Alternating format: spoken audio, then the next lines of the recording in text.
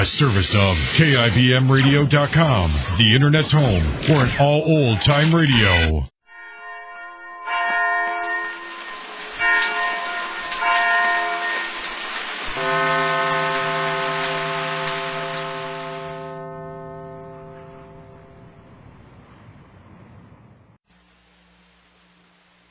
Colgate Dental Cream to clean your breath while you clean your teeth and help stop tooth decay, and Luster Cream Shampoo for soft, glamorous, caressable hair bring you Our Miss Brooks, starring Eve Arden. It's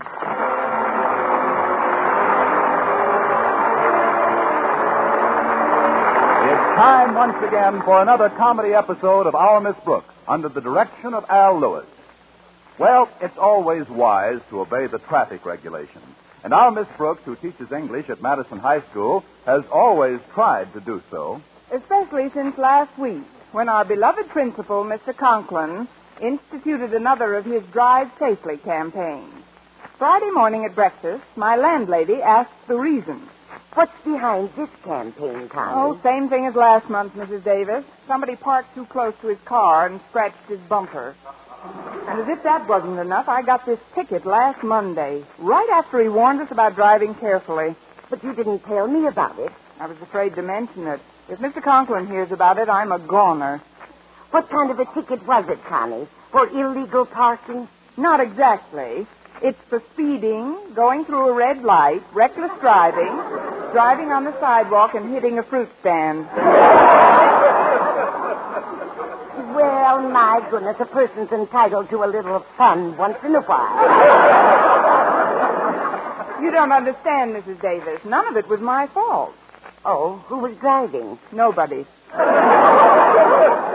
I know you haven't much money, Connie, but if we sell my Hudson, you can go away for a nice long rest. I may go away without selling your Hudson. Fortunately, I asked for a trial by jury. I'm sure I can prove my innocence to them. Well, I'm sure you can, dear. Now, how about proving it to me? Of course. I simply ran out of gas, Mrs. Davis, so I parked my car on top of a hill and walked down to get some. Then some idiot tried to squeeze into the parking space behind my car, and in doing so, pushed it hard enough to start it rolling. When it came to a stop against the fruit stand, I ran over to try and back it off the sidewalk. That's when the policeman came over and wrote out this ticket. But, Connie, why didn't you apply the brakes before it hit the fruit stand? I told you I wasn't in the car. Oh. Well, couldn't you explain that to the policeman? I did, but he insisted that driving from outside the car is very dangerous.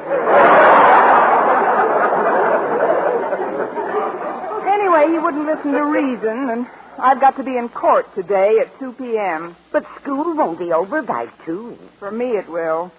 My problem now is to get off without Mr. Conklin knowing why. Oh, that's Walter Denton. He's driving me to school today.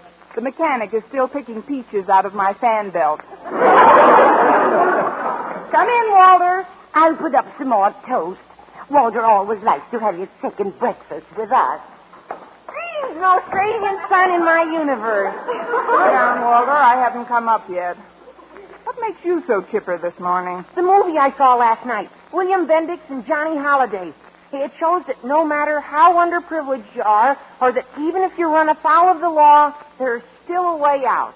You didn't get here a minute too soon. Well, I was a little brought down after the movie when I took Harriet Conklin home. Now, I wasn't on her porch 5 minutes before her father politely asked me to leave. Politely? I jumped down the steps before he could kick me. What's the matter with you this morning, Miss Brooks? You look a little glum. I am a little, but I'd rather not discuss it if you don't mind. Oh, maybe I can help. What's wrong? I'm afraid it's a secret, Walter. Hello, Walter. I fixed some cinnamon toast for us. Oh, swell, Mrs. Davis. And how are you this morning? I'm fine, thanks, but Miss Brooks could do with a little cheering up. That traffic ticket has her all upset. Mrs. Davis. So that's why you're glum. Well, when did you get the ticket, Miss Brooks? Last Monday, Walter, but I don't want anybody to know about it. Your secret will never pass my lips. So what did you get the ticket for? Well, according to the policeman who made it out, it's for speeding, going through a red light, reckless driving, driving on the sidewalk, and hitting a fruit stand. For that you got a ticket? down, aren't they? It wasn't her fault. She simply parked on the top of a hill to get some gas. Which I'd run out of. Then when another car tried to park behind my car, it was pushed and started rolling down the hill. That's when it went through the red light, up on the sidewalk, and into the fruit stand. Yeah, but there's one thing I don't understand. What's that? Before your car hit the fruit stand, why didn't you put on the brakes? I had lost them playing canasta.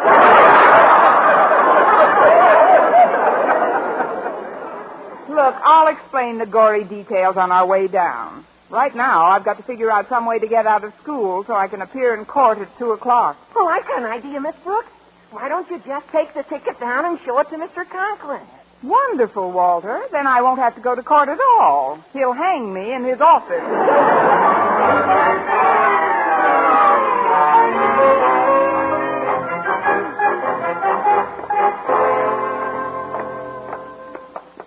We seem to have beaten Mr. Conklin to school this morning.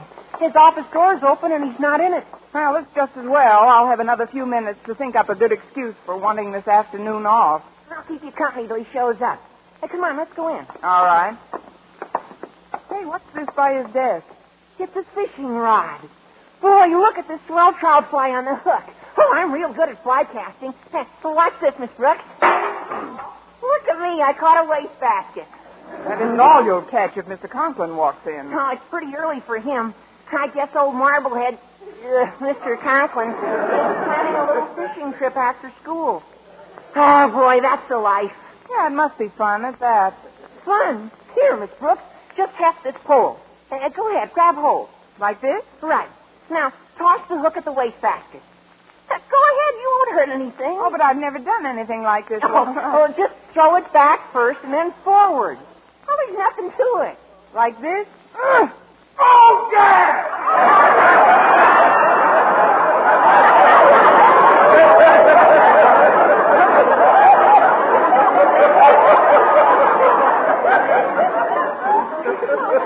What was that?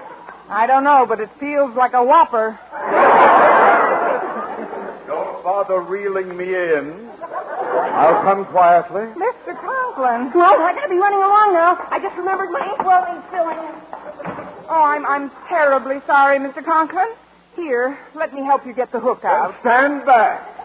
If I'm going to be filleted, I'll do it myself.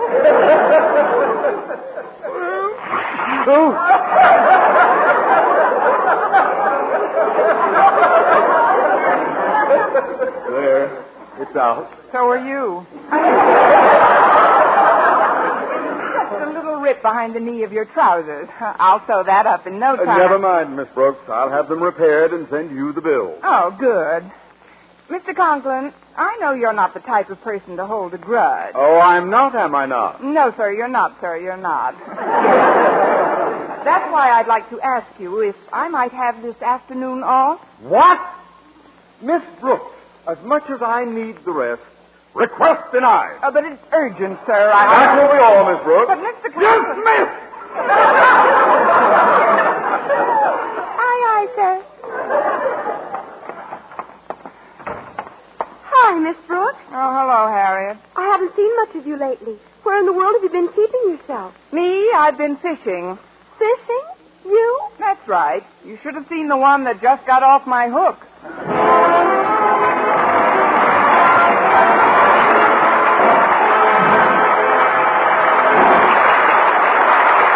Our Miss Brooks, starring Eve Arden, will continue in just a moment. But first, here is Vern Smith. Now, tests published in authoritative dental literature show that when teeth are brushed right after eating, Colgate Dental Cream stops tooth decay best. 2 years' research at 5 leading universities, hundreds of case histories, shows that when used as directed, Colgate Dental Cream stops tooth decay best. Yes, exhaustive tests show the Colgate way best to prevent decay. Better than any other home method of oral hygiene known today. Based on both clinical and X-ray examinations, the Colgate way stopped more decay for more people than ever before reported in all dentifrice history. Even more important, there were no new cavities whatever for more than 1 out of 3 who used Colgate Dental Cream as directed. Think of it. Not even one new cavity in 2 full years. No other dentifrice, paste or powder, ammoniated or not. No other dentifrice has proof of such results.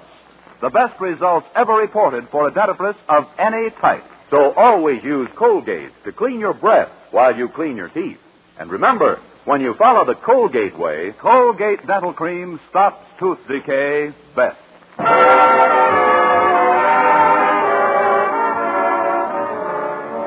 Well, I spent every moment between morning classes trying to devise some way of getting out of school gracefully to make my appointment with the 12 good men and true in traffic court. By lunchtime, I still hadn't thought of anything and could visualize myself as posing for snapshots with my license plate hanging on my chest. However, when I met Mr. Boynton in the school cafeteria, I thought it best to conceal my dilemma. Oh, here's a nice table, Mr. Boynton. Let's sit down here. All right, Miss Brooks. May I hold your tray? If that's your best offer, go ahead. Thanks, Mr. Boynton. Your gallantry is quite overwhelming this afternoon. It was very nice of you to pay the check for all this food. Oh, don't mention it, Miss Brooks. With that tray in your hands, I realized you'd have difficulty reaching into your purse. That was very thoughtful. You can give me back the 50 cents anytime. No hurry about it, Miss Brooks. I know that you know I like to keep my books straight, and you always pay your debts, so why should I worry about it? Mr. Boynton. I also know that you're well aware of the fact that I don't make any more money than you do, so, well, it'd be rather a foolish gesture for me to actually treat for lunches. Mr. I Boynton. haven't a qualm in the world about laying out this 50 cents. I know I'll get it back. Maybe not today, maybe not tomorrow, maybe not even this week. But I know that someday, some way... Thanks.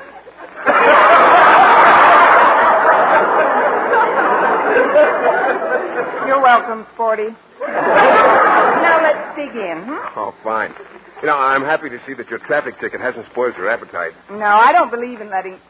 How did you know about my traffic ticket? Oh, Walter Denton told me about it. I teach in third-term biology, you know. Somebody should teach him to keep his mouth closed. He promised me that he wouldn't mention it. Oh, he told me he wasn't supposed to tell me before he told me. Oh, that's different. You shouldn't brood about a traffic ticket, Miss Brooks, especially since you're completely innocent. There's just one thing I can't figure out about that accident, though. That's why you didn't slam on the brakes before you hit the fruit stand. Mr. Boynton, it's faith such as yours that gives me the courage to stand up and quit. Honestly, if I have half as much trouble with that... Mr. Boynton, mind if I join you? The cafeteria is filled to Kappa City.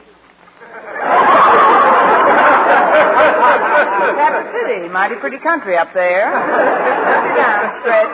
How's the old pitching arm, Snodgrass? You think we'll beat Clay City this year? Well, I hope so, Mr. Boynton.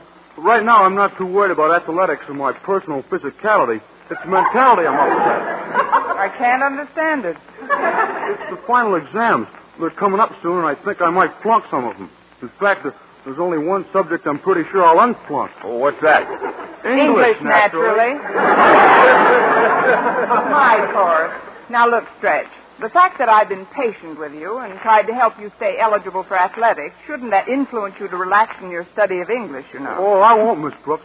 From here on in, I'm going to stick my head in my books and phone like mad. Well, you've certainly got the head for it. There's still a few weeks, though, Stretch, and I'll help you all I can.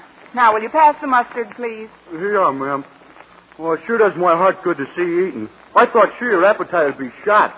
Shot? Why? Walter Denton told me about your traffic ticket. You know, this would have been more of a secret if I'd published it in the newspaper. Miss Brooks is completely innocent, Stretch. Well, I know. We all know it's just a bunch of tramped-up charges.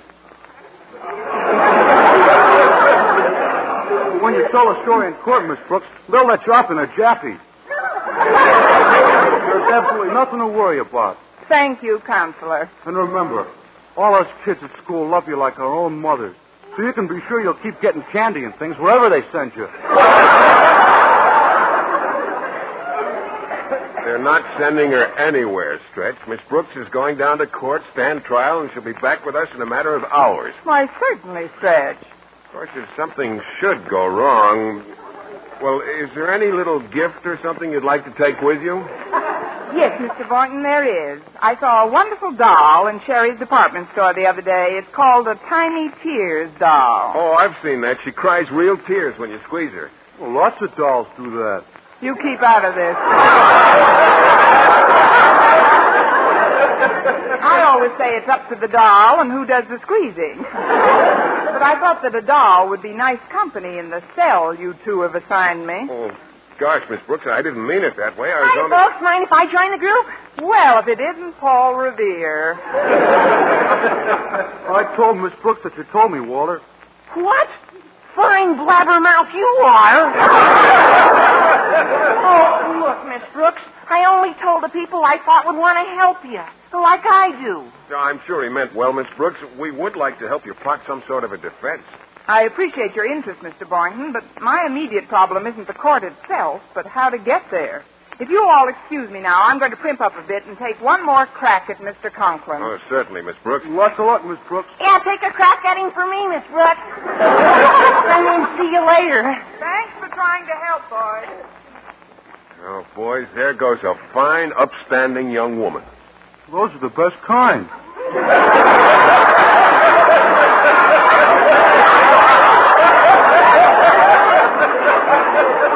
Well, she won't be upstanding long if she butts up against Mr. Conklin. Now, we've got to figure some way we can spring Miss Brooks by 2 o'clock. Spring her? Yeah, get her out of here without Mr. Conklin knowing why. Now, wait a minute. I've got a thought. Suppose one of us were taken ill suddenly. Maybe we could get Mr. Conklin to let Miss Brooks take the stricken party home. Yeah. Then when they get off the school grounds, she could go to court, and the one who was suddenly taken ill can get suddenly taken well and blow for the day. No, I don't think that's a feasible plan, boys, at least as far as I'm concerned. Whenever I tell an untruth, I hiccup. It's psychosomatic. Yeah, I guess it is. But, Mr. Boynton, if we don't try my scheme, what will we do? Well, we'll just have to think further, Walter. Okay. Now, you heard him, Stretch. Keep that old brain working. Please, not while I'm eating.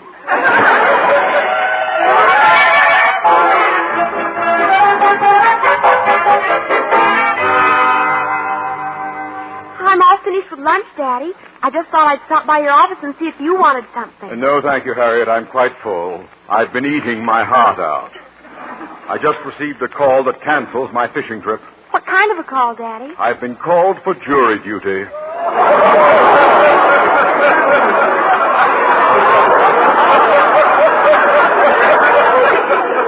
Can't you get out of it, Daddy? Harriet, shirking one's civic duty is totally un-American. Jury duty, like voting, is an honor and a privilege and a great American heritage. And I've weaseled out of it twice already.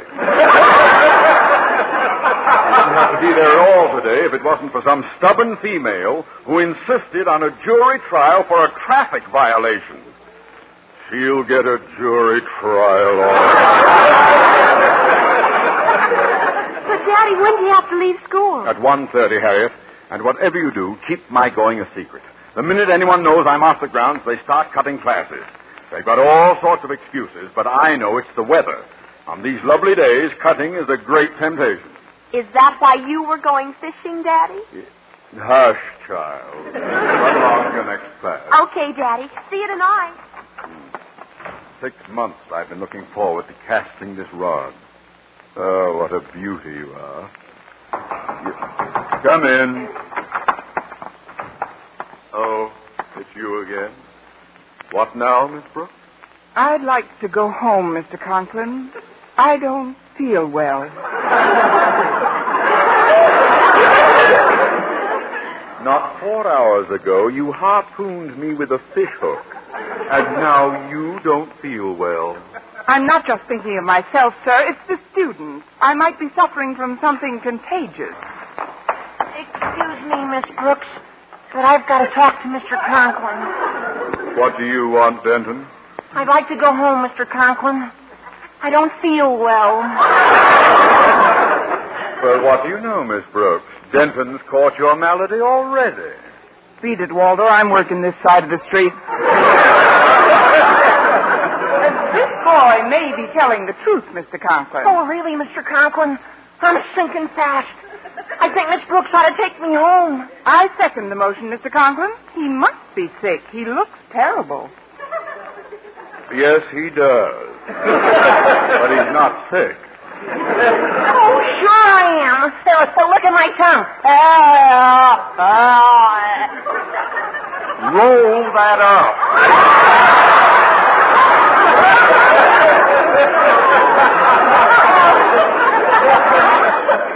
And now put it back in its holster. I'd better take him home, Mr. Conklin, before this spreads. Mr. Conklin, Yes, what is it, Snodgrass? I'm sick as a dog. Oh, fine. It's an epidemic. Dropping like flies, aren't we? I got spots before my eyes. I guess it's my appendix. The spot looks like your appendix. Yeah, only bigger. Then would you say they look like my appendix? Well, I got other things, too, like rheumatism. And infiltration of the sacroiliac. And, How about hardening of the arteries?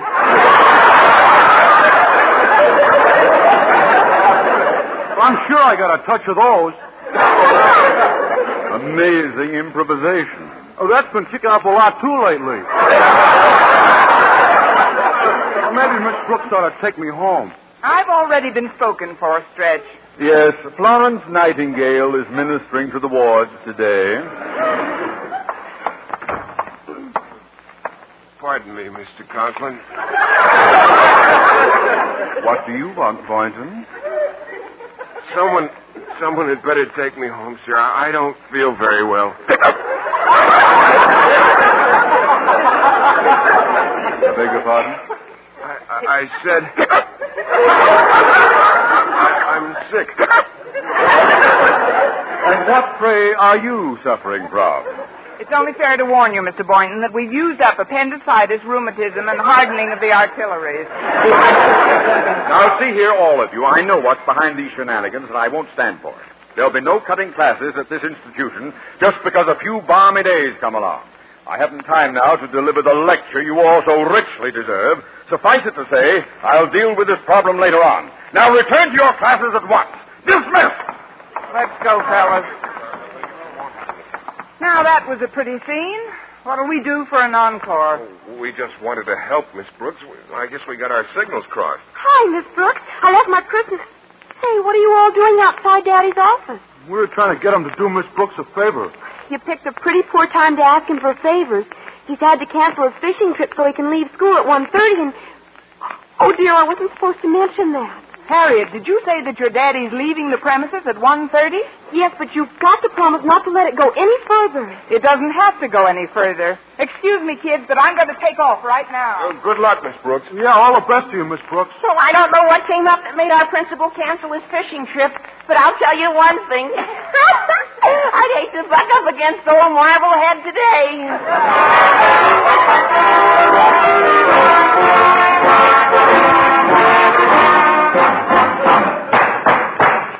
Your Honor, as a firm believer in our American system of justice, I have confidence in the fairness and impartiality of this jury. And if it pleases the court, I should like to address my remarks directly to them. Ladies and gentlemen of the jury. Yes, Miss Brooks? I wonder how long it takes to become a trustee.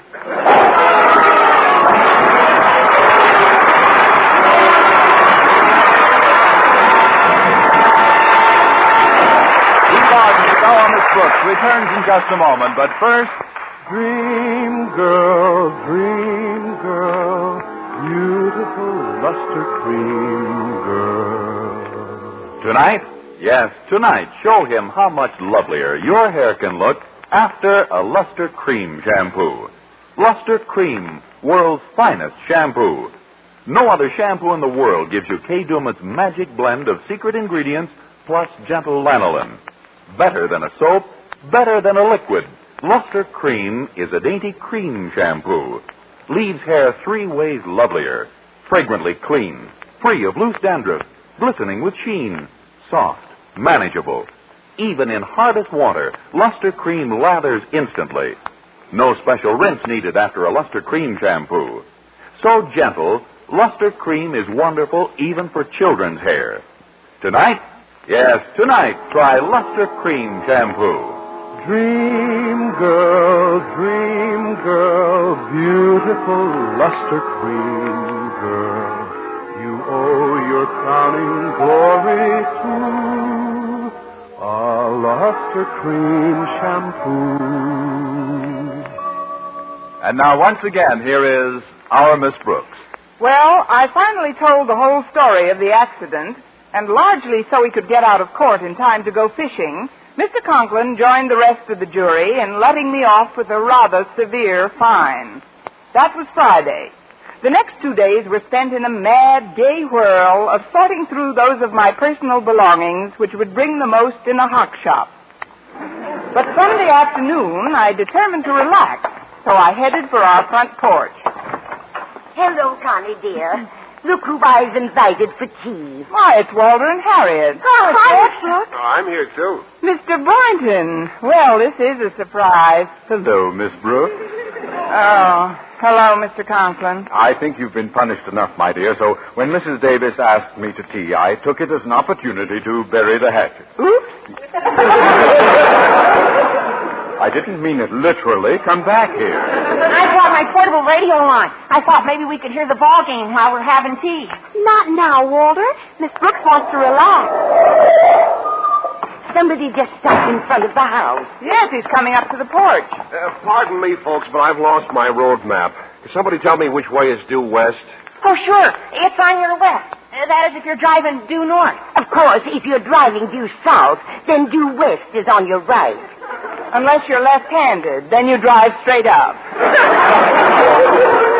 Just what is your destination, young man? Hollywood, California. My name is Steve Allen.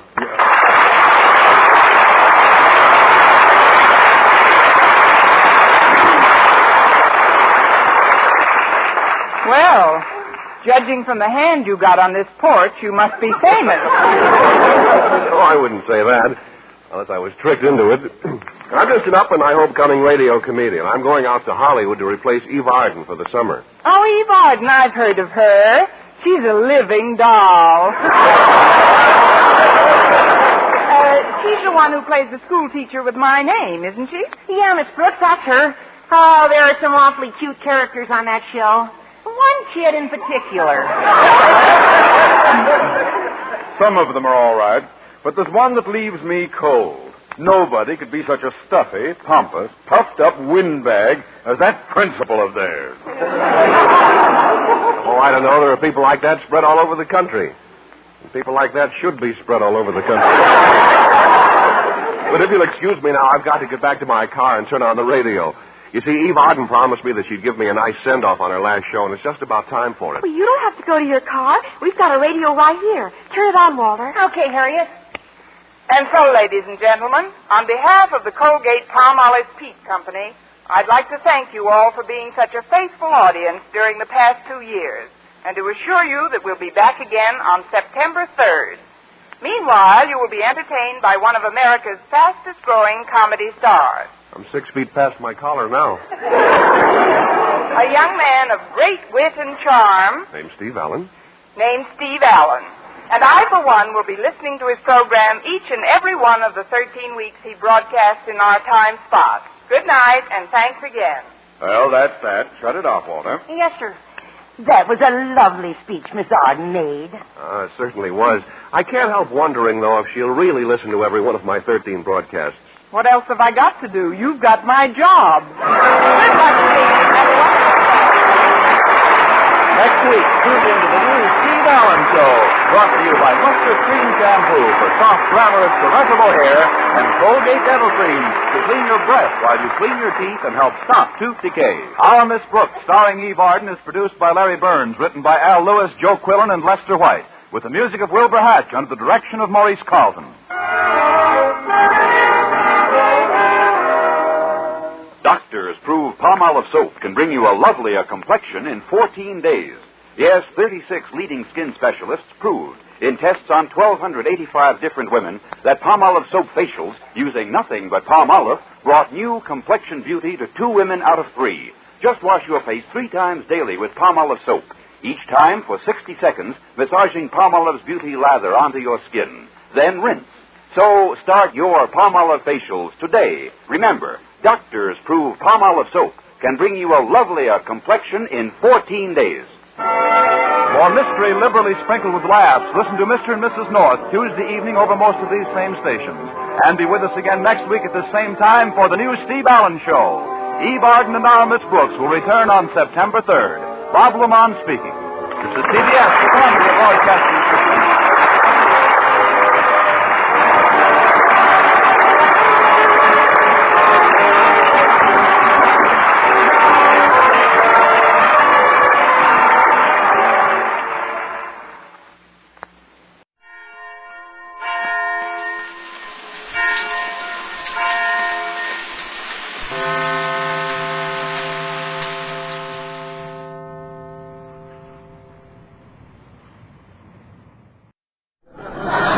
Skelton Show, brought to you by Tide, Procter & Gamble's amazing new discovery for your whole family wash. Tide's in, dirt's out. Tide gets clothes cleaner than any soap. Any soap? Yes, any soap. Tide gets clothes cleaner than any soap. T-I-D-E, Tide.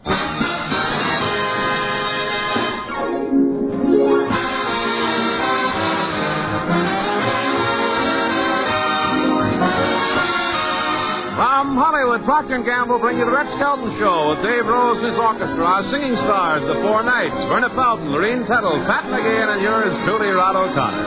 And now from Metro-Goldwyn-Mayer, the star of our show, Red Skelton.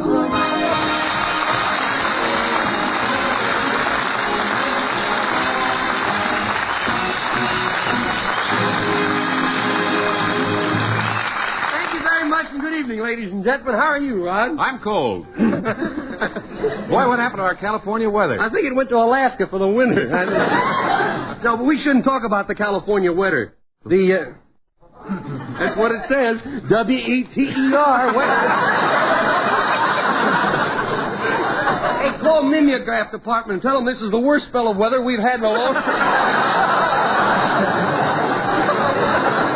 But we shouldn't talk about the California weather. The Chamber of Commerce says it will hurt the tourist trade. Well, you know, last year they claimed that the smog kept people away, but I've been reading where Los Angeles is planning to get rid of the smog in 1949. They're going to move the city to Pittsburgh. What are they going to do, move it to Pittsburgh? Oh, wait a minute. What a thief that guy is. Hey, you know, everybody out here is getting used to the smog now. You used to walk up the street and say, how are you? Now they say, where are you? Out in my neighborhood, you're not even allowed to smoke a cigarette unless you inhale. I almost choked to death looking for a gopher hole to blow my breath in. Speaking of gophers, do you know Sam Gopher? Who is he? Somebody in the underworld? No, he's an income tax consultant. Oh. You know, next week is the deadline for reconciling your 1948 income tax. Yeah. Don't you employ a certified public accountant to figure your tax? I did, but when he got through, he went out and got certified again. Hey, wouldn't it be nice if he'd skipped the taxes just 1 year, huh? Yeah. You know the old saying, though, 2 things are certain, death and taxes. Yeah, but death don't get worse every time Harry delivers an address to Congress.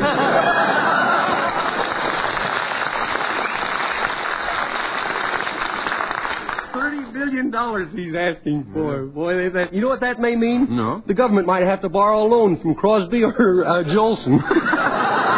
Or maybe Jack Benny. Did you get your income tax blanket? Oh, wait, I'll tell you in a minute. Yeah, I got it. Yeah, and they mean business this year. On the first page, there's a picture of J. Edgar Hoover standing at the gate of Alcatraz, and in big print it says, just you try. Well, don't forget this year you can take off an extra $100 for each of your children. Mm-hmm. They're eating this year, too, you know. All kidding aside, in spite of high taxes, we're better off than a lot of countries think we are. Yeah, did you see where the Russian newspaper said the food shortage in America is so bad that all of us are eating horse meat? They're jealous, huh? They probably got the idea that we're eating horse meat because one of Joe's boys overheard a guy out at Santa Anita say, "I'm starving for a winner." Say, Santa Anita racetrack is open again. Yeah, hey, you ever take the shortcut over to Santa Anita? Yeah. We have to go by a laundry over there. They got a big sign up in the window that says, "If you haven't lost your shirt at Santa Anita, we'd like to wash and iron it for you."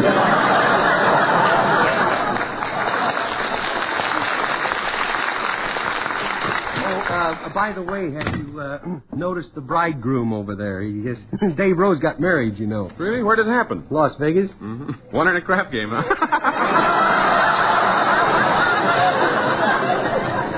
Hey, David's been daydreaming ever since he married Betty Bigelow.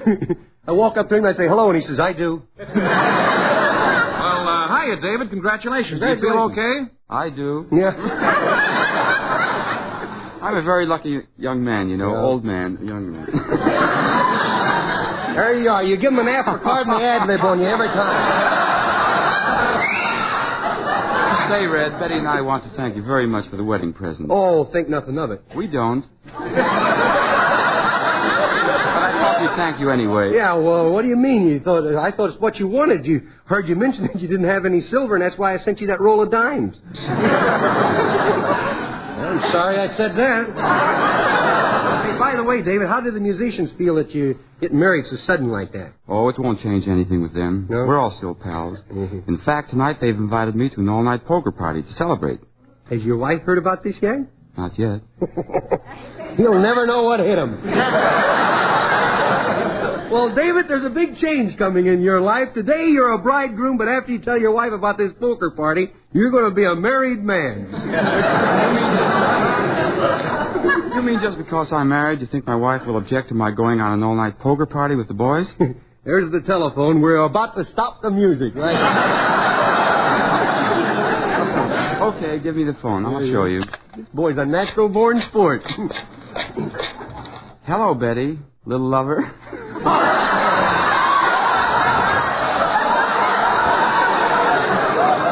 You didn't propose by phone, I'll tell you that. This is your David. I won't be home tonight, Betty. The boys are having a late poker party. What? Sure I will. I knew you would. Goodbye, sweetheart. She says okay as long as I don't raise on 2 pair.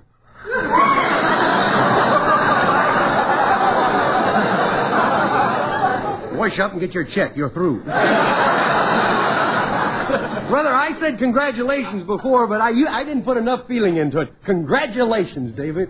Well, David, I think I'll join you and the fellas. I'm not doing anything tonight. Well, you can count me in, too. Wait, I'll check with Georgia. Here.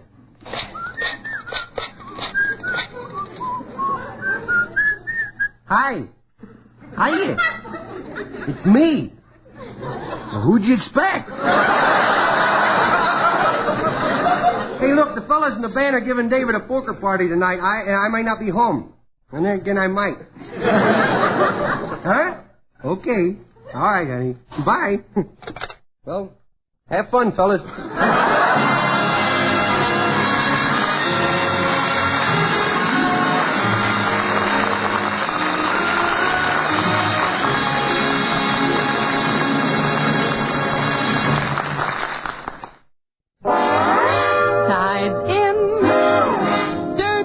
Tide gets clothes cleaner than any soap. Any soap? Yes, any soap. But Tide doesn't stop there, for Tide gets clothes cleaner than any soap, any other suds, any other washing product known. Tide gets clothes cleaner than all of them. T-I-D-E, Tide. It's true. No product known will wash your clothes as clean as Procter & Gamble's Tide. Tide handles prized linens, heavy work clothes, your whole family wash. Tide not only leaves those clothes free from dirt, but removes dingy soap film, too. Yes, Tide has all this cleaning power, yet it's truly safe for all your washable colors. What's more, Tide actually brightens gay prints and pastels, all those soap-dull colors. And in hardest water, Tide gets sheets, pillowcases, and towels whiter than any other washing product known. Tide keeps them white, too, week after week, never turns them yellow. Yes, Tide gets clothes whiter, brighter, cleaner. No soap, no other suds, no other washing product known will get your clothes as clean as Tide.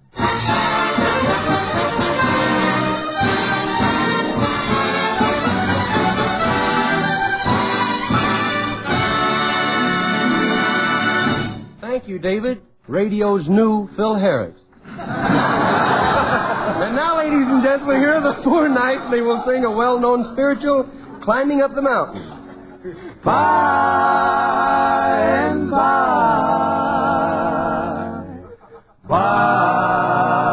and by, I'm gonna lay down this heavy load. Thank God I'm climbing up the mountain, children. I didn't come here for to stay. If I never see you again, I'll meet you on the judgment. Well, brother, I'm climbing up the mountain, children. I didn't come here for to stay. If I never see you again, I'll meet you on the judgment day. Oh, well, they caught old John in Jerusalem. They put him in a kettle of oil. The angels came from heaven down. They wouldn't let the kettle. Children, I didn't come here for to stay. If I never see you again, I'll meet you on the judgment day. Good Lord, I'm climbing up the mountain. Children, I didn't come here for to stay. If I never see you again, I'll meet you on the judgment day. Oh, well, now, hail to my mother. May God thank she hailed back to me. Oh, well, the last word I heard her say, I meet you on the judgment day. Good Lord, I'm climbing up the mountain. Children, I didn't come here for to stay. My Lord, if I never see you again, I'll meet you on the judgment day. Children, I didn't come here for to stay. If I never see you again, I'll meet you on the judgment day. Old Daniel in the lion's den, he prayed 3 times a day. The angel looked the lion's jaws. I wasn't that a mighty sin. Children, I didn't come here for to stay. If I never see you again, I'll meet you on the judgment day. Hallelujah, climbing up the mountain. Children, I didn't come here for to stay. If I never see you again, I'll meet you on the judgment day. If I never see you again, I'll meet you on the judgment day. If I never see you again, I'll meet you on the judgment day.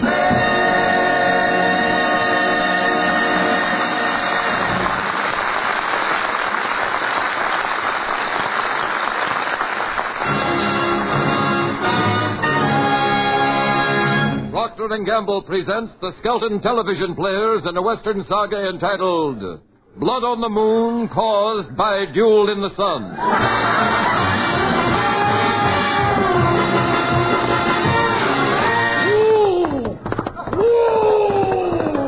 Oh, come on, horse boy.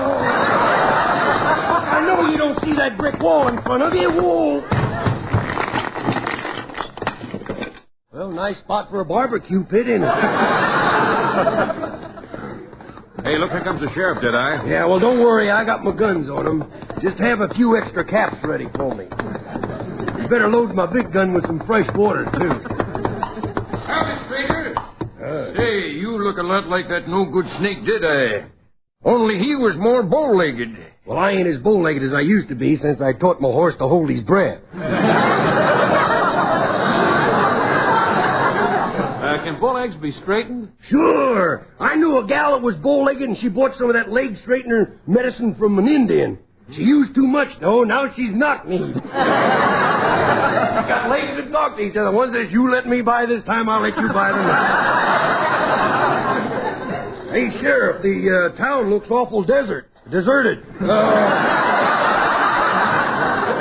I lived so far out west, we didn't have schools, you know.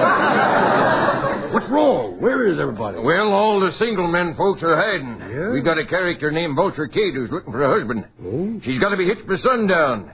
She's even offering $50,000 for a husband. Says she'll marry anything so long as it wears pants. Sounds like she's aiming at me. Now that we've got the plot set, let's go on. Of course, she wouldn't marry me. She couldn't be that desperate. Brother, where $4 million is concerned, people can do some mighty strange things. Yeah, I read about one fella moving for it. That went over with a hush.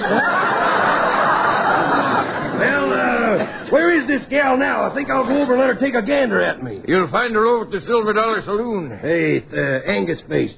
Hold my horse for me, will you? What for? Sure don't look like he's fixing to move none. I don't know where it says that either, brother. Don't let that critter fool you. I saw him roll his eyes last week. How'd you happen to see him do that? I figured you'd ask that. I opened his lids and took a peek. Come on, Angus Face. Let's go over to the Silver Dollar Saloon. Now, look, Angus Face. I'm going to trick that gal into paying me that $50,000, and then we'll ride out of town before the wedding. Hey, that's her dead eye. Huh? That's her dead eye. Real lady, too, ain't she, huh? Look how dainty she holds that big black cigar. Howdy, Kate. Hey, bartender! Close that back door. That cat's dragging in stuff again. It's me, Deadeye. Don't you remember me? Deadeye? Why, you old son of a gun. What sandstorm blew you into town? First 3 rows better move back. The way she's talking from the stomach, there's going to be teeth all over this. What you doing around these parts, Deadeye? Well, you know how lonely it gets out on the desert. And a man gets so that he wants to see a human face once in a while. So here you are. Yeah, tell me, you seen any human faces around? Hey, Deadeye, you better get going. It's almost sundown, and there ain't another single man around. Yeah? Say, Deadeye, I'll bet you ain't heard the news yet. I'm looking for a husband. Yeah, I know. That's why I come over. Really? Yeah, I want to wish you luck. I'll need it, Deadeye. I'm desperate. I've got to have a husband by sundown tonight, or that gold mine that my pa left me won't be mine. Are you sure that mine's any good? Your grandpa left you a coal mine once, and all you struck was John L. Lewis. Pa's gold mine is loaded. So was your pa. I'd give $50,000 for the man who would marry me. $50,000, huh? Is that the take-home pay? But it ain't just right. I hate looking at marriage for the monetary reasons. Yeah. I was just hoping somewhere there might be an honest guy who would like me. Just for me. Well, I like you, gal. Oh, you do love her, boy. Yeah, but let's not get sickening about it. Tell you what, you just put that $50,000 in my pocket and we'll get hitched tomorrow. Just as I thought. Here, now, put that 6-shooter You're down, only gal. telling me you love me because my pappy died and left me a fortune. Oh, don't be silly. I'll tell you that no matter who left it to you. You know I'd pull this trigger, but it's too close to sundown. Yeah? Sheriff. Yeah? A wedding is going to take place before sundown or else. Get out your book. You're a justice of the peace, ain't you, Sheriff? Hey, now, look, gal, now think what you're doing. I want a young gal. I want a gal in the 25 or 30 zone. Well, I'm in the 30 zone. Yeah, but you're doing 50 in the 30 zone, and that's speeding. Now, hurry up, Sheriff. Marry me to this shade-brush jockey so I can shoot him in a legal. Now, wait a minute, gal. Kate, I'd marry you, but just remember one thing. What? You don't want to marry me. I'm a cheat. I'm a bandit. Ooh, I never realized that. Yeah, I'm a bank robber. Marriage is for what you for what you can get. It's for better or for worse. I never realized that. Yeah, besides, you don't want to be married to a guy that's wanted in every state in the Union. No, I sure don't. No. You're wanted in every state in the Union? Every state in the Union but Maine, and they still want Dewey.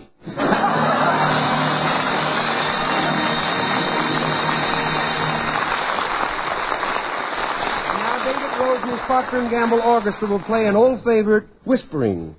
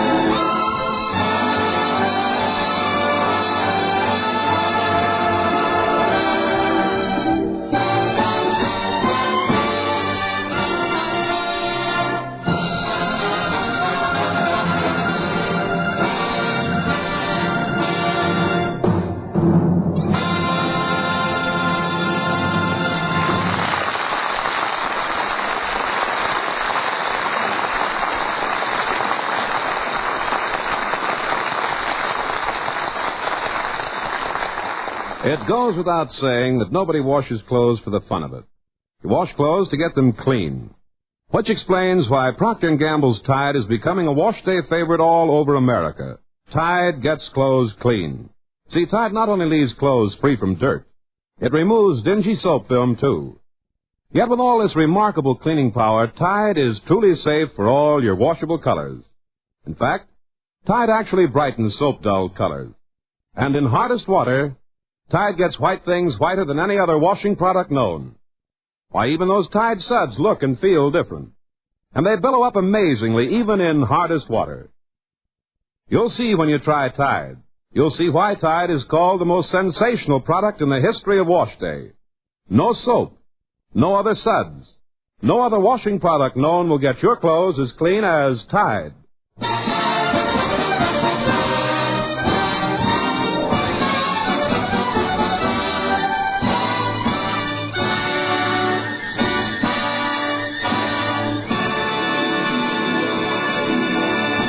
A page from the Mean Little Kid's diary.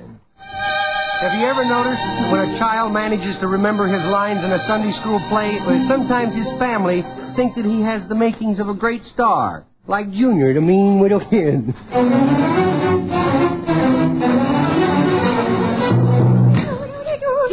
Is that you? Yes, kiddo. Look, I brought in the weekly Advertiser, the neighborhood paper, and look, me picture is on the front page. Oh, let Grandma see it. Look. Oh, yes, and under the picture it says... What do you say?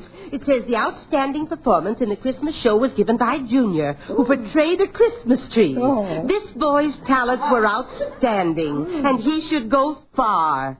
And we all hope it will be soon.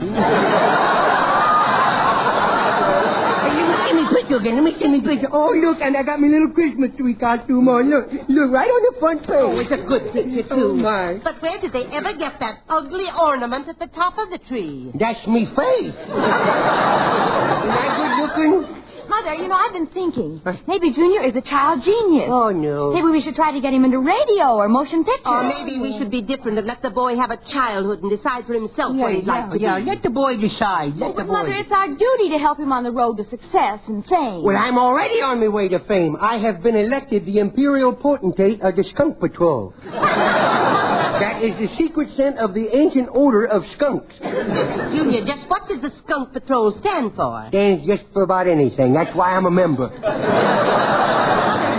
Were you really a great actress? Oh, certainly, if I do say so. I was the toast of the country.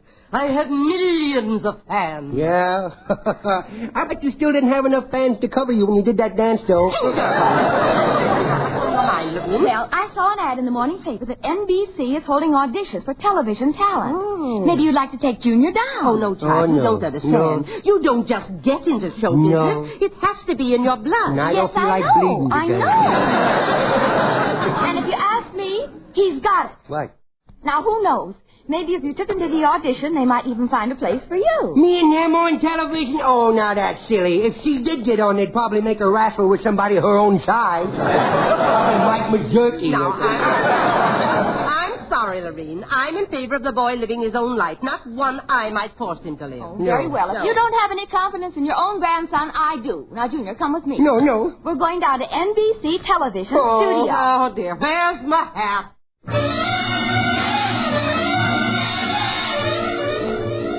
Pardon me, but where are they holding the television auditions? Downstairs, Oh, madam. downstairs, and look, here's the banister. No, Oh, boy. Junior, get off that banister.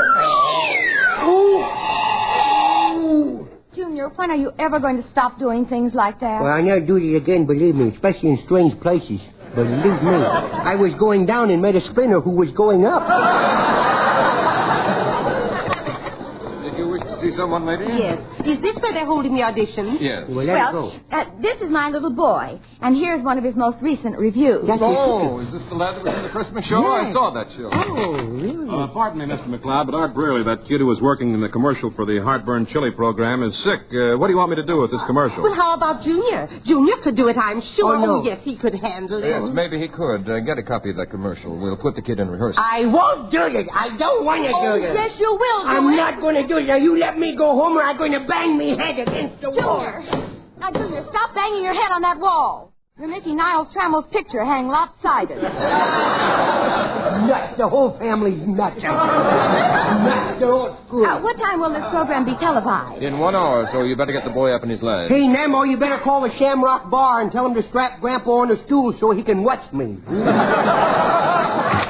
Now, this is the television studio here. Oh, this is the television studio. Look at all the lights and me without a slingshot. Over here, son, so Joe Ruttenberg, our cameraman, can see how you look. No, I'm afraid. Oh, now, there's nothing to be afraid of. Madam, will you sit on this chair? And little boy, here, you get on her knee. Oh, Bergen returned to radio early. Feel at home now? No, I don't, because when I'm on her knee, I ain't sitting. I'm always bending over. Hey, Chief, can I get a sound level on their voices, especially the kid? Yes. Here, son, say something.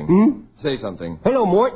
Now, just talk. Oh, hello, ma'am. It's good to see you again. I'm sure we has met before, but where has I met you? Let's see. Has you shot much pool lately? Madam, would you work in the commercial with the boy? Oh, no, I haven't had any stage experience. No, she's not. Could you use my mother? She's had theatrical experience. How about it, Granny? Oh, I'd be glad to. Well, we'll be televising in 5 minutes. You? Here's your part. Oh, now let me see what I'm supposed to say. What are you supposed to say? I'm supposed to say, my, what a healthy little boy. Yeah? Tell me, what do you eat that makes you so healthy? Yeah? What Then, you got? Junior, you say Right. heartburn chili. Heartburn chili? I is going to have a bowl right now. I'm going to have the bowl right now. Yum, yum. Yum, yum. That's good. That stinks. Stand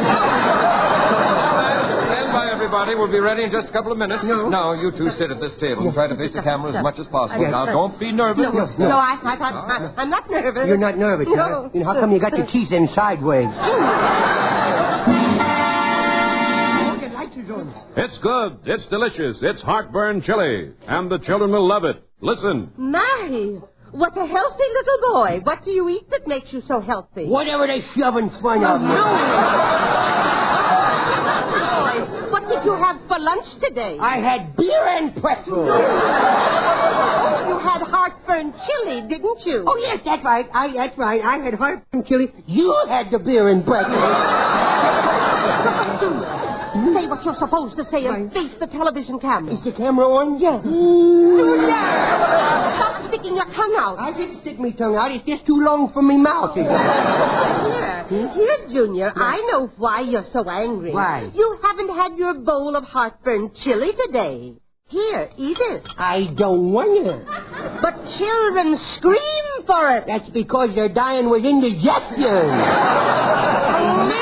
Junior, do as you're told. And I'll give you an ice cream cone. Oh, okay. I'll take just a little bite. Not But too here big, you though. are. Isn't that good chili? Water! Water! You give me an internal hot foot. Me throat. I'm on fire. Fire. Stop that and get up off the floor. Oh, I got a baked Adam's apple. You're off the air. Then I'll bet for good, too. You get out of the studio. You can't get away with this. I'll bring suit. The sponsors will bring suit. The network will bring suit. Well, I got a suit already of my own. I don't know what to do with you. You've ruined our program. You've set television back 10 years. Well, now's your chance to get even. What do you mean? Recommend me for a show on another network, then NBC can get even with JB. Oh, dear.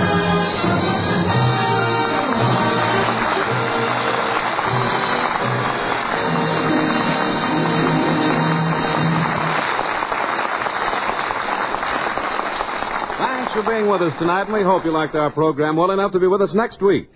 So until next Friday... This is Red Skelton saying thanks for listening and thanks for buying more and more of that wash day miracle, Tide. Tide dirt's out. Tide gets clothes cleaner than any soap. T-I-D-E, Tide.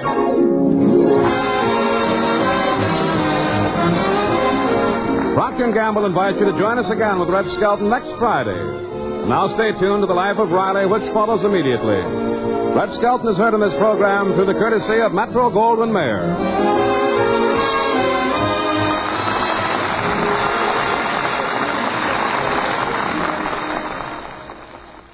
This is NBC, the national broadcasting company.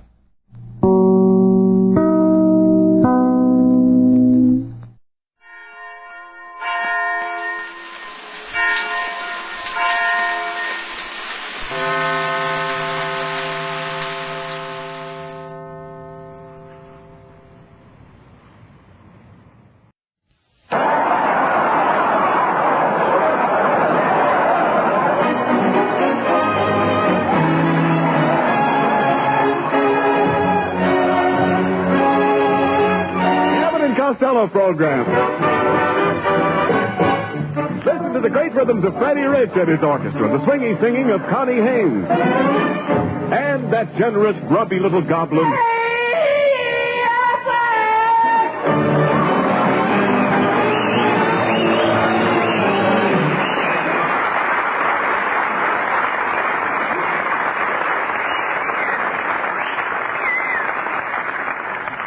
Costello, I've got a big surprise for you.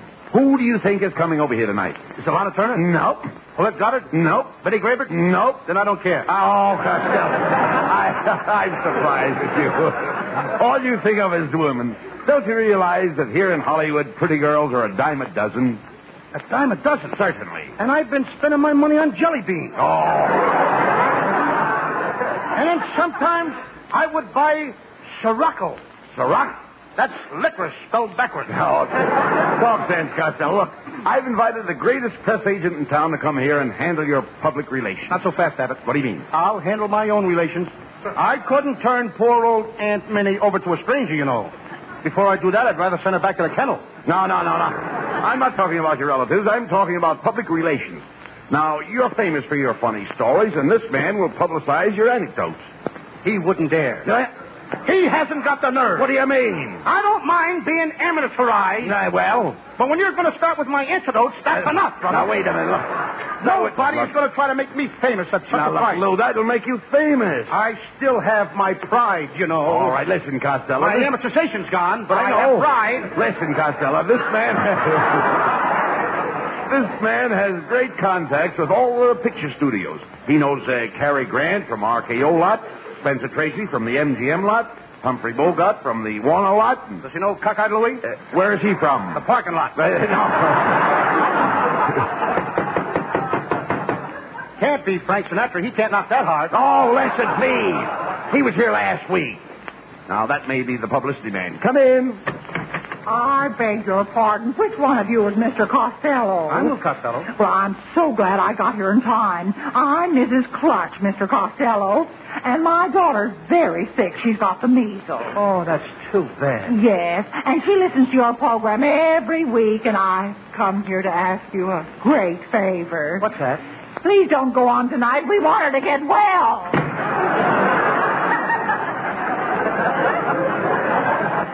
How do you like that? She gets $40 for that one measly joke.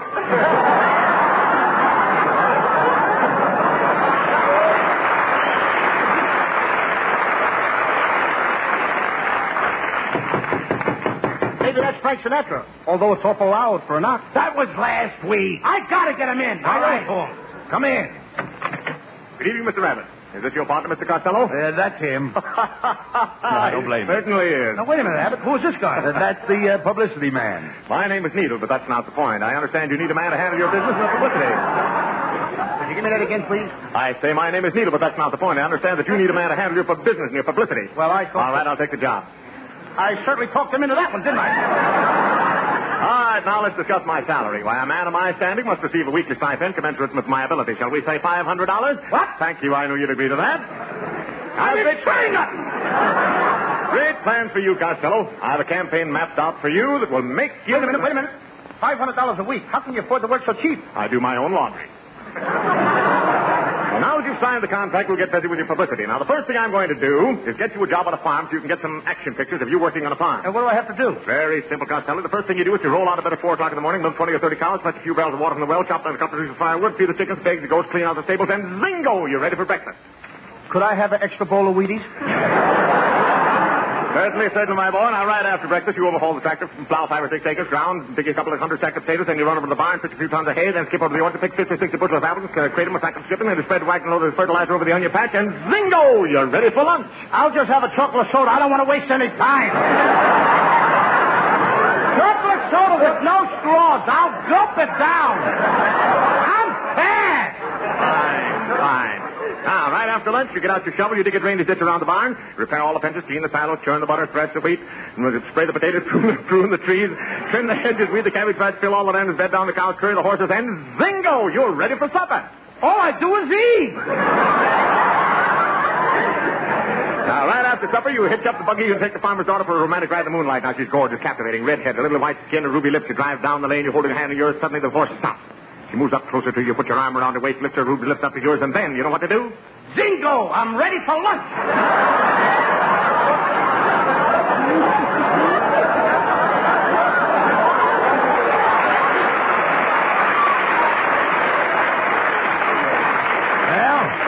See, Costello, this is the man you need. Hey, Abbott, where have you been? Where were you when I was working on that farm? I mean, I've never been through so many zingos in my life. Now, Costello, Mr. Needle is an honest man. He is? Needle, look me in the eye. Yes, sir? You wouldn't stick me, would you? Of course not, Costello. I'm here to build up your program now. Last week, you had Frank Sinatra as your guest. Who have you got on your show this week? Abbott and me. Brother, you're in trouble. But we'll let that happen again. Next week, we're going to have a great universal picture coverage of Turan Bay as your guest. Good night, gentlemen. Did you ever see such a breeze in your life? Hey, isn't that wonderful, Costello? Turan Bay is going to visit us next Thursday. Is that what he said? That's what he said. Oh! Didn't you hear him? No, he'll be here next Thursday. Oh, he'll be here next Thursday? Yeah, Turan Bay. Like some turkey, don't he? That's right. Well, in that case, I'll have to talk turkey to him. Gobble, gobble, gobble. No, quiet, Costello. Turan Bay is not a turkey. He's a Turkish gentleman, and he speaks English. He's a linguist. He's familiar with many tongues. He's familiar with lots of tongues? That's right. He's a linguist. He ain't no linguist. He's a delicate person. No. Tongues are languages. Tongues are languages? That's right. Well, so long, Abbott. Where are you going? I'm going to get a language sandwich on rye bread with mustard.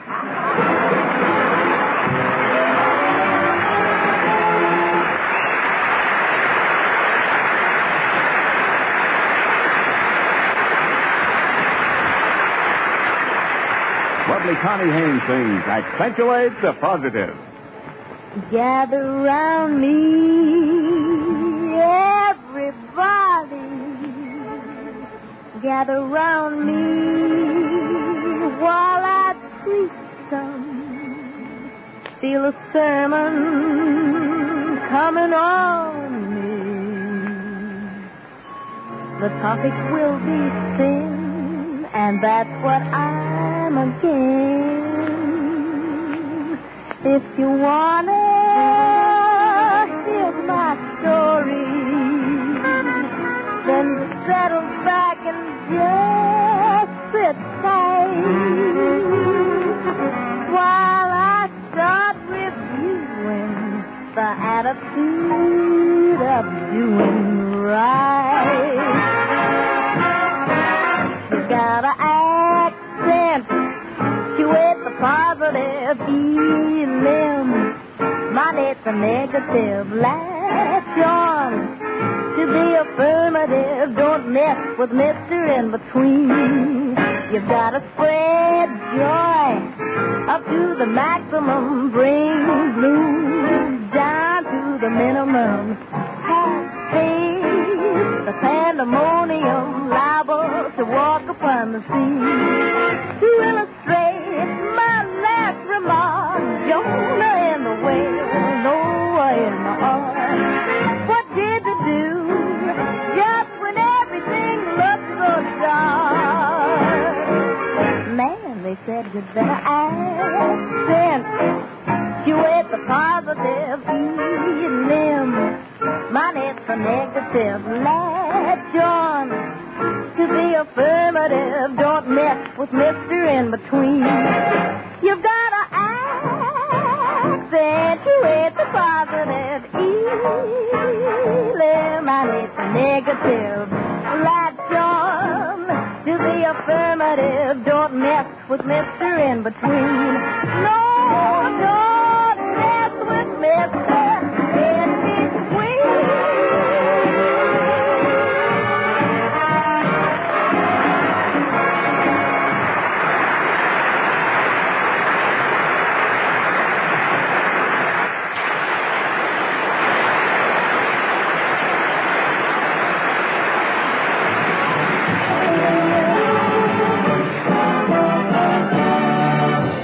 Abbott. Right. You had no business letting that guy Needle invite Turan Bay over here next week. Why? I don't know nothing about Turkish actors. Well, what do you have to know? The only Turk I know is he's a Turkish civilian. A Turkish civilian? What's his name? Hasn't been drafted. But Costello, surely you've seen Lou, surely you've seen Turin Bay on the screen. And his lovely leading lady, the Princess Benally? Princess Benally? Yes. His leading lady? Yes. I know her brother, Bolinali. Oh, no. Hey, what was that? I am the Princess Benally, Turin Bay's leading lady. Leading lady? Get a load of that puss. He must lead her around by the nose. Quiet, Costello. Quiet. She may be a member of his harem. With that kisser, she must be the harem scarum. Quiet.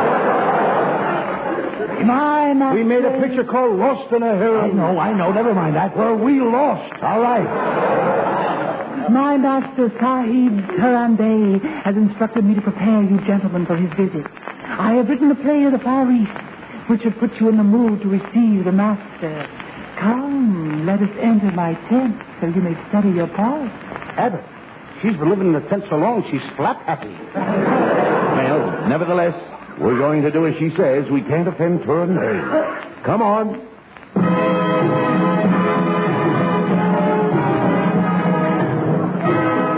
Ladies and gentlemen, through the courtesy of Turin Bay, we now present a soggy-sagging saga of the Sahara, starring Abbott and Costello and the Princess Ben Ali, entitled The Two Bedouins, or It's Time to Change the Sheets.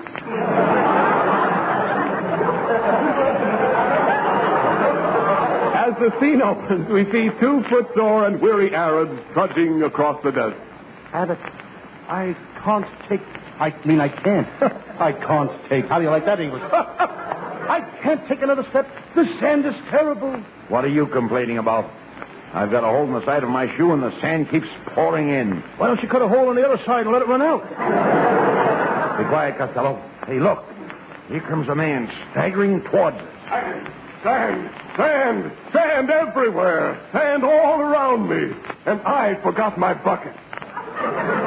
Hey, who are you? Oh, just an old air raid warden. We should have saved him for a blackout. Well, we should have saved him for a blackout. I heard it. Somebody's killed. All right. Quiet. No place for two blackouts. We must hurry, Costello. The lovely Princess Benally is being held captive by the wicked Sultan Atfay Ali Bey. That Atfay Ali Bey has certainly gone to pot. Quiet. We're approaching the Sultan's tent. Help! Help! Save me! Save me! Costello, that's the voice of the princess. It's coming from this tent. Hello in there! Hello in there, princess! It's me, your friend, the Rip! Hello, Rip. What do you hear from the raft? Things are pretty rough with the raft. Rip up! All right. Quiet, Costello. Hey, it's dark in this tent, princess. I can hardly see. There she is, Abbott. Boy, she sure has gotten skinny. You're looking at the tent pole, stupid. I'm the one over here with the turban on my head. My, but that's a pretty turban. Yes, it was designed by Diana. How do you like that? The new Diana turban. Come, princess. We will help you escape from the swift Sultan. Hey, wait a minute. Someone's coming. Listen. The world will always welcome lovers as time goes by. Moonlight and love songs never out. Who was that? That's Humphrey Bogart. He's still walking back from Casablanca.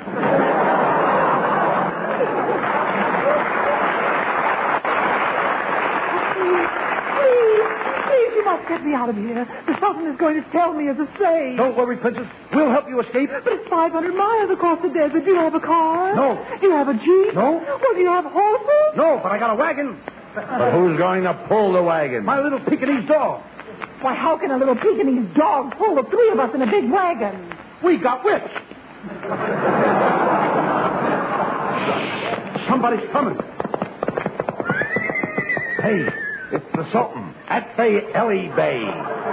So, I catch you red-handed trying to steal the speed of a princess. Aha! Aha! Aha! Aha! Oh, a double feature. Hey, Abbott, when I give the signal say, I'll stay the I'd slay. You get it? Put out the lights. Yeah. All right, come on, Costello. I've got the Sultan's horses. Let's go. Okay. Hey, Abbott, don't look now, but my horse's head is missing. You dummy, turn around in your saddle. Horses, stop! I got those things trained. No, we did it, Costello. We escaped from the Sultan and saved the beautiful princess.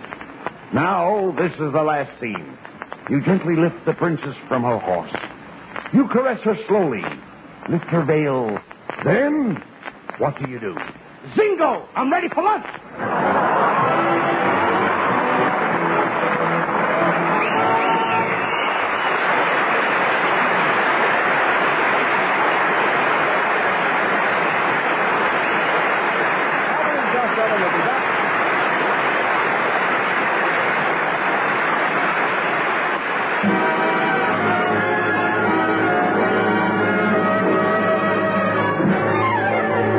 And the orchestra play an old favorite, I Get a Kick Out of You.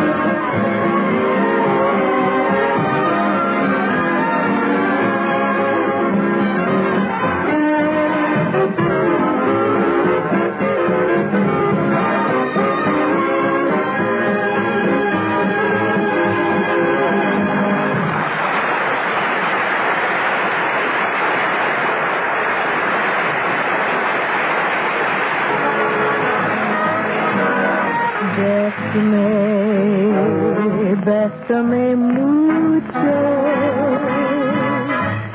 Each time I cling to your kiss, I hear music divine.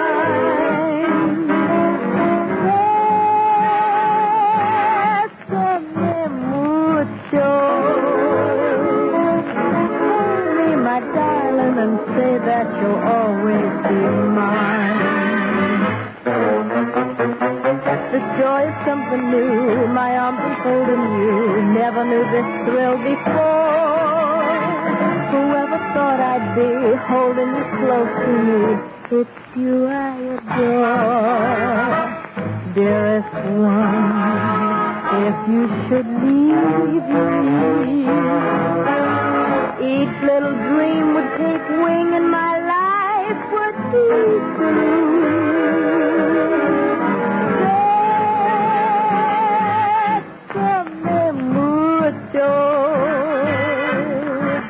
Love me forever and make all my dreams come true.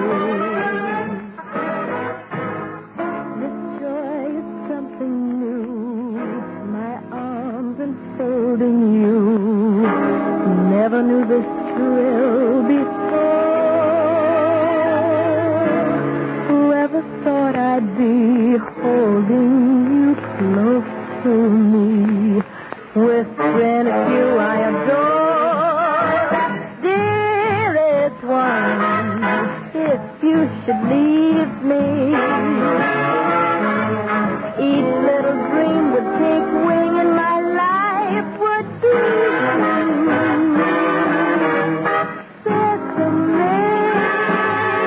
Bésame mucho. Love me forever and make all my dreams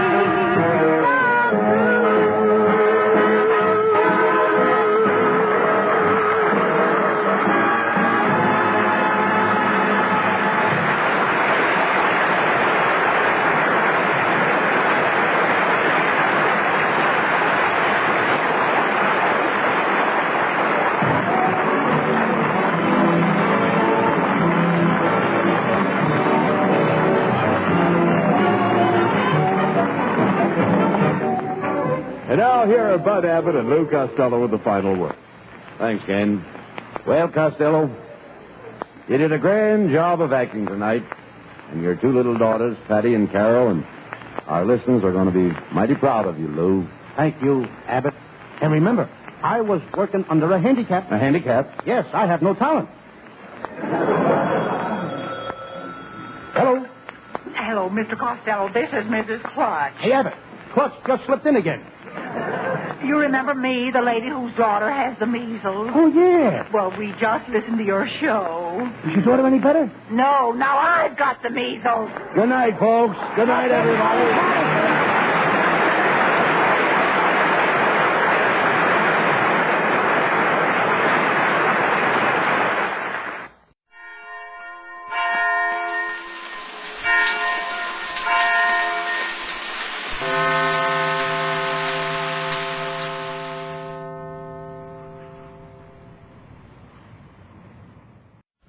Ladies and gentlemen, the secret word tonight is air. A-I-R. Really? You bet your life!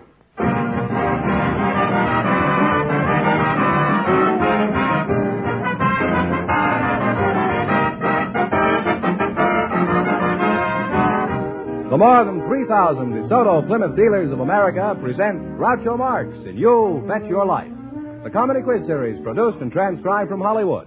And here he is, the one, the only... Groucho! That's me, Groucho Marx.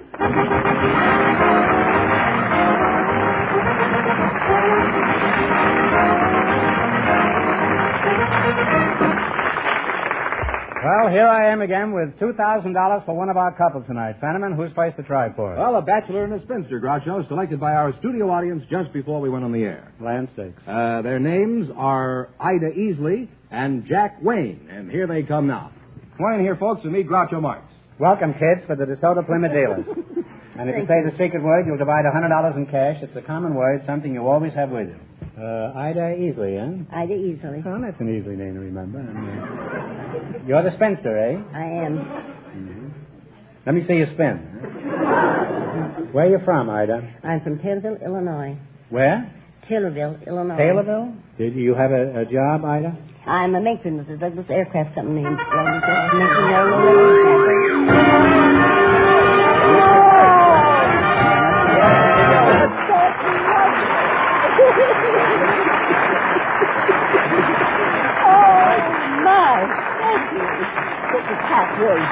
Oh, thank you. Ida, of course you realize that half of that swag belongs to Mr. Wayne over here, huh?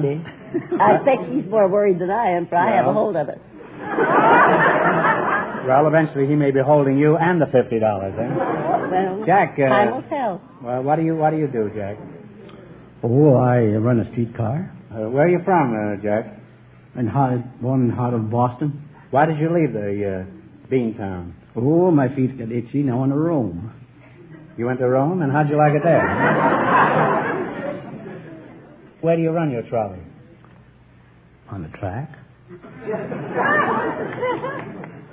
Caught me napping, eh? I suppose that's one of the little jokes you streetcar men use to amuse each other back in the car barn. Is that it? That's an old joke. It is, eh? Well, it may interest you to know that while you're knocking each other out back in the car barn, the city's pulling up the tracks to make way for a bus line.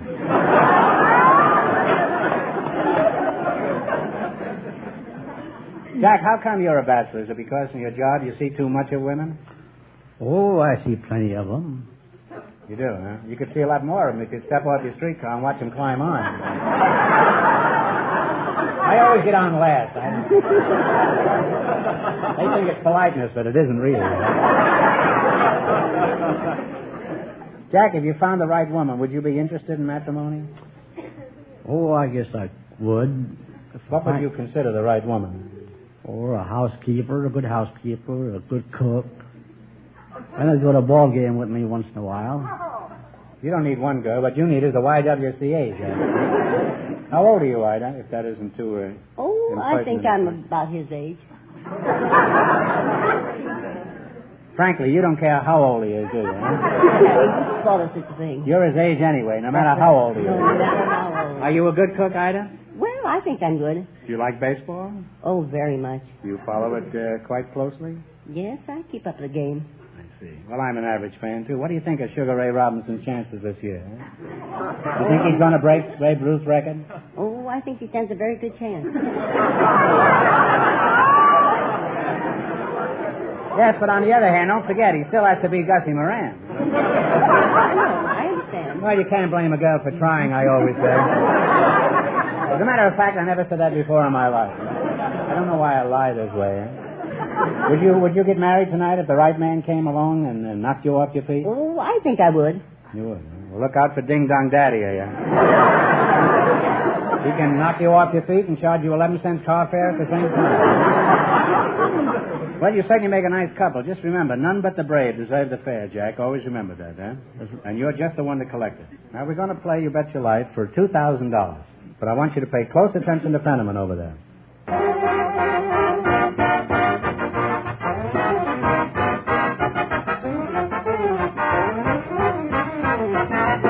Friends, when you select a dealer to service your car, you owe it to yourself to visit a member of the DeSoto Plymouth Dealer Organization. This nationwide group, there are over 3,000 of them from coast to coast, believes in the old-fashioned idea of courtesy and the modern idea of finest equipment, best-trained men. As for the cars they handle, well, there just aren't any better than the big and brilliant DeSoto and the beautiful Plymouth.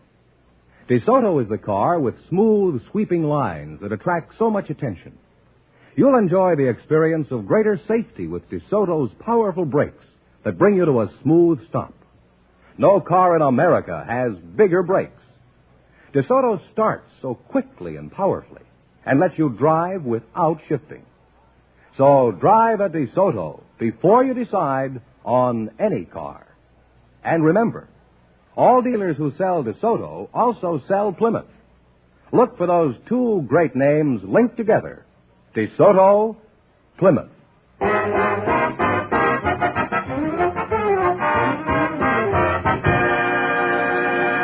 All right, now let's see if you two will get a chance at the $2,000. Fenneman, explain the rules. All right. Each of our three couples has $20. They bet as much of that 20 as they want on each of 4 questions.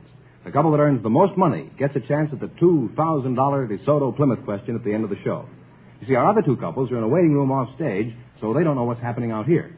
All right, here we go. Let's see how high I can build you $20. You selected birds, animals, and people as your category. Now, here's your first question. How much of the 20 will you try? $10. $10. What animal do you associate with Jonah? A whale. The whale is right. Now, talk right up. And you folks are on your way. You have $30. All right, you got $30. Remember, you're going for $2,000 tonight. Now, how much of the 30 will you try? 20. 20? What animal do you associate with the Pied Piper? Oh, Take a look at Jack. Oh, they followed her up the street. The Piper. Well, I'm sorry. It's rats. You were on the right track. How much have they got now? They now have $10, Groucho. Well, that's a shame. You're down that's to $10. a shame. We're down all to $10. Right. Here's your third question. How much of the 10 will you try? $5. $5. Is that all right, Jack? All right. What animal do you associate with Daniel in the Bible? Lion. The lion is right, huh? Well, it's timing again. You now have $15. All right, you got $15, and here's your last chance to beat the other couples. How much of the 15 will you risk? Well, let's take 10. $10. $10. What animal do you associate with Lady Godiva? Oh, the horse. That's right, a horse is correct. And we wind up with a grand total of $25. Don't forget, you won how much? $25. $25, and you won $100. That's $125. Thanks, and good luck from the DeSoto Plymouth Dealer.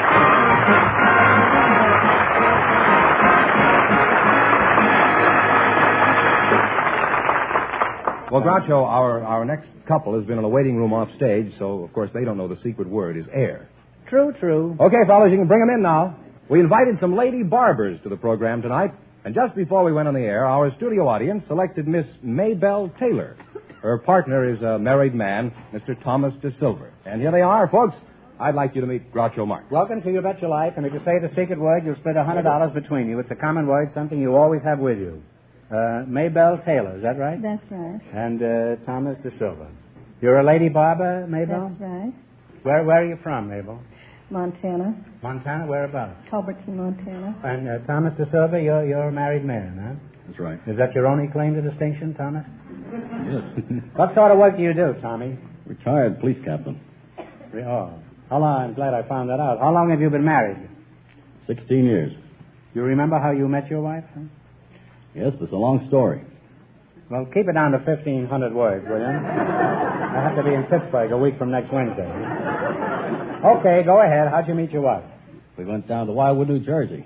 Got a couple of bathing suits and took her down to Wildwood, New Jersey. Put a bathing suit on and then I gave her the engagement ring. You're a pretty shrewd cookie, aren't you? Huh? So after seeing her in the bathing suit, then I started singing proposal to her. You sang a proposal? Oh, yeah. Well, how did you sing the proposal to her? Let me call you sweetheart and gave her the engagement ring. Would you mind singing Sing it? Oh. Well, go ahead. Let me call you sweetheart, I'm in love with you. Let me hear you whisper that you love me too. Keep the love like shining in your eyes, how true. If we had two more fellas, we'd have the worst quartet in this town. I'm in love with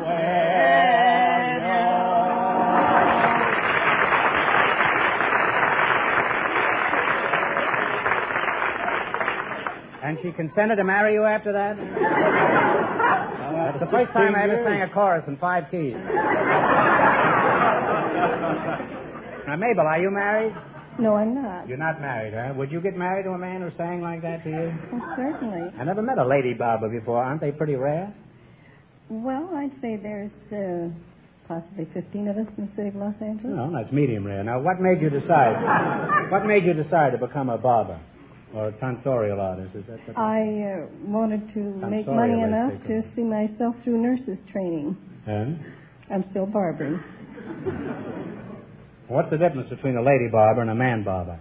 There's several. There are several differences? There's several differences. Well, I'm relieved to hear that, huh? You better clarify it, Mabel. There's a hermit in Idaho who may have forgotten. Well, we have a lighter touch, and we don't talk an ear off of you. Mm-hmm. What do you do? Just shave it off, huh? I suppose you had a scrapbook where you keep all your clippings, Mabel? Yes. Do any of your customers flirt with you, Mabel? The male customers? Well, they're not really serious with me. How do you handle these Romeos? Oh, I just kid them along. They like it. Well, how do you kid them? Do you tell them jokes? Yes, occasionally. Well, tell us a joke. Go ahead. Pretend I'm sitting in your chair and you want me to forget how much all this is going to cost me. Now, you go ahead and tell me a joke. Do you know the best way to save your hair? Yes, put it in a cigar box. That's an old joke. Do you know a way Tell me another joke, huh? Do you know a way to avoid falling hair? Yes, just step nimbly to one side, huh? That's even older than the other joke, huh? You know any more jokes, Mabel? No, I believe not. Go on, admit it. I'm too fast for you, huh, Mabel? Well, grass, your hair is getting a little bit thin. Yeah, well, grass doesn't grow on a busy street, Mabel. Well, I was going to say that grass doesn't grow on a cement highway either.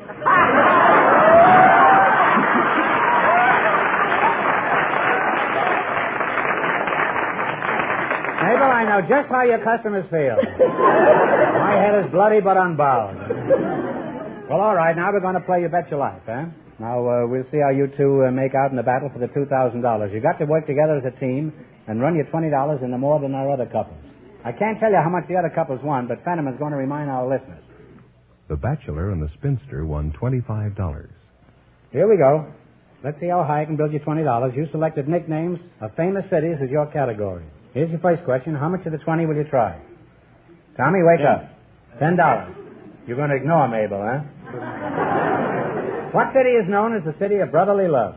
Philadelphia. Philadelphia. That's where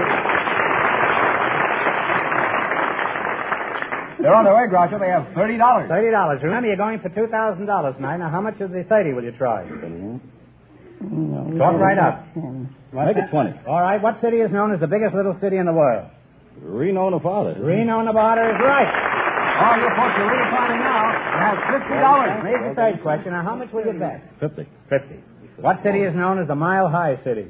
Denver, Colorado. Denver, Colorado. And they've climbed to $100. You've climbed as high as Denver, Colorado. Now, here's your last chance to beat the other couples. How much of the 100 will you try? Make it all. The last question? Yes, here's the last question. Let it go. Let it go. You're going to shoot the works, huh? What city is known as the Smoky City? Pittsburgh, Pennsylvania. Pittsburgh is right. Right up in a grand total of $200. Thanks and good luck from the DeSoto Plymouth dealer. Thank you very much. Now we're going to soon know who gets the chance at the big question, worth $2,000 tonight.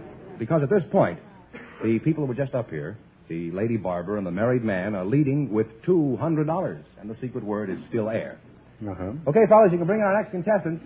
We invited to the show tonight some professional golfers and some singing teachers. And just before we went on the air, our studio audience selected Lucia Liverette and Mr. Paul Runyon. And here they come. Folks, I'd like you to meet Groucho Marx.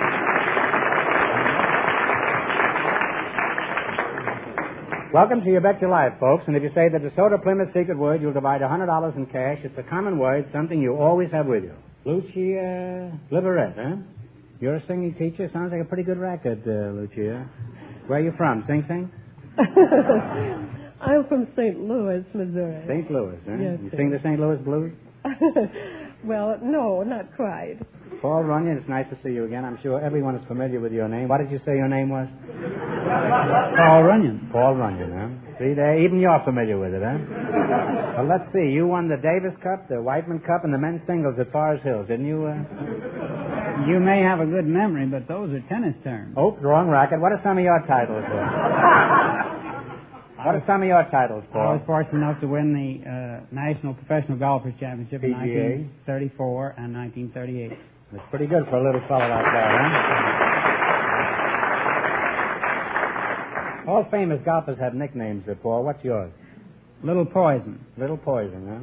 They call me Big Schlemiel, huh? Why do they call you Little Poison, Paul? Well, perhaps it's because I have been the thorn in the side of some heavier adversaries. Very well put, Paul. Huh? And Lucia, you what kind of singing do you teach?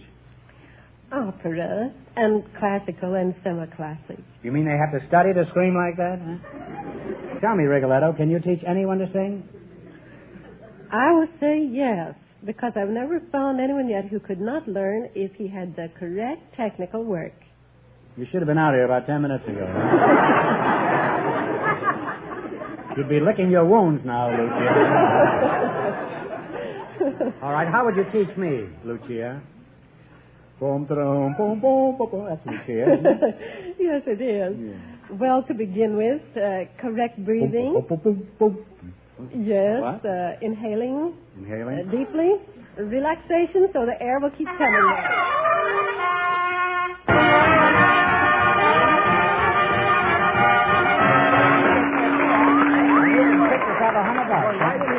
There you are. You picked that out, Lucia, and be sure Paul gets 50 of it, huh?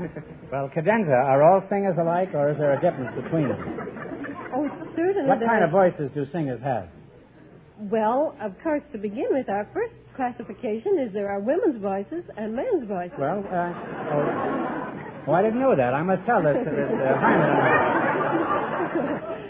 Suppose I wanted to get up a lady quartet. Could I find one who sings bass? No, the contralto is as low as a lady goes. You haven't been out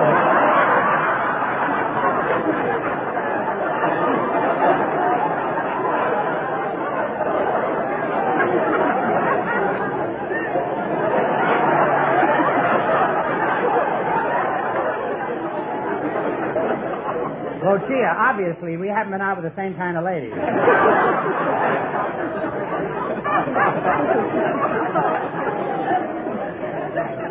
Now, Paul, let's talk about golf. How long do you have to be a pro before you can become an amateur? Oh, no, my mistake. That's tennis. I was thinking of... What is your favorite club? The Annandale Golf Club of Pasadena. What's your best score for 18 holes? On a regulation 18-hole championship course, 61 at the Forest Hill Field Club in Bloomfield, New Jersey. How about, what does the average golfer go around in? I think 95 to 100. How about the girls? Don't some of the girls do better than that? Oh, a good many of the girls go around in a great deal less.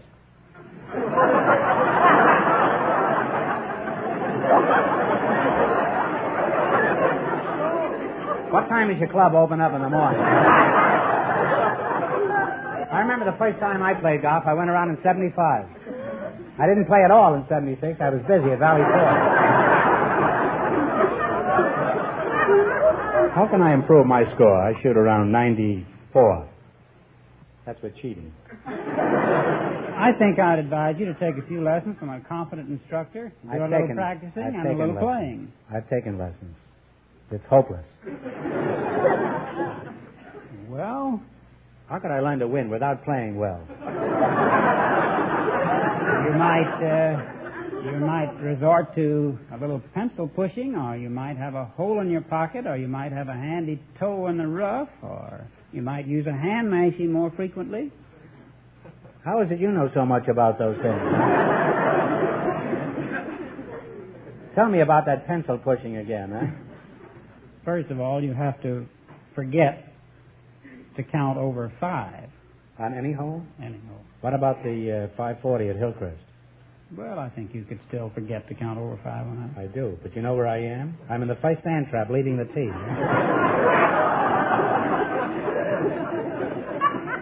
I met 11 Arabs the last time I played.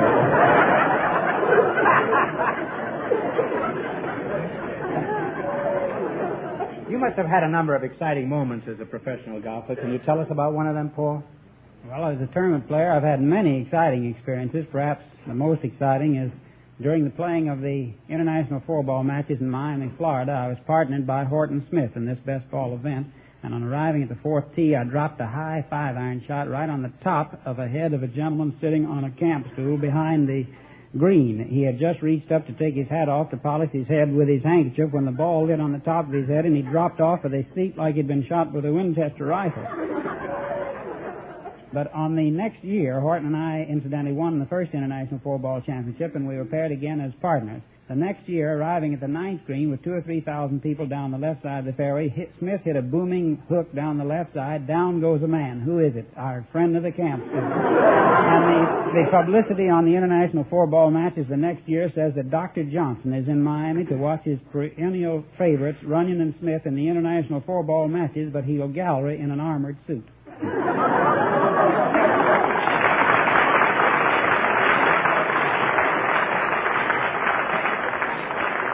Well, it must be very handy to have a walking bullseye on the golf course. Now, Lucia, let's get back to singing again. Do you have any particular exercises you give your singing pupils? Well, yes, there are several kinds of exercises, all to teach them freedom of breathing, and as I said, the free flow of air up into the resonance chambers, and then to make them relax and be happy about what they're doing, we give them a laughing exercise. They start in, they enjoy it, they laugh all the way from middle C up to high C. I once laughed from Glendale to Burbank. What about demonstrating this exercise, Lucia? Huh? We might take something a little lower, maybe. Take something a little lower. Me, for example. Huh? You can't get any lower than that. Let's go, huh? I see. Tear loose, Lucia. Huh? All right. The deep breath in the diaphragm. Then drop the jaw open for the air to go up, and then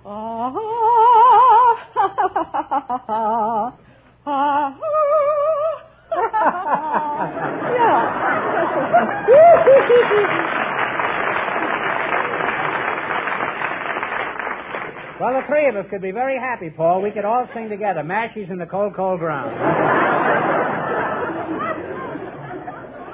Well, now you're going to play You Bet Your Life. You beat the other two couples, and you'll get a chance at the $2,000 question. That's the DeSoto Plymouth question. I can't tell you how much the other couples won, but Fenneman's offstage to remind our listeners. The lady barber and the married man are ahead with $200. Here we go. Let's see how high I can build you $20. You selected women athletes as your category. Now, here's your first question. How much will you bet? $10? $10. $10. In what sport is Gussie Moran famous? Tennis. Tennis is right. Huh? And on the way, they have $30. Remember, you're going for $2,000 tonight. Now, how much of your $30 will you bet on your second question? $20. $20. In what sport is Florence Chadwick famous? It's a tough one. Take a Tennis? stab. No, I'm sorry. It's swimming. She broke Gertrude Edley's record for the channel. They now have $10. You now have $10, he said in a low, funereal voice, sir. Here's your third question. How much of the 10 you going to go for? 9. No. Well, you're going to hang on the edge, huh, Paul? In what sport is Patty Berg famous? No. Golf is right, huh? Well, on the way again. They now have $19. All right, here's your last chance to beat the other couples. How much of the 19? The works. You're going to shoot the works, all right. In what sport is Barbara Ann Scott famous? Ice skating. Ice skating is correct. And they wind up with a grand total of $38. And that means the lady barber and the married man with $200 get the chance of the DeSoto Plymouth $2,000 question.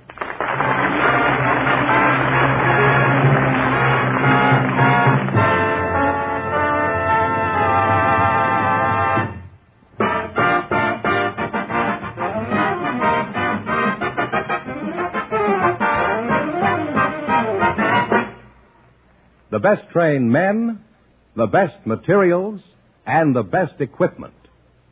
Those are the important things every DeSoto Plymouth dealer offers you car owners. And that's why you should take your car for service to a DeSoto Plymouth dealer. You see, DeSoto Plymouth dealers have men trained in the latest factory methods. This means that the mechanics who work on your car are experts. And in every DeSoto Plymouth dealer shop, you'll find special tools and costly equipment. In addition, right on hand, they have a large supply of factory-engineered and inspected Mopar parts. Yes, you'll like the way business is done at a DeSoto Plymouth dealers. Find this out for yourself and do it real soon. The very next time your car needs service, drive in where you see the sign of a DeSoto Plymouth dealer.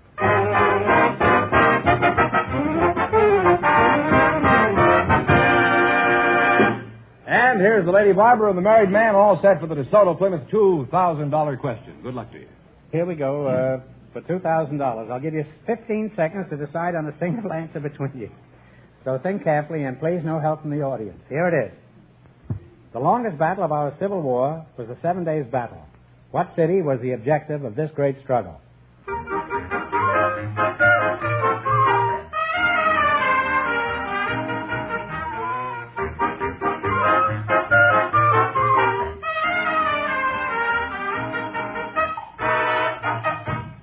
Richmond? Richmond is right.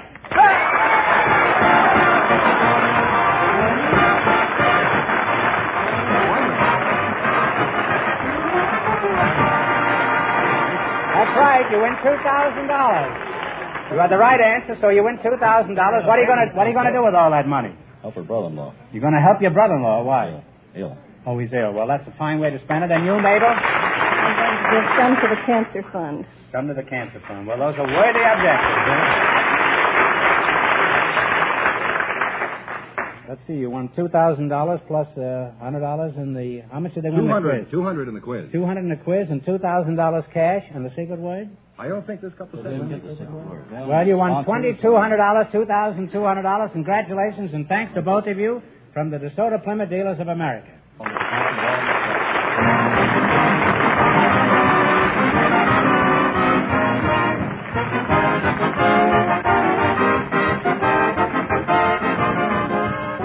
Be sure to tune in again next Wednesday night at this time for the Groucho Marx Show, when the big question will be worth $1,000. And don't miss Groucho's television show, also presented by the DeSoto Plymouth Dealers of America. And remember, all dealers who sell DeSoto also sell Plymouth. Two great cars, both products of the Chrysler Corporation. And when you drive in, tell them Groucho sent you. Good night, folks. Just be sure to see your DeSoto Plymouth dealer.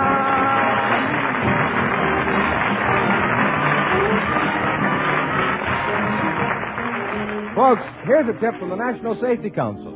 Walkers wise, use their eyes.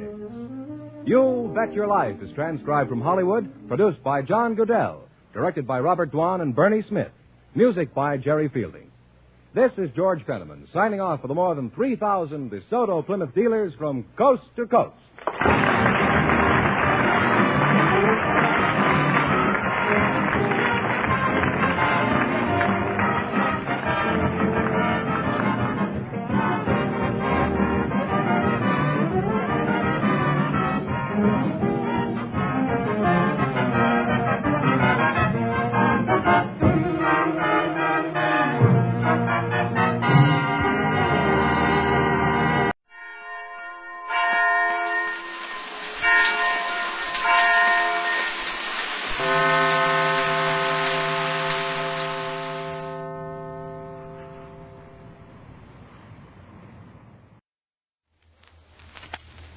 Well, sir, it's a few minutes past 10:30 o'clock in the evening as our scene opens now, and here in the living room of the small house halfway up in the next block, we find Mr. and Mrs. Victor Gook. Vic is established in his easy chair, reading with absorption Volume 7 of his lodge library. Sade occupies a corner of the Davenport, industriously darning socks. Silence has prevailed for a considerable length of time, but now it's broken. I believe I'll go to bed. What time is it? Getting on for 11. Really? 35 minutes past 10, anyway. I've got a big day planned for tomorrow. I need my rest. What's on the docket for tomorrow? This house. Been neglecting it lately. Dining room is the big issue. I bet there's dust 9 feet thick behind that buffet. You know, I wouldn't be surprised by what most housekeepers... Listen. What's the matter? Heard the back door open. Rush is out there. Thought he hit the hay. Said he was going to drink a glass of milk. Uncle Fletcher just walked in. Well. Fletcher? Good evening. Good evening. Oh, my stars. Good evening. It's getting on for 11 o'clock. Dandy time to drop in for a visit. Evening, Sadie. Good evening, Uncle Fletcher. I'm tired. Well, you can go to bed. Got 8 bushels of work mapped out for in the morning. Probably he's only stopping by a minute or two to say hello on his way home. I hope so.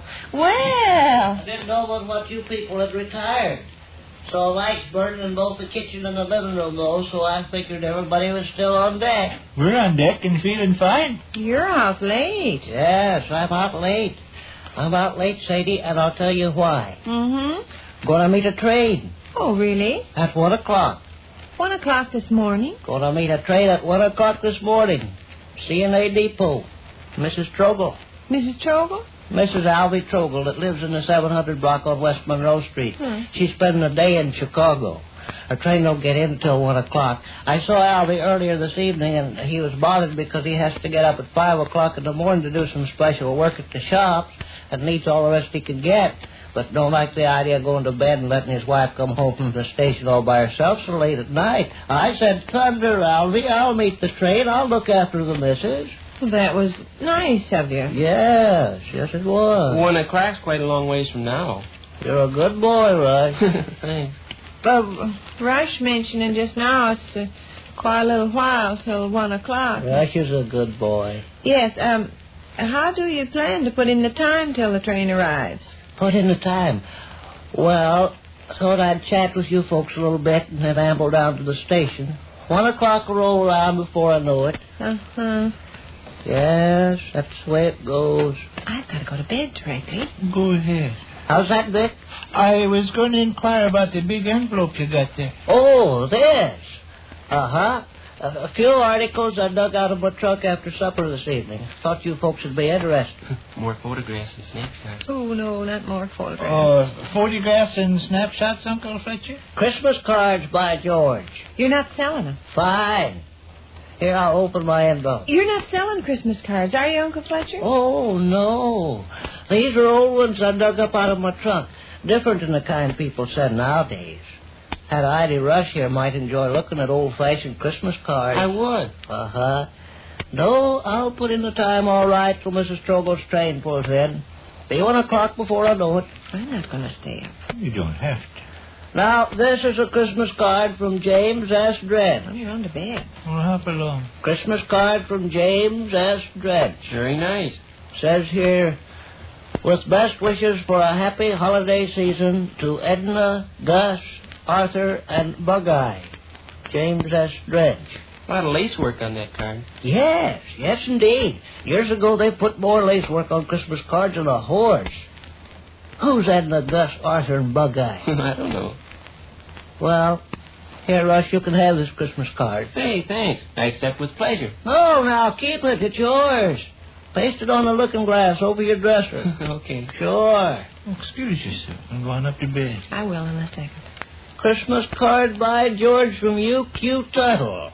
Angels made out of tinfoil pasted all over. Angels made out of tinfoil pasted all over. Very handsome card. Who's U.Q. Tuttle? I don't know. Wishing Fletcher Rush a Merry Christmas and a Happy New Year with fond memories of our jolly times together in Boone, Iowa. U.Q. Tuttle. Hey, I've never been in Boone, Iowa. No, that's what you said the other day. You said never been in Boone, Iowa in my life. Been to Stanwood, been to Sioux City, been to Ottumwa, never quite hit Boone. Some mistake here. Sadie, who's U.Q. Tuttle? Well, I haven't any idea.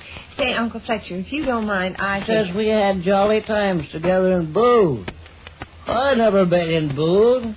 Uncle Fletcher, would you mind if I excused myself and went upstairs? I'm very tired and feel like I ought to get... Uh-huh. No, I've never been in Boone. Uncle Fletcher. Yes, Sadie? I think I better excuse myself and go to bed. Sure, do that. I'm just terrible tired. You bet. Run right along. I've got oceans of housework laid out for in the morning, and I think maybe it'd be best. I understand just how it is. Don't blame you a bit. You run right along and hit the hay. I'll tell Mrs. Trogle hello for you at the depot. Yes, do that. Oh, I've never been in Boone. Where's U.Q. Tuttle? Get that noise. I've been in Boone. I couldn't say. Must be some half-wit. Here, Rush. Giving it to me? Paste it on your looking glass. Okay. Well, good night, everybody. Good night, Sade. Don't you and Rush stay up all night. Coming upstairs myself in a minute. Night, Mom. Night, Sonny. Good night, Uncle Fletcher. This is a Christmas card from George Yeapley. Good night, Uncle Fletcher. George Yeapley's not a familiar name either. I don't recollect any George Yeapley. Mom's telling you good night. Who is? Mom. She's telling you good night. She's going to bed. Oh, good night, Sadie. Good night. Come take supper with us soon. I'll telephone you later on in the week. No, I never was acquainted with any George Yeapley. Knew a George Yipper and a George Wheatman, but no George Yeapley. Night, Sade. Night. What you say, Vic? Just tell him say good night. Oh, night. Here. Give me this one, too? Sure. Thanks. Say, Uncle Fletcher, I believe I'll desert the party also. I got a big day at the office tomorrow, and I Sure, you bet. Trot right along. I don't like to shirk my duties as a host. Forget it. Rush, here's a Christmas card that must have cost 50 cents. Really? At least 50 cents. I don't know who sent it, by George. From Eleanor Sweeting, it says down here at the bottom, but I never was acquainted with any Eleanor Sweeting. Huh. Well, night, fellas. Night, Good night, Uncle Fletcher. Oh, I never was acquainted with any Eleanor Sweeting. I remember when I received this card. It was 20 years ago. Good night, Uncle Fletcher. I was living in Belvedere at the time. Now, whether this young lady admired me from the sidelines or not, I Gov's telling you good night. What? Gov's telling you good night. Oh, night, Vic. Good night. You coming along shortly, Rex? Yeah. Oh, whether this young lady, Eleanor Sweeting, admired me from the sidelines or not, I couldn't say. She might have taken a shine to me and decided to send me a Christmas card under an assumed name, let's see. Because I inquired around Belvedere there. I asked a lot of people. Know anybody in town here named Eleanor Sweeting, let's see? But nobody placed the name. Either the young lady sent me this Christmas card under an assumed name, or else there actually was an Eleanor Sweeting, and she lived out in the country somewhere. Here. Thanks. Now, let's see what we got. Christmas card from Ed Nyergarth and Charlie Slime.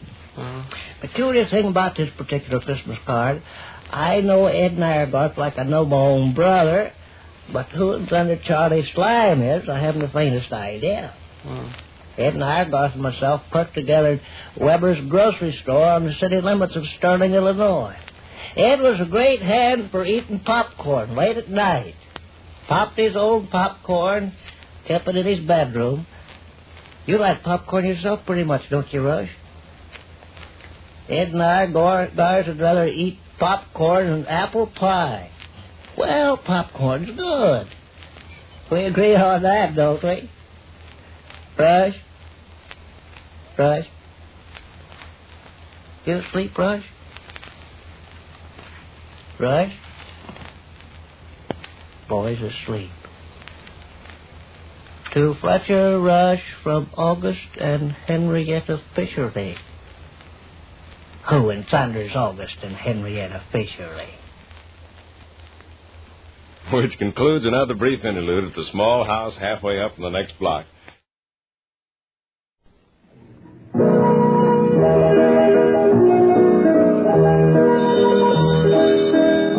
The hand lotion with the beforehand extra and Vitalis for well-groomed hair bring you Duffy's Tavern, starring Archie himself, Ed Gardner.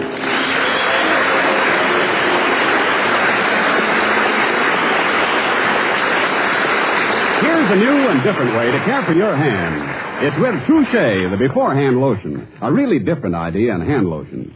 Use Trouchet before you get to work, before you do dishes, before you put your hands in dishwater or do light laundry. Trouchet is so effective that it will guard your hands even in that hot, soapy water. But you can also use Trouchet as you use ordinary hand lotions, anytime your hands need a creamy, softening lotion. So get Trouchet and get an all-around hand lotion that also gives you beforehand protection, something no ordinary lotion gives you.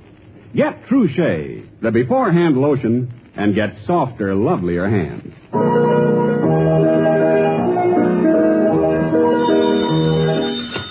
Hello, Duffy's Tavern. Where do you eat? Eat. Archie the manager speaking. Duffy ain't here. Hello, Duffy. Huh? Yeah, quite a party here last night. Well, you know, it was the annual meeting of the 3rd Avenue Shillelagh Friendship Society. So around 10 o'clock, everything was going along kind of quiet. You know, a few broken windows, some cracked skulls, a couple of fractured ribs, and then suddenly it started. The rowdy element from 2nd Avenue moved in. Well, the first thing you know, the fight was on. Duffy, you should have seen the place. There were so many teeth scattered around, the floor looked like it was smiling. What a brawl. Yeah. After the battle, just to see what happened to people, we counted noses. There was 6 missing.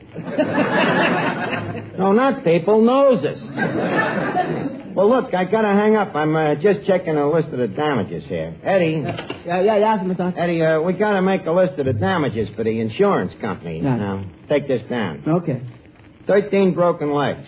13 broken legs. Yeah, 2 chairs, 1 table, and a tourist from Hoboken. Let's see. Articles missing. 1 sterling silver beer mug, value $500. Hey, Roger, we ain't never had no $500 beer mug. I said this was for the insurance company. Say, speaking of missing articles, where was you last night while the battle was going on? Me? Oh, I was taking a walk. How come? I had a sudden craving to die of old age.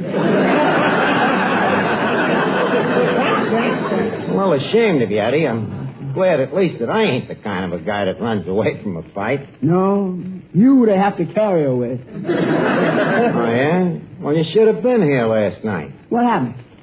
Well, there I was. You say you wasn't here last night? No. You sure? Yeah. Yeah, ain't talked to nobody that was here? No. Well, sir, there I was. Me back to the wall, see, with these 3 tough guys closing in on me. So I think fast, and I see there's only one thing to do. So I do it. Right. I swing from the floor and knock all 3 of them out with 1 punch. 3 with 1 punch? Now, how is that possible?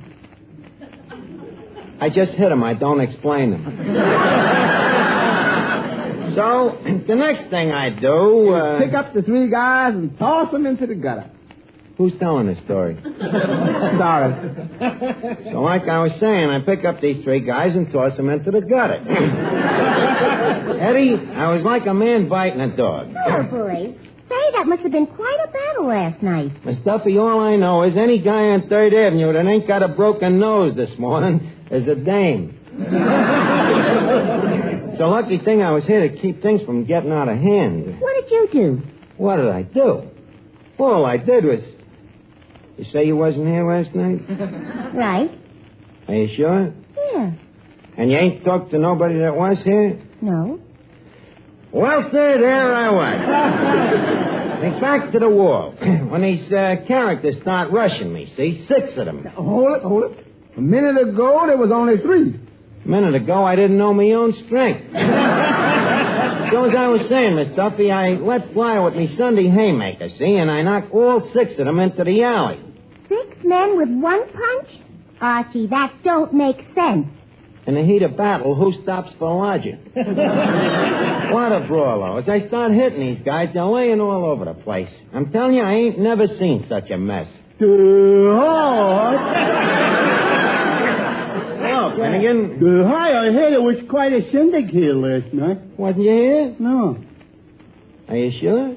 Sure. You ain't talked to nobody that was here? No. Well, sir, there I was. And then back to the wall. 12 guys jumping me. 12? Quiet, I'm rolling. So, anyways, I pick out this big guy. He must have been 7 feet tall, see? Well, fellas, I'd rather not talk about it. Oh, go on. Let's tell us. I'd rather not.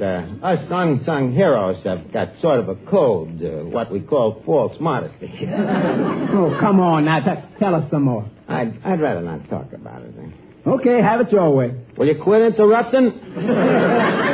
So as I was saying, this 7-foot bruiser starts picking on me. So I throw him over my shoulder, see, and bounce him on the floor a couple of times. You mean a 7-foot tall and you threw him over your shoulder? It's an old Japanese leverage trick. What they call harry-carry. Well, to make a long story short, before the night's over, I have mayhemed at least 12 guys, see? Oh, boy. You know what? You always was a great fighter. I remember when you was in school, you could lick anybody in the 4th grade. No wonder. At that time, he was in the 8th grade. Well, just the same, I'll bet he's the bravest guy in the world. Right, Arch? Well, I wouldn't say that. Well, I would. Well, I suppose after last night, I do have a terrific reputation. Boy, I'll bet you're the greatest fighter in the world. Well, now, Benny. Look, Archie, I ain't the kind of guy that goes around looking for autographs, but do me a favor, will you? What? So I'll be able to tell me grandchildren, punch me in the nose. Look, Finnegan, if I ever hit you, you won't have no grandchildren. Oh, come on, Art. You're a friend of mine. Please, knock me out. Sorry, Finnegan, but I got to save me strength for emergencies. Now, as I was saying, this guy was 7 feet tall. Yeah, see? yeah. So no sooner do I get through with him than his big brother comes in. About 8 feet tall. Give or take an inch. Well, anyway, this guy comes up to me, see, and... Bartender, I'd like a drink. Later, bud, I'm telling a story. So like I say, this 8-foot guy is toting a rod. He's standing there with his brass knuckles emptying the nickels out of the pinball machine. Well, right away I can see that he's a troublemaker, see? Hey, pal, I said that I would like a drink. Look, will you stop interrupting? Now, where was I? Oh, yeah. So I goes over to him and I says, look, chum, did you come in here looking for trouble? See? Hey, look, Doc, I am becoming iked. Am I gonna get that drink? Quiet, will you? I'm doing the talking here. Hey, Bud, you ain't gonna be doing the talking very long if I shove me fist down your throat. Gosh, why don't you suck this guy? Quiet.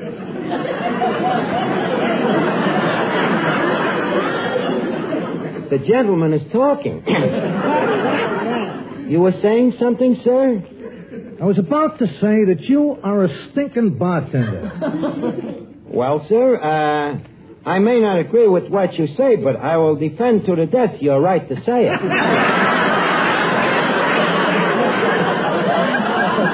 Just a minute, Bud. You better not talk to Archie that way. You know, last night he beat up 40 guys like you. Please, leave us not bore our guest. Now, look, what kind of a drink would you like, Mr. McGurk is the name. Spike McGurk. And now I don't want to drink because I don't like being ignored, and I don't like fresh bartenders, and I don't like you. But, Mr. McGurk... You talk too much. Good night, punk.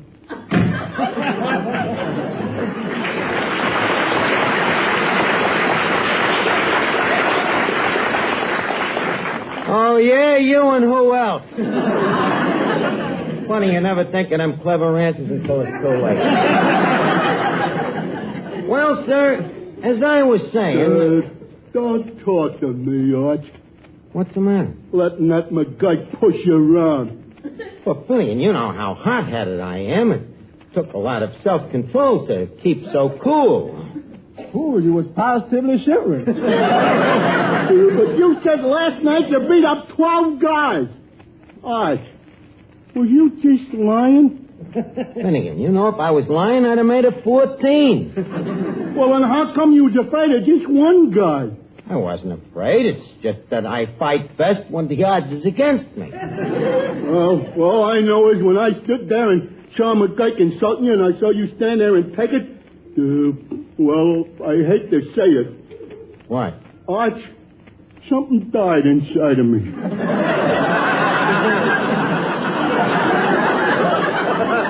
Made me feel ashamed that I was a man. Now, look, Clifton. I don't like to say it, but goodbye, coward. Look like you lost a friend. Yeah, I'm really a little ashamed of myself, Eddie. I've known a guy all my life, and his friendship means a lot to me. Guess there's only one thing to do. What? Lick McGurk. Are you kidding? One punch on the chin and you'd be out cold. Are you inferring I have a glass jaw? All I'm saying is the last guy that hit you there wound up with 7 years bad luck. Nevertheless, I gotta show Finnegan I ain't no coward. No sacrifice is too great to keep a friend's friendship. Hey, wait a minute. Here he comes back. Now look, Arch. Finnegan, are you still talking to me? Sure, can't you tell? Well, sometimes it's hard. But anyhow, I got news for you. I'm gonna fight McGurk. Well, really? Yeah. Oh, I knew you wouldn't let me down, Arch. Shake. Okay, put it there. Ouch! Be careful, Finnegan. That's the hand that's going to knock out Spike McGurk. Arch just makes me the happiest man in the world. You see, Eddie, it don't make much to make a friend happy. All I got to do is go out and get myself killed.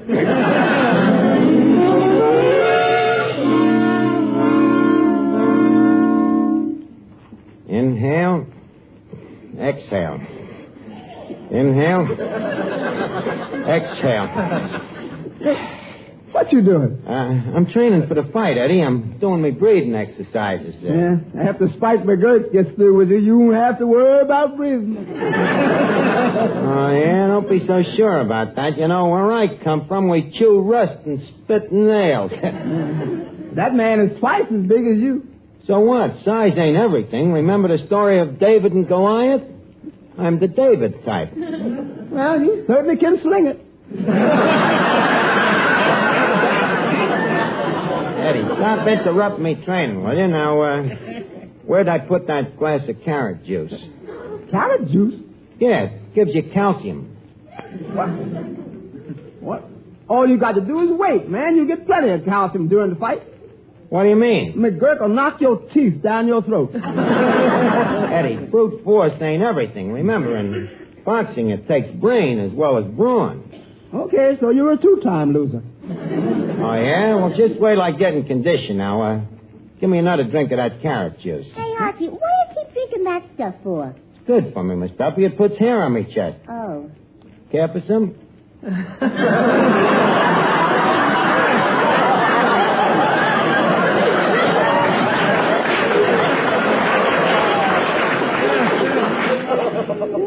thanks. Hey, look, don't you think you better do some boxing? Yeah, who can I use for sparring partner? Eddie, I don't like to ask you to do this. You know, boxing is a kind of a rough sport, but how about going a couple of rounds with me? Be happy to. Nothing doing, you're too anxious. Let's see, who else is there? How about you? I happen to be a woman. Who has to know?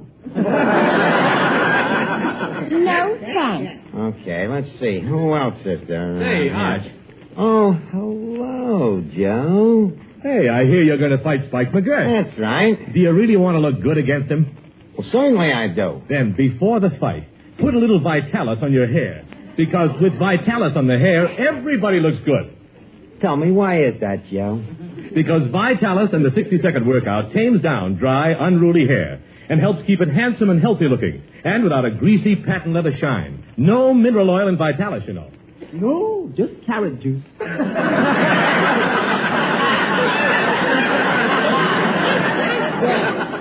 Now, Vitalis contains only pure vegetable oil, and the Vitalis 60-second workout refreshes and stimulates your scalp. Actually prevents hair and scalp dryness. So, Arch, take my tip. Before the fight, put a little Vitalis on your hair. Well, why, Joe? The referee ain't going to be a dame. I know, but at least when they carry you out of the ring, you'll be well-groomed.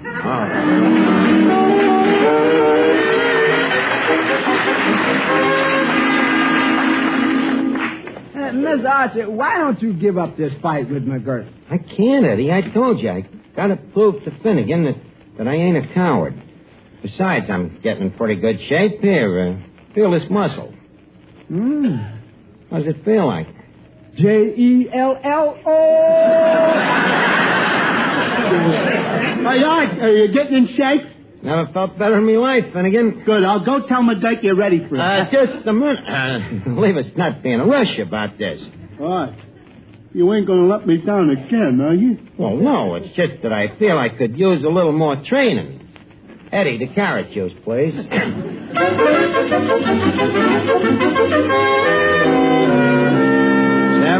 8, 9, 10. Well, that takes care of the chest exercises. Eddie, measure me up again, will you? Yeah. Now, let's see. Neck, 15 inches. Shoulders. Something wrong? No, I was just wondering, what keeps your collar from sliding down over your shoulder?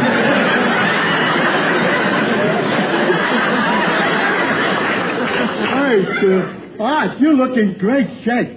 Well, yes. Shall I go get McGurk? Well, we don't have to hurry. I ain't quite finished me training yet. Eddie, pass me the carrot juice, please.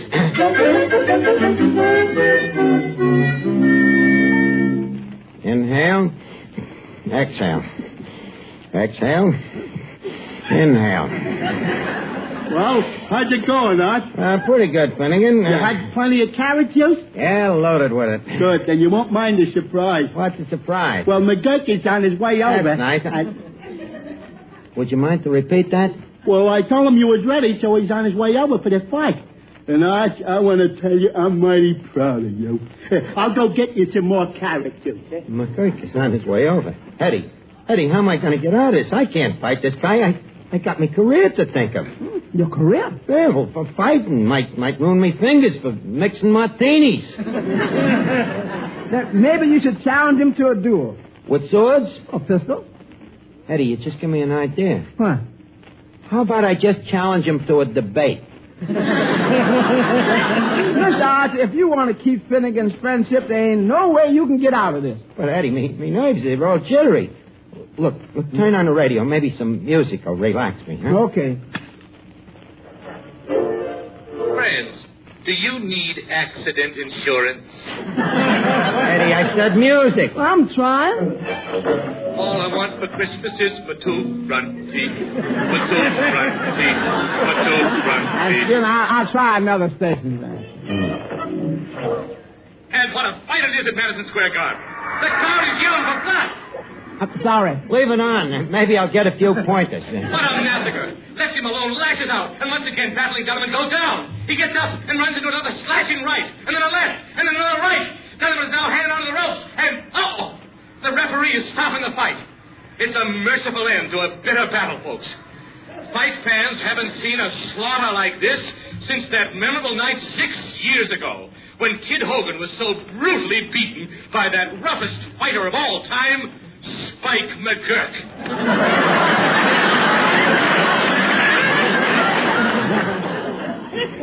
Care for some carrot juice?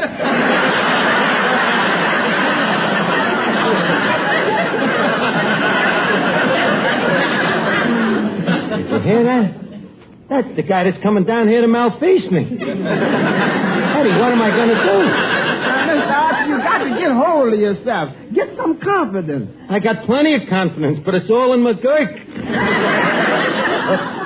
Maybe I should do the sportsman-like thing, huh? What's that? Get out of town. It's too late. What do you mean? Look what just come in the door. Spike McGurk. Oh, quick, Eddie. Eddie, we got to act fast. What you going to do? Well, there's only one thing we can do, Eddie. Yeah? You throw the bum out. Throw him out. Man, I'm buying this gentleman a drink. Oh, no. Hey, I was tipped off that a certain party has been begging for a fight, so that I thought I would drop over and oblige the crumb. Good evening, sir. May I bid you good evening, Mr. McGurk? Who are you? Friend of the loser. Well, here he is, Judge. Go ahead. Tell him off. Now, look, McGurk, That's telling him. Give me a chance, Eddie. I'll tell him. Now, first, let me tell you what I think of you, see? I don't like the way you look. I don't like the way you talk. I don't like the way you act. In fact, I don't like anything about you. Well, none of us is perfect.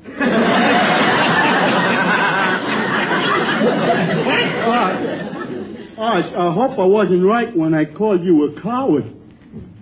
Okay, McGurk, would you care to step outside? Would you repeat that? Would you care to step outside? Let's go. Okay, you go outside and I'll stay inside. Come on, quit stalling. But McGurk, we got a rule here at the tavern. No fighting allowed without boxing gloves. Right, Eddie? Right. And we don't happen to have no boxing gloves. Right, Eddie? Right. Arch, there's boxing gloves right there on the wall. I wonder if his friendship is worth it. Come on, Arch. I'll help you put the gloves on. Well, we all got to go sometime. Okay, Finnegan. Hey, Eddie, help me with my gloves, will you? Yeah, okay, Sam. Look, Mr. McGurk, come here, sir. Yeah? Could you kind of take it easy on Mr. Archer? You know, sort of leave him living a little bit. Why should I? Well, you see, he ain't such a bad guy. You see, the reason he talked himself into this fight is on account of his friend, Mr. Finnegan. See, he didn't want him to think he was a coward. Oh, so that's it, eh? Yeah, that's funny. I can understand how the guy feels. I remember I was a little scared once before a fight. I'll never forget the look in me kid brother's eyes. Oh, he lost all his faith in me that night. Yeah, I can understand how this Archie feels. Eddie, I'll tell you what. I think I am going to let him win. Thank you, Mr. McGurk. That's nice of you. Well, I got the gloves on. Well, that's good. Let's fight. You realize, sir, this is your last chance to back out.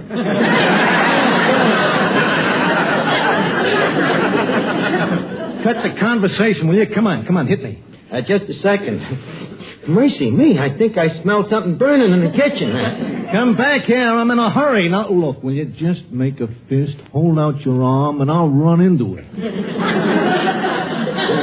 Wait a minute, I just remembered I got to go over to the library. I got a book that's overdue. Don't be scared. Last night you beat up 12 guys. Last night I was a much younger man. My former friend, I'm afraid that you are a coward. Okay. That did it. McGurk, here it comes. There! Ouch. Please, mister, do not hit me no more. I have had enough, and you have emerged victorious.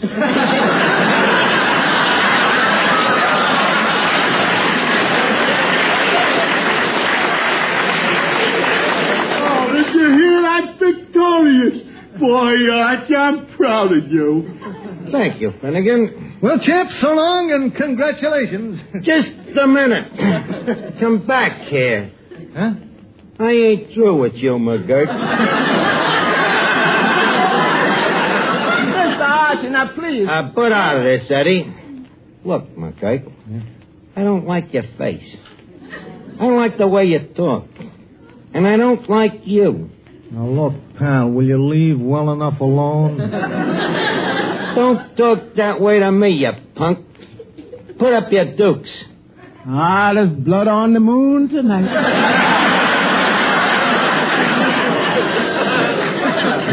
Pal, I am trying to be nice to you, but don't push your luck too far. Yeller, huh? Take this, McGurk. Arch, speak to me. That dirty McGurk. Eddie, give me that bottle. Hey, look, McGurk, your shoelace is untied. It is? Yeah. Now, take that. That did it. Now, Eddie, let's pick Arch up. All right. Hey, where am I? Oh, you all right, Arch? Oh, what happened? Hey, look at McGurk. Out cold on the floor. That's right. You see, fellas? That carrot juice is pretty strong stuff. And after this, Finnegan, when you talk about somebody being a coward, look the other way, will you?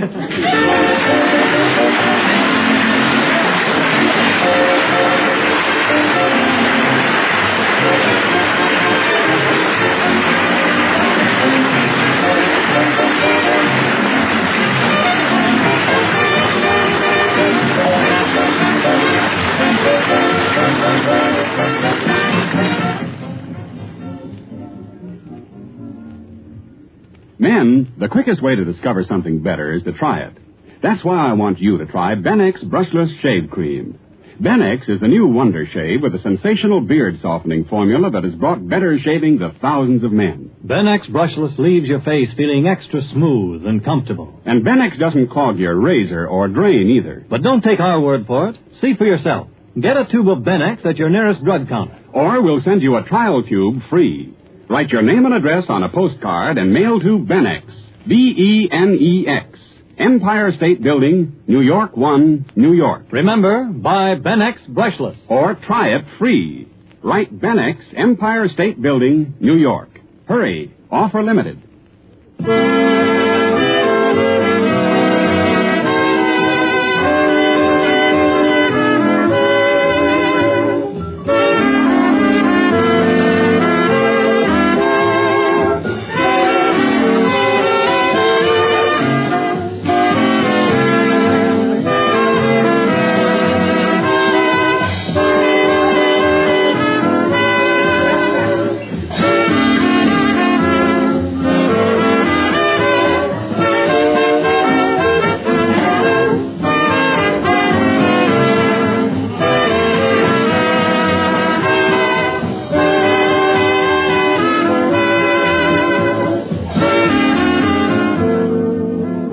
It's time now to leave Duffy's Tavern for this evening, but let's meet here again at the same time next Wednesday when our guests will be Ann Southern and Jimmy Durante. Duffy's Tavern is brought to you by Vitalis for well-groomed hair and Trouche, the hand lotion with the beforehand extra. Each Wednesday, Bristol Myers brings you Duffy's Tavern and Mr. District Attorney, which follows immediately over most of these stations.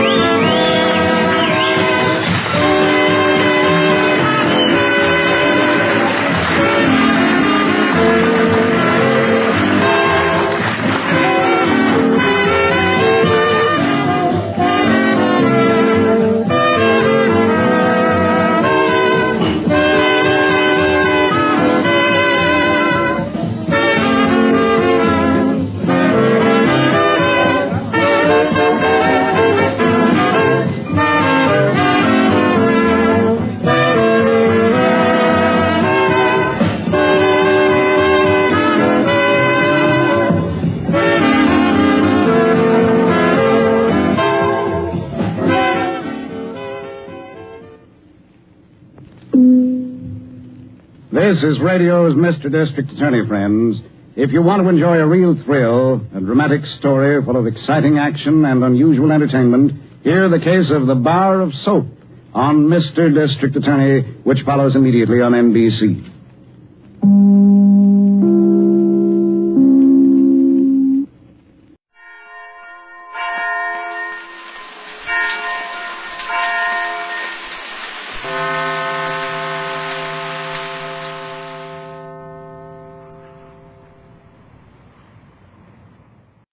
Starts with D and ends with T. That's Dress. Procter & Gamble's sudsing miracle, 2,000 years newer than soap. Dress brings you The Life of Riley.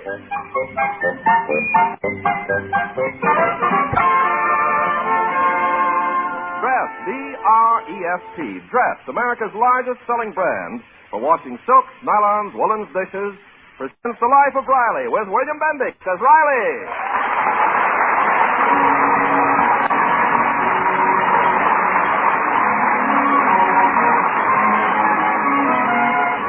Chester A. Riley is a man who is willing to make any sacrifice to make his children happy. But just between us, the children would be a lot happier if Riley didn't try to be so helpful.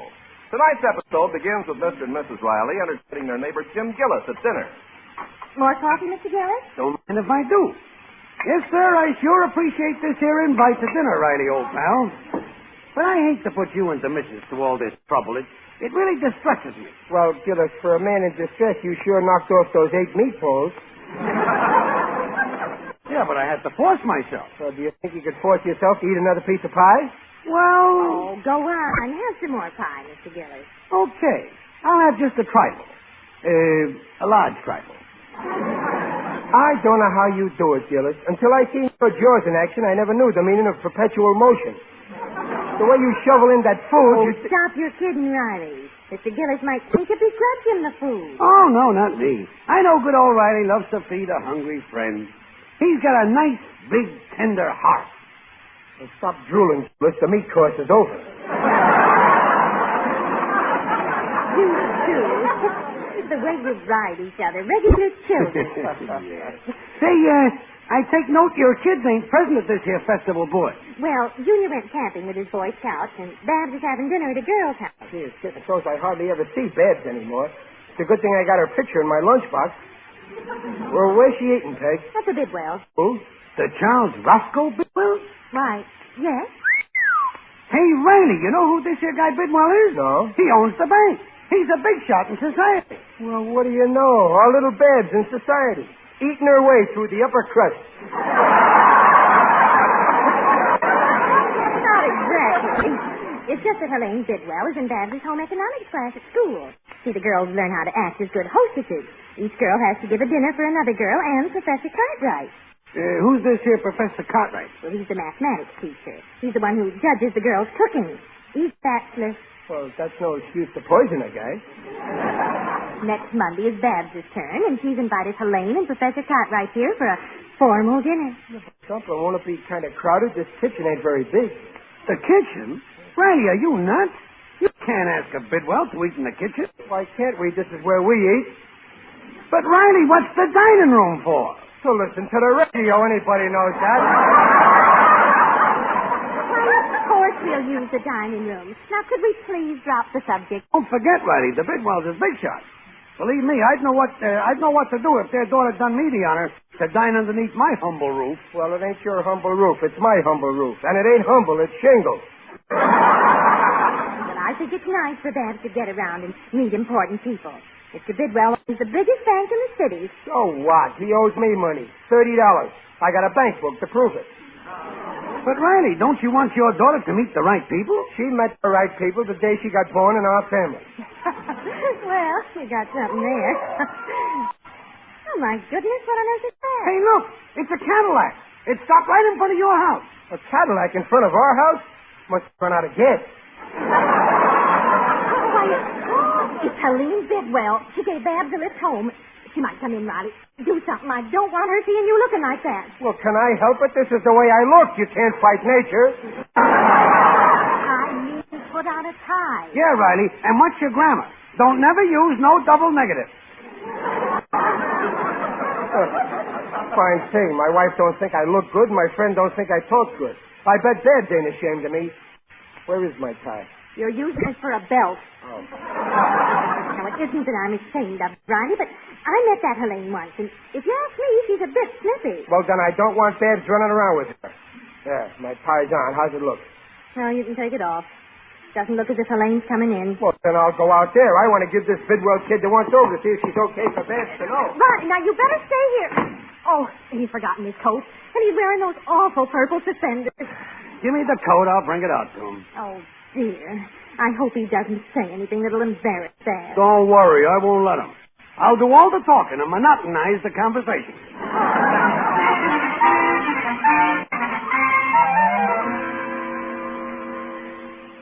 Well, thanks for the lift, Helene. Hello, Babs, honey. Oh, hello, Daddy. Helene, may I present my father? Charmed, Mr. Riley. Simply charmed. Pardon my glove. Pardon my bare hand. Pleased to meet you. So sorry to interrupt your dressing. Oh, I wasn't dressing. Daddy, you forgot your coat. No, honey, I just took it off to eat my dinner. Riley, I brung your coat. Put it on. If you know what I mean. Huh? Oh, yeah, sure. Say, that sure is a nifty car you got there, Miss Bidwell. Oh, this old thing? I've had it almost 6 months. Well, if you throw it away, let me know where you throw it. Say, Babs, how's about a knockdown to your friend? Oh, Helene, may I present Mr. Gillis? James Madison Gillis. Oh, of the San Francisco Gillises? No, it's a San Quentin Gillis. Daddy, please. I'm sorry Mother can't come out to say hello, Helene. She must be occupied in some household matters. Yeah, she's up to her elbows in fish water. Daddy. Riley, this charming little lady will take you serious. Well, we're just plain people here, Helene. So when you come to dinner, don't go expecting no frills. Really? Sure. Our motto is buy some good food, cook it up tasty, throw it on a table, and every man for himself. That's darling. Since you evidently have no servants, do let me send our staff over to help you with your dinner. Oh, no, Helene. When I give a dinner, I want to do it all by myself. Yeah, and you get a square meal, too, Helene. You could use some meat on your ribs. I beg your pardon? Why? What did you do?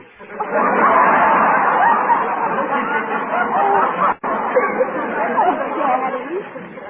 Helene, you will come, won't you? I wouldn't dream of missing it for the world.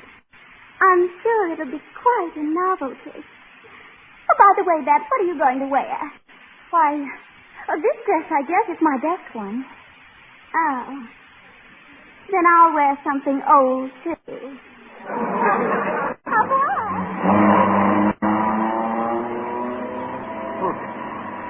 What a snip. You evidently have no servants. Leave me send over our stiff. Well, don't worry. We can throw a party as good as she can. Ain't that right, Babs? Babs. Gillis, where'd she go? She went into the house. The poor urchin. No doubt she's in her room, crying her eyeballs out. Well, you think maybe it was something I said? I was only trying to be pleasant. I'll tell you what you did. You disgraced her. Helene's a dame that's got class, breed, and culture. Who'd you think you was talking to, my wife? Well, gee, I didn't mean... I was just... Oh, I'm always doing things like... Why did she ever pick me for her father?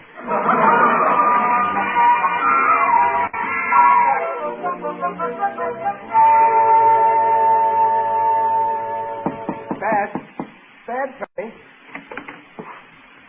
Oh, hello, Daddy. Babs, listen, Well, you ain't crying, are you? No. I've got something in my eye, I guess. Oh, that's good. That you ain't crying, I mean. That dope Gillis thought you was crying. Well, I'm not. No, I see you ain't, honey.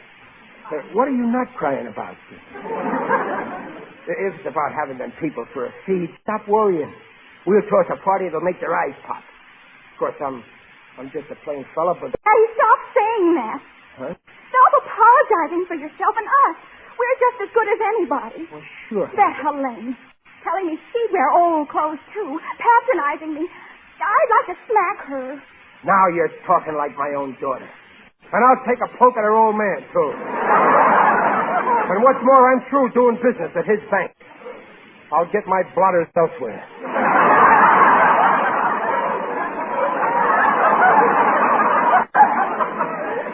You should have seen the way she acted at her dinner tonight. Practically swooning over everything Professor Cartwright said. She made me feel like such a dummy. He'll never look at me again. Oh, yes, he will. We'll have him here to eat, see? And he'll have to look at you. We'll put the meat platter in front of you. Daddy? Yeah? Do you think we can get away with having them to dinner? Why, sure. Your mother will be around to kind of bring you luck with the cooking. And for this one time, we'll put on some dog, too. Whatever those Bidwells did, we'll match them. Oh, Daddy, we couldn't. We should have seen their dining table. Well, we got a table. Ours is golden oak, and they have mahogany. Well, it won't show. We'll put on a bigger tablecloth. Daddy, they didn't use a cloth at all. The cheapskates. Saving on laundry. Oh, no, Daddy. They had individual table mats and lace doilies and silver candlesticks. Yeah, I'm marking it down. One mahogany table with lace doily mats. Daddy, you're not going to buy a new table. We can't afford it. Nothing's too good for my family. Only probably I can rent one. My friend, Prop Fazuli, has very swanky furniture. He rents to movie studios. Go ahead, baby. What else? Well, after dinner they serve coffee in their library. I'm marking it down. One library. But, Daddy, we haven't What's a library? Books. Okay, leave it to your old man. What else? Well, after coffee, Helene said, shall we have a rubber of bridge? I could have killed her. She knows I can't play bridge. Oh, me neither. Well, I'll get a hold of some other game to play. What else? Well, of course, Mr. and Mrs. Bidwell weren't at the table with us, but they dropped in later. Well, your mother and me will drop in earlier. We'll keep dropping in and out. Of course, we'll be waiting on the table. Oh, no, Daddy. It's wonderful of you, but I'm not going to have you waiting on table. Why not? Your mother and me will only be too happy to do it, even without tips. It just isn't right, that's all. You shouldn't do all this for me. Look, baby, someday when you grow up and have kids of your own, you're going to realize that there's nothing that makes parents so happy as doing things for their children. And when the children actually appreciate it, well, that's parents' paradise. Oh, you're sweet, Daddy. Tell you what, you and Mother come in after dinner like the Bidwells did.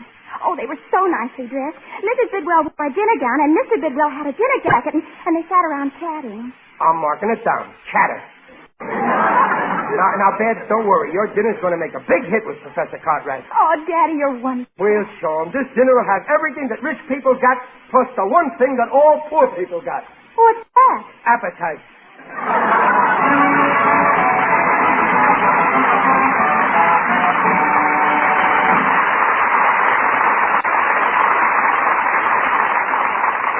Draft will bring you the second act of The Life of Riley in a moment.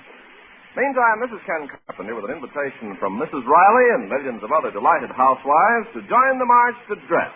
All right, let's go. Dress. Dress. Dress your dishes and oh, how they shine. Shine without wiping in half of the time and look bright. Right. So don't you get left, get dressed. Yes, get dressed, and your dishes will shine even without wiping. Dress, Procter & Gamble's sudsing miracle, makes even glasses sparkle, towel or no towel. Now, that's the remarkable difference between Dress suds and soap. All soaps leave cloudy streaks on dishes unless you polish them. But Dress suds rinse clean, leave dishes sparkling as crystal. And with Dress, it's goodbye dishpan grease. It seems to disappear before your eyes. Dress kind of hands, too. So, ladies, Monday morning, march down to your grocer and ask for that bright green package of Dress. The famous Procter & Gamble name is on every package. So don't get left, get dressed. And now back to The Life of Riley with William Bendix as Riley. Well, it's the day of Babs' dinner, at which she is supposed to entertain her teacher, Professor Cartwright, and her very social classmate, Helene Bidwell. Being hostess at this home-cooked dinner is part of the home economics course at high school, and the rules say that mother can't help. However, the rules forgot father. who right now is entering a second-hand shop in search of a mahogany dining room table. Hey, anybody here? Peekaboo, Mr. Riley.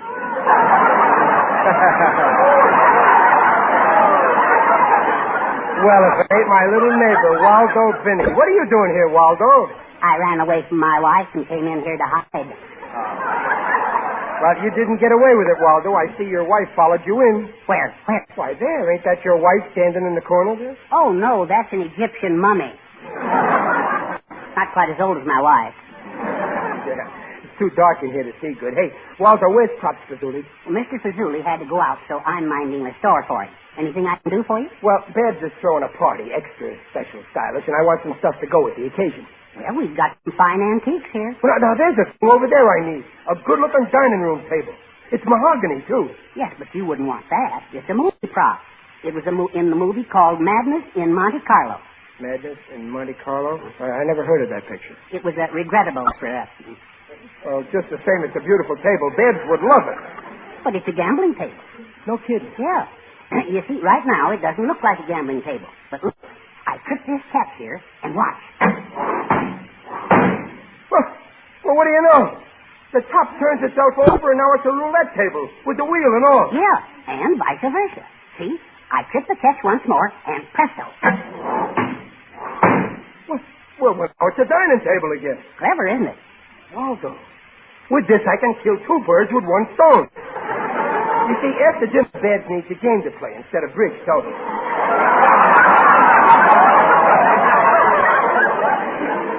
Now I got a very swanky game like in Monte Carlo, only we just play for matches. That's a very good idea. I love gambling. You gamble, Waldo? Oh, yes, I'm a devil.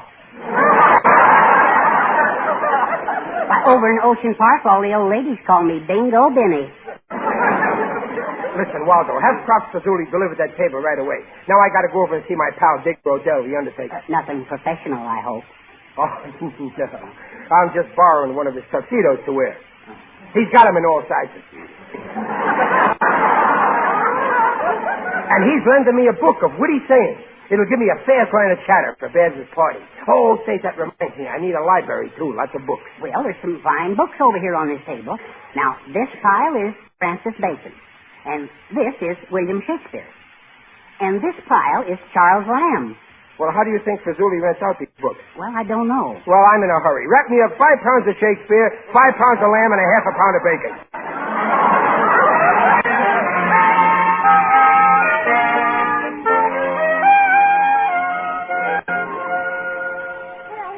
Time for the professor and Helene to be here. Oh, Mother, I'm as nervous as a cat. Now, Babsy, everything's going to be fine. How's the dining room look? Well, I don't know. Daddy's in here and he won't let me in till he's all finished. Well, everything's set. Daddy! Riley! You're wearing a tuxedo. Yes, sir. How do I look? Well, fine, but a tuxedo. Aren't you overdoing things a little? No. Babs said Mr. Bidwell wore one of these monkey suits. Well, believe me, it looks more natural on me. Oh, it's very smart, Daddy. It makes it much thinner. Oh. How's it feel? Well, fine, but how long can a man go without breathing? There's only one thing wrong. No cuffs on the pants. But that's the style. It ain't practical. Where'll I put my prune pits? Still, I can't kick, dig, or loan it to me. And this little book came with it, free. Oh, what's the book, dear? Full of witty sayings and wise remarks. Whatever somebody says, this book gives you a comeback to it. I learned one of them by heart, too. Oh, what is it, Daddy? Well, first somebody has to say something about dinner. Well, when everything's ready, I'll say, dinner is served. Okay, then I say, let's see. Oh, yeah, here it is. Speaking of dinner, it's an established fact that the ancient Egyptians always had a skeleton sitting at the table at a feast. A skeleton? Yeah, let me finish this. It was to remind them that life is fleeting, hence the saying, a skeleton at the feast. How's that? Well, it's educational, dear, but a bit depressing. Yes, sir. Everybody's going to remember this night. Well, can we see the dining room now? Yeah, sure. I got it all set. Well, real classy, huh? Why, Daddy, it looks fine. Oh, it's lovely. Yeah, mahogany table, candlesticks, lace doilies, and everything. From now on, the Rileys will be just like society people. Only we'll keep on working. And wait till after dinner. That table's got a surprise to it. Except Oh, early. Oh, hurry, Daddy, answer the door. No, you go. I want to get caught reading a good book. Oh, I've got to take the roast out of the oven. I'll do that, dear. You two go to the door. Oh, all right. Back me up, Daddy. Yeah, no. Let's see. The ancient Egyptians had dead Skelton for dinner. Oh, okay. I'm all set. Open the door. Good evening, Helene. Good evening, Professor Cartwright. How are you, Dad? Hello, Barbara. Good evening. Good evening. Come on in. Oh, Professor Cartwright, my father. Riley's the name. Put it there, Professor. Oh, how do you do, sir? Well, this is a cozy home you have here, Mr. Riley. Well, thank you. Only 19 years more and it's ours. Say, I hope you both brung your appetites with you. Bad fix of feed that would choke a horse. I mean, two horses. Daddy. I mean, a horse and a man. Sit down, folks. Make yourselves comfortable. Ah, I see. Something smells mightily good. You're right, Helene. I can't be able to eat anything. Food is so boring. Oh, Helene, you will have something. Yeah, Helene. Don't be no skeleton at the fiestas. Skeletons? Really? Oh, yes, indeed, Helene. Mr. Riley refers to the fact that the ancient Egyptians seated a skeleton at their feast to remind them that life was fleeting. Hence the saying, a skeleton at the feast.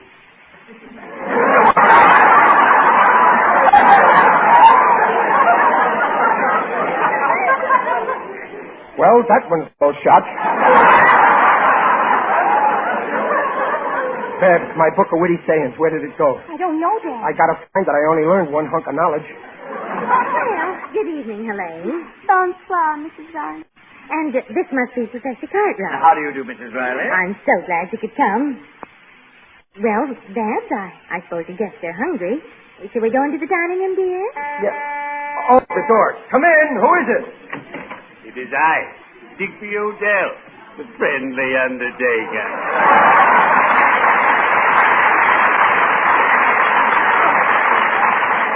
Well, come on in, Digger. Say hello to the folks. Greetings, one and all. You're looking fine. Very natural. Digger, this is Miss Helene Bidwell. Helene, Mr. Odell. How do you do? How do you do, Miss Bidwell? Bidwell, I knew your grandfather. Really? Yes. Of course, I only met him once. We went for a long drive into the country together. Grandfather was so witty. Everyone who ever met him always quoted him. He didn't say a word on this trip. And this is Professor Cartwright, Digger. He teaches mathematics at the high school. Oh, yes, Professor. Then you tutor my son, Mustang. Yes, I do indeed, sir. Excellent student, your boy. He's just fine at handling figures. That's my boy, all right. We were just going to sit down to dinner, Mr. Odell. So I see. I like the way the table is laid out. So if you'll excuse us, Digger. Oh, go right ahead. I'm not staying. Babs, I knew you were having a party, so I thought you might like to have these flowers. They're my favorite kind. Crocus. Thank you, Mr. Odell. Well, as an amateur horticulturist, may I compliment you on these blooms, Mr. Odell? Thank you, Professor. Glad to meet a comrade of the soil. As we say in my profession, you may not like flowers at first, but eventually they'll grow on you. Well, thanks for dropping in, Digger, but dinner's on the table and we didn't exactly plan on you. I won't keep you any longer. I don't want to be a skeleton at the feast. You know the ancient Egyptians. Yeah, we know. We all know that one. By the way, Riley, that suit looks well on you. Almost as well as it did on... Thanks, Digger. Thanks. But your tie, it's not tied properly. Shall I tie it for you? Well, It'll only take a moment. Now, let's see. You'll have to lie down. That Digger always kidding. Well, we won't wait for you, Riley. Professor Cartwright and Miss Bidwell, shall we go in? Farewell, Professor. Oh, good night, Mr. Odell. It's been a pleasure seeing you, and I trust we'll meet again. We shall, believe me. Well, let's go into the dining room. Don't be too long, Riley. Oh, yes. Well, I hate to rush you, Digger. I understand, Riley. We all have to go sometime. Well, cheerio. I'd better be shoveling off.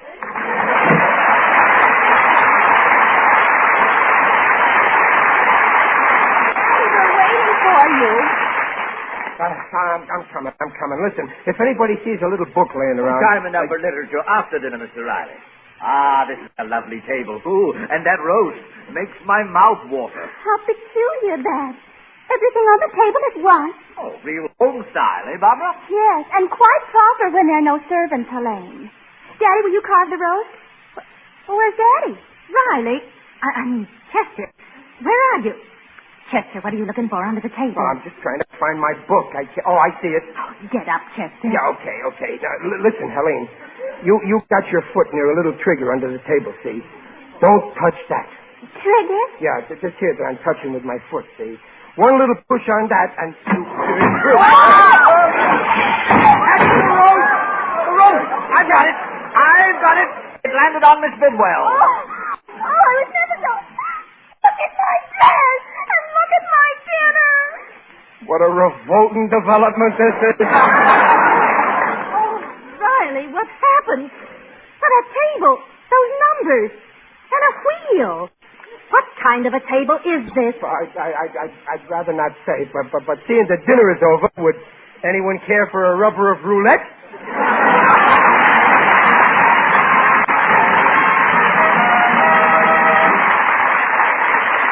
Riley's will be back in a moment. Now, here's a suggestion. If you'd like a longer, lovelier life for your nice washables, join the march to Dress. It's America's largest selling brand for washing soaps, nylons, woolens, dishes. And no wonder, for Dress gives brighter, fresher, safer cleaning than any previous suds in history. Yes, nightly dressing will make stockings look lovelier and wear longer. And new woolens washed in Dress will come out softer, brighter, fluffier than with even expensive soap flakes. Lingerie colors, too, stay sparkling and gay longer than with any soap. So start now to enjoy the advantages of Dress, Procter & Gamble's miracle suds for your nice things. Ask for Dress in a bright green package. Don't get less, get Dress. Have some more pipe, Professor Cartwright? Oh, no, thank you. Really, 3 pieces is my limit. Well, it was nice of you to eat the roast after... Oh, nonsense. The pot roast wasn't harmed at all. Sure, it only bounced once. It didn't bounce. Helene caught it before it hit the floor. Yes, right in her lap. Yes, sir. The Rileys had a skeleton at the feast when she went home. And you know something? She sure looks good dressed in gravy.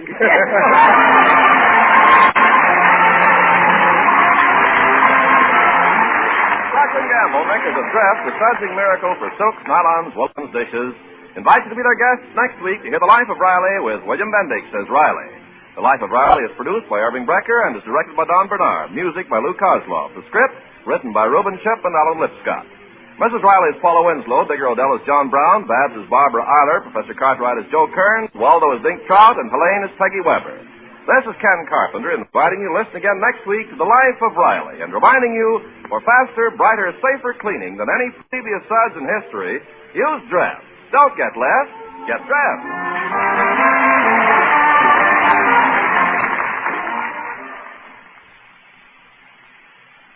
Say, what put the gleam in his eye? The gleam in her hair. And what put the gleam in her hair? Prell. P-R-E-L-L.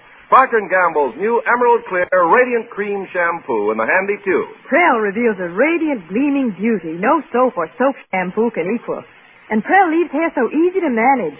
Radiantly soft, radiantly lovely. Prell removes embarrassing dandruff in as little as 3 minutes, a fact proved by a group of doctors. Even stubborn dandruff was controlled by only 2 Prell shampoos a week. And a little Prell makes mountains of lather. And say, the whole family goes for that handy Prell tube. Yes, no messy jars, no slippery bottles. Try the new Radiant Cream Shampoo, Prell. P-R-E-L-L, Prell Shampoo. Leaves hair radiant, gleaming bright. Not a bit of dandruff is in sight. Comes in a tube, handy too. P-R-E-L-L, Prell Shampoo. Yes, try Prell. Listen again next week when Dress, the sudsing miracle for soaps, nylons, woolens, dishes, brings you The Life of Riley. Good night. NBC, the National Broadcasting Company.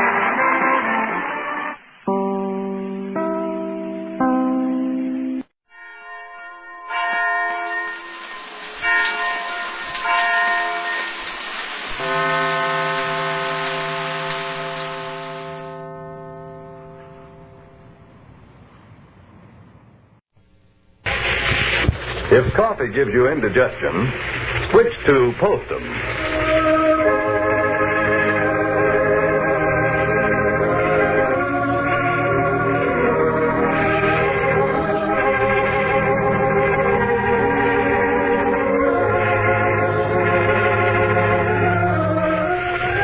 The makers of Postum, the favorite mealtime drink in millions of American homes, present those two lovable old characters from the hill country, Lum and Abner.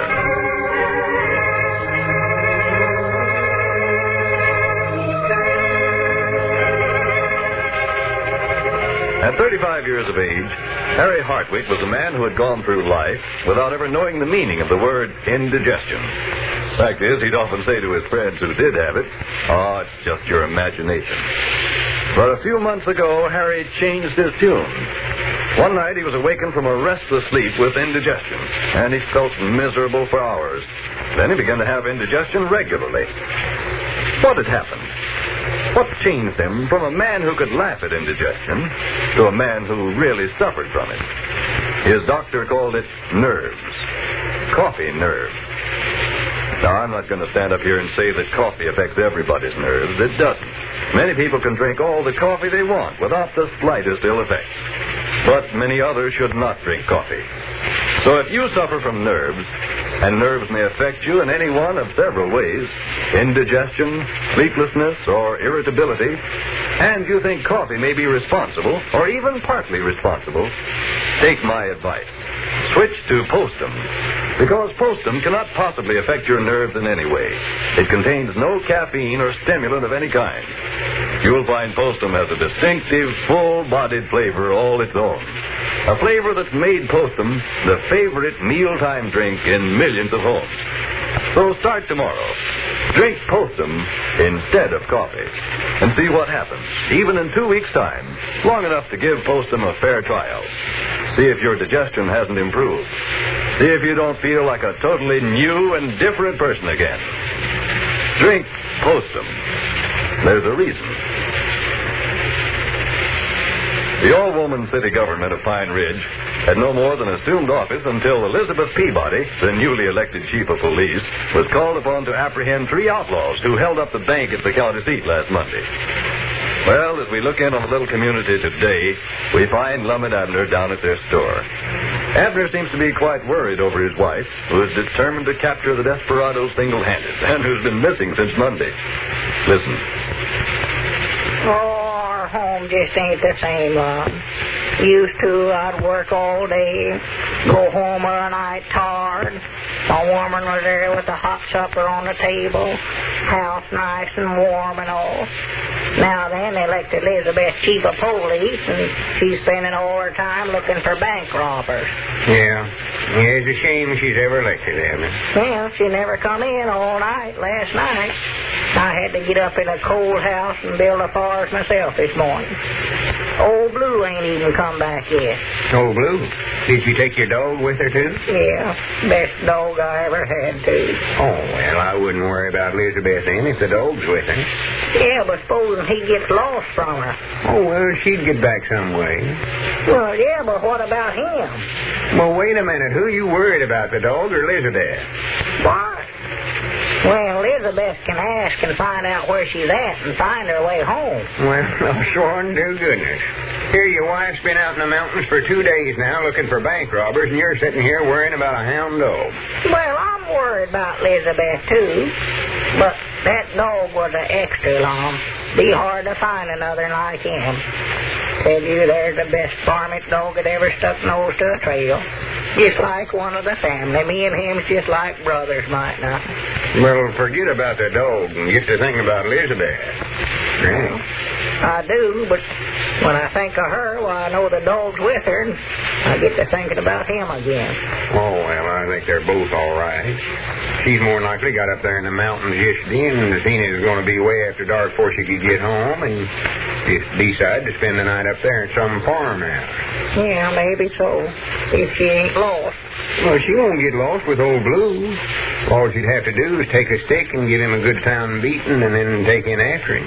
You whip a dog good, they'll head for home every time. Well, I better not catch her whipping old Blue when he ain't did nothing. Well, what I'd be worried about if it's me is her out there in them mountains looking for 3 bank robbers. They're liable to take a shot at her. Oh, yeah, well, I done worried about that. That's what got me to worrying about old Blue. If they shoot her, why, they'll shoot him, too, just show her the world. Well, I can't tell you how to do your own worrying, but if it's me, there comes Cedric. I wish she'd have took Cedric instead of that dog. He knows them mountains back in there just as good as old Blue does. Yeah, that's what you ought to did was deputize some man or a bunch of them to go along with her. Come in, Cedric. Yeah, howdy, Cedric. Look here what they're offering for them there robbers. What robbers? Them robbers that robbed the bank in there at the county seat the other day. Look at that. Oh. Hand circular. It come down there at the post office a while ago. Well. I see that, Cedric. $500 reward. Granny, that's what it says, Abner. $500. Well, I'd like for Elizabeth to make the money all right. I wouldn't want no wife of mine out trying to capture them fellers. Granny, look at this picture of them. Oh, got a picture of them there? Yeah, look at the face of that feller there. Doggies, he must not have wanted to have that picture made. Well, if they ain't caught him yet, how do they know what they look like, Lum? Just reading here, it says, believed to be Waldron boys who are wanted for several similar charges in Texas and Oklahoma. Huh. Them two's brothers there. Them right there, huh? Mm-hmm. Yeah. Well, they can tell they're kin now. They made mention of it. Roy and Tom Waldron and Charles Sherman. Elias Okie Herman. Where's he at? He just got 3 pictures on there. Well, there ain't but 3 of them. He read 4 names. Oh, this last one's got 2 names. The important robbers, that way, always got 2 or 3 names he uses. They have, huh? Believe I saw that feller there. Which one? Listen here. Oh, that one? Yeah, his face looks a little familiar to me, too, Cedric. Only thing, I don't know any robbers that I know of. Yeah. It looks a little like Luke Spears, but couldn't be him. No. Different name, even. Well, Luke's down there at his restaurant anyway. Seen him a while ago. Yeah. No, but ain't Luke. He ain't no robber, no way. No, Luke's too lazy to rob a bank. $500, huh? I'd like to run onto them fellers myself. Doggies, I wouldn't, I'll tell you that. That fella there looks like he'd shoot a man just for the fun of it. I'd like to have that $500 reward, though. Oh, yeah. We could use that kind of money here in the store right now.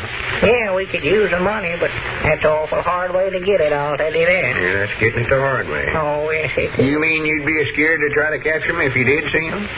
Well, I wouldn't just deliberate go looking for him, I'll tell you that. Well, what about your woman Elizabeth?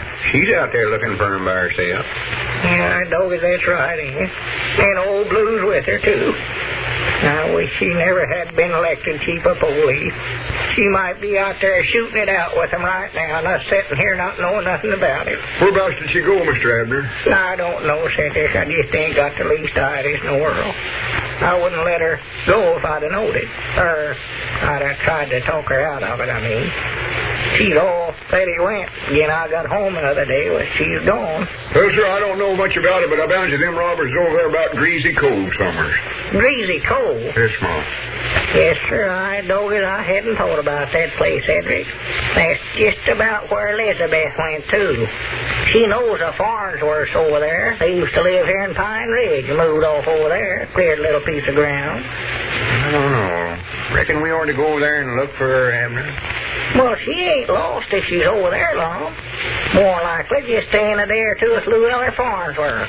He's awful good friends, you know. Yeah, but Cedric says he thinks the robbers is over there, though. At Farnsworth? Oh, in Greasy Cove. Oh. There, why, she's going to need some help. And don't forget old Blue, neither. What makes you think they're over in Greasy Cove, Cedric? Oh, I don't know. Just such a good place for them to hide out and not be found. Yeah. Old Ben Seastrunk hid out over in there, and they never did find him till after the war was over. They was looking for him because he was a slicker. Slacker. Slicker's something you wear when it rains. Oh, well, he weren't no slicker then. All right, Doggies, maybe we had better go over and look for him. Will you go with me? You mean looking for the robbers? No, Old Blue and Elizabeth. Yeah, I'll go.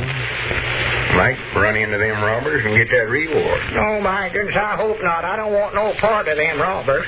Granny, we could use $500 right about now. Will you go too, Cedric? Yes, Mom, if I can get off.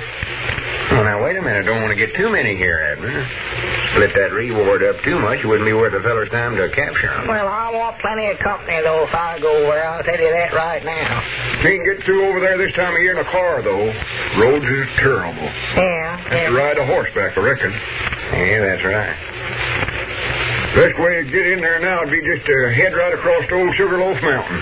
Right across the mountain, huh? Yes, Mom. It's up there squirreling not long ago. We can get through there all right. Yeah. Get up there on top and wait till night. A body could see all over that cove and watch for a campfire, and then you'd know right where they's at. Elizabeth? That ain't a bad idea, Cedric. Have to spend the night over in there. Have to take some grub along, too. Yeah, ought to take something. That's right. Yeah. Can we take some canned peaches? I just love them things. Mr. Lum? Huh? Oh, I reckon so, Cedric, if you want them. And let's see, some pork and beans and canned tomatoes and some canned peaches and salmons and canned peaches and some pears and see what else. Well, wait a minute, Cedric. This ain't no picnic we're going on. Why, no, we don't want to pack a whole lot of grub, Cedric. You done got 3 cans of peaches named there. That stuff gets heavy again. You told it for a piece that away. No, we'll have to carry some guns and cartridges. Better get out and rustle some horses someplace, too, Cedric. Yeah. Well, I know where I can get them all right if Uncle Henry Lunsford ain't plowing with them. One of the horses is a mule, though, but he rides good. Well, I'll tell you who's got a good saddle horse. He'll Wait a loan minute. to us. Wait a minute. Listen. Don't you hear all that commotion? No. Yeah, look coming up the street yonder, Lum. It's a parade, ain't it? Yeah, that's what it is. Sure. Hi, Granny, wait a minute. Look yonder, Abner. It's Elizabeth marching 3 fellers up the street and the whole town's a-following her. Hi, Granny, she's captured them robbers. That's what she's did. It's your woman, Abner. This is Elizabeth. She's caught them. She gets the $500. Yeah, that's all right about that, but where's Old Blue? That's what I want to know. Well, the citizens of Pine Ridge have no worries with Chief of Police Elizabeth Peabody on the job. Do you have a little milk rebel in your home? A youngster who absolutely refuses to drink milk? Then instead of scolding your child or pleading with him, do as thousands of smart modern mothers do. Give him Postum made with milk. Postum's intriguing grown-up look and mellow, full-bodied flavor appeal to youngsters of every age. And Postum is perfectly wholesome. It's simply roasted whole wheat and bran, slightly sweetened. It contains no harmful stimulants, and unlike heavy, over-rich drinks, will not spoil young appetites for other foods. Mothers, give your child the milk he needs in a form that he'll love. Postum made with milk. It's delicious. The easy directions for making are on every package.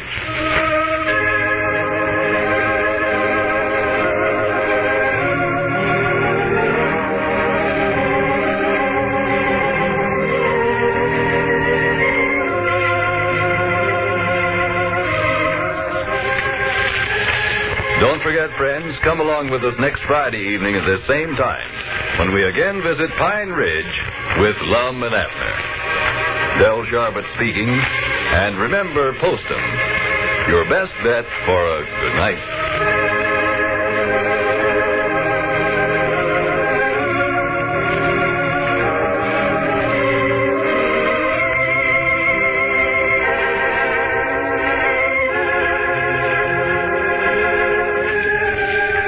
This is the Columbia Broadcasting System.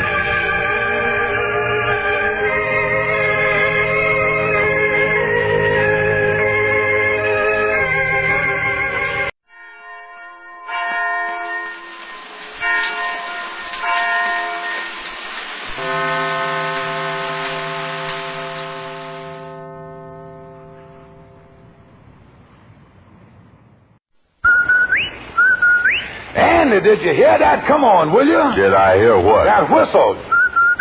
That's the Rinso White whistle. And Rinso means us. That's right. Rinso gets clothes Rinso white, and Rinso presents the Amos and Andy Show.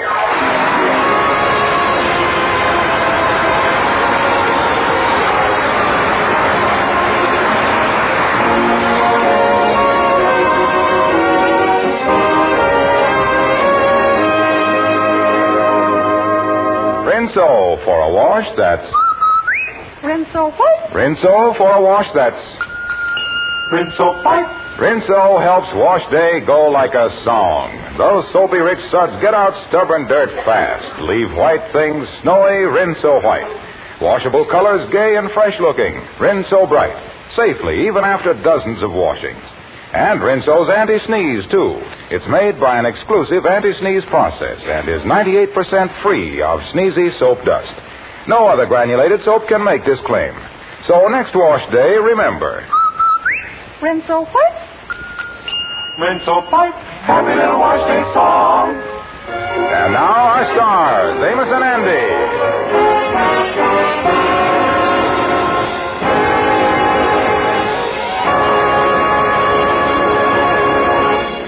There's only one thing the Kingfish likes better than going down to his office and taking it easy, and that is staying home and taking it easy. It saves him the trip. At the moment, the Kingfish is home alone, sitting on the sofa, reading his newspaper, with his feet perched up on the chair. His wife, Sapphire, who's been out shopping, is just putting the key in the door. Oh, battle axe is back. Better get my feet off this chair and turn to the warheads. Hello, honey. I didn't expect you back so soon. Well, with the money you give me to spend, I can't stay out very long. Yeah, nice hat you got on there, honey. New spring hat, huh? Yeah, the spring of 1941. This is the 4th year I've been wearing this thing. Yeah, well, it still look great on you, honey. Like I always say, when you buy expensive things, they last long because you was getting the best. I paid 98 cents for this hat. Yeah, well, I want you to keep on paying 98 cents for your hats, honey. I don't want my wife running around in none of them 49-cent hats, honey. 98 cents for a hat. George, how long is we going to have to go on scrimping and saving? So wait a minute now, honey. Now just wait till my ship comes in. I'll buy you everything. I've been hearing about your ship for 20 years now. How can it come in? It ain't even been launched yet. I'm just tired of living the way we do without no money. No, honey, I got money. Look here, I got $15. There it is right there. Yeah, saving it for a big deal that's coming up. Yeah, other women don't have to go through what I does. They get new clothes. They ride around in their own cars. We ain't never had no car, George. Yeah, well, we'll get automobiles someday, honey. Soon as they get them perfected. Yeah, they are too dangerous. Yeah, well, when I think that you are driving alone in a car, maybe you done had a terrible accident. The car turns over 2-3 times and all smashed up with you underneath it. Honey, I just can't bear the thought of it. Oh, George. Oh, I mean it, honey. Costs a fortune to get these cars fixed, all right? Well, all I got to say is that if we don't get a car or something pretty soon that I can get a little pleasure out of, I'm going to walk out of here. Yeah, well, don't walk out of here. We'll wait till we get a car and you can ride out of here, honey. I ain't fooling you, George. Well, now, look here. Take it easy, honey. Look here. Now, don't worry about the car. Maybe I'll be able to get a car some way. I'll make everything all right. Honest, I will. Well, you better do something. I'm warning you, George.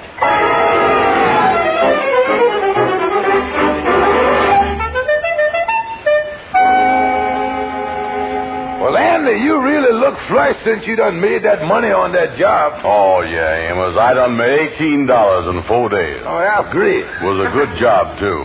I was a night watchman on a building the government was putting up. They fired me. I don't know why. Yeah, well, wasn't you a good night watchman? Certainly I was. Of course, there was a little something missing one morning, but didn't amount to much. Oh, what was it that was missing, Andy? The steam shovel. I still can't figure out how the thieves done stole that thing. I was right on the job there as usual, sleeping less than 10 feet away from the thing. Now, wait a a minute, Andy. Do you mean one of them big steam shovels that look like a caboose on a train? Yeah. Got that long iron girder sticking up there with a shovel on the end of it? And them heavy steel treads like a tractor? That was missing? Yeah, that's right. Well, I can't understand how the thieves could steal something like that without you hearing them. Yeah, well, they must have wore sneakers. I done phoned the police right away, and I told them to keep on the lookout for a couple of fellas with a hot steam shovel. Oh, hot steam. Now, listen, man. Say, wait a minute. Here come the Kingfish across the street. Oh, yeah. He called me on the phone a little while ago about me and him buying a car together. I kind of like that idea. Come in, Kingfish. Well, hello there, Andy. Say, Amos, one of you excuse me and Andy. I got a little business to talk over. Oh, that's all right, Kingfish. I don't want to mess up the wheels of commerce. Well, I'll see you folks later. Yeah, so long. Well, Andy, like I told you on the phone, it'd be a great thing for me and you to have a car together. Yeah, I was just telling Amos that I kind of likes the idea. Yeah, well, in that case, it's all settled. Now, Andy, about that $18 you got, when we goes to buy the car, I'm going to let you use that to make the first payment. That's called the down payment, you see. Yeah, and then I will make the second payment in about a year with my $15. Yeah, well, why don't you make the first payment? Because I love you. Because you was a sweet fella, and I don't want to do nothing to hurt you. You see, Andy, every year a car goes down in value. Oh, they call it the depreciation. So I am sticking myself with the depreciation. Yeah, well, why can't you make the first payment and let me get stuck myself with the depreciation? You was too sweet. Yeah. Say, one thing we ain't recited yet, Kingfish. When is you going to use this car, and when is I going to use it? Yeah, well, I got that all figured out, too, y'all. Got that all figured out. I uses the car every day from 8 in the morning until 12 midnight. That's 8 to 12, 4 hours. Now, then at 12 o'clock midnight sharp, you gets the car and has it all night long, till 8 in the morning. Yeah. You know why I'm doing that, Andy? Because I is sweet? No. It's just that I want to give you the best time for driving at night. You drives along, there's not a soul around, not another car on the street. The world belongs to you. Yeah, the only thing is, it belongs to me at a kind of bad time, don't it? And look here, maybe you think that I try to put something over on them most. Everybody like night better. They does? Yeah. Oh, say, wait a minute. Funny thing, I just happen to have a poem in my pocket on the very subject. It'll prove my point. Yeah, now, here, I copied it right down here on the paper. Now, let me read to you. I copied this out of the book, you see. Yeah, go ahead, read. The title of this is, Oh Beautiful Night I Love You by Robert W. Longfellow. Got it right here. Hit this. Yeah, it go like this. How beautiful the night with the moon on high, thou can see the North Star up in the sky. And if thou is in partners with a fellow on a car, take it at night. Thou will never regret it. North Star, North Star. Isn't that pretty? Ain't a beautiful sentiment there? Yeah. In that last line, though, he sure had to bring the North Star in from left field, didn't he? That's where it go there. Look, Kingfish, here's the thing in a nutshell. Now, I ain't no poet, and if we buys a car, I want to crack at it in the daytime, too, while Longfellow's sleeping. Well, all right, Andy. If that's how you feel about it, we'll work it out somehow. Now, come on, let's go over to Joe's used car lot and pick out an automobile. Okay, let's go. Now, look here, this is report. Now, when we is looking at a car, don't forget, we has got to act like we knows all about cars so the guy ain't going to jip us.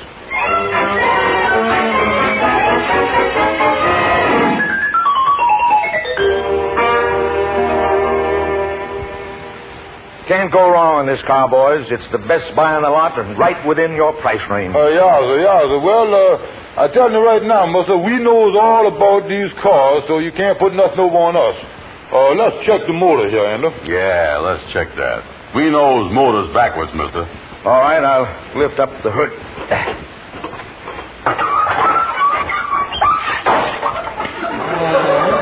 Nice hum to the hood there, all right. Well, there you are. Yeah, so we looking over the stuff here. I just want to make sure the motor's all right, mister. Oh, that's all right. They got all the stuff on there, ain't it, Andrew? Oh, sure, everything. Let's take a look at these pistons here. Those are spark plugs. Oh, yeah, new model, that's right, let's look at the carburetor here. Okay, go ahead. That's the generator. Oh, switched it around too, huh? Yeah. Let's look at the... You want to go first this time, mister? I thought you two know so much about cars. We does. Hey, Kingfish, look here. Look at this tire. The rubber's gone and the fabric is showing through. Fabric showing through, huh? Don't worry about it. When the air starts showing through, that's the time to worry. Hey, Martha, we'll buy this car. Okay, boys, just step over to my office on the other side of the lot here, and we'll close the deal. Yeah. Give me the down payment.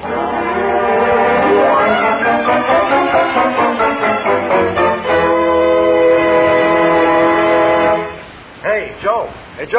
What is it, Mr. Montague? That 1926 Overland Roadster you bought from me yesterday, have you sold it yet? I just sold it a few minutes ago to a couple of fellas. They just drove off the lot in it. What's the matter? Well, I use that car in my business. I'm a window trimmer, and I left the clothing dummy in the rumble seat. I just forgot it was there. A clothing dummy? Yes, one of those women's figures we put in store windows. I had it all dressed up, and I got to get it back. Well, I'll give you the address of the guys I sold the car to. Okay, thanks. Then I'll run over there for the dummy later this afternoon.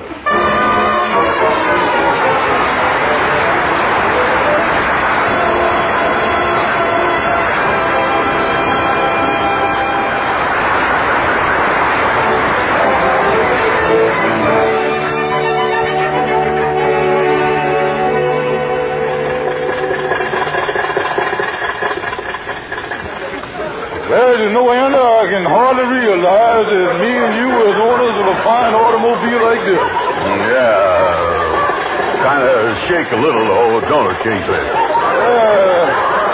Now that you mention it, do shake a little.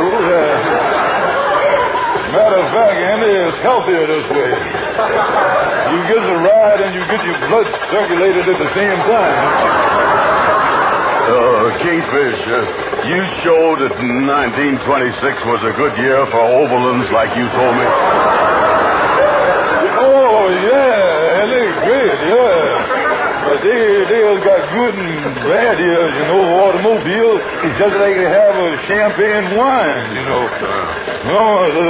some years the champagne is more bubbly than other years. Yeah.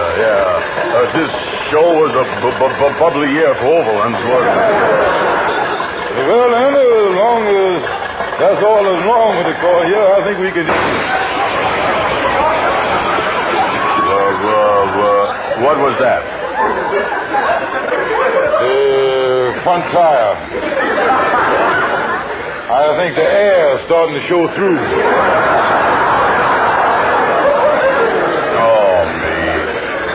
Well, it was a great car for the first 6 blocks. Well, come on, Anna. Let's get up and get the thing fixed. That's the only thing to do. Yeah, while I'm looking over the spare tire, you look in the rumble seat and see if there's any tools in there. Yeah, okay. Oh, let me get this rumble seat open. See if there's any... a dead woman.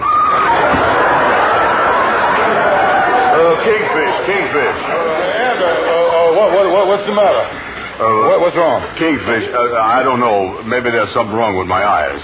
Maybe I didn't really see it. See what? Come here now. Now, when I raise the lid on this seat, you take a quick look in there. You ready? Close it.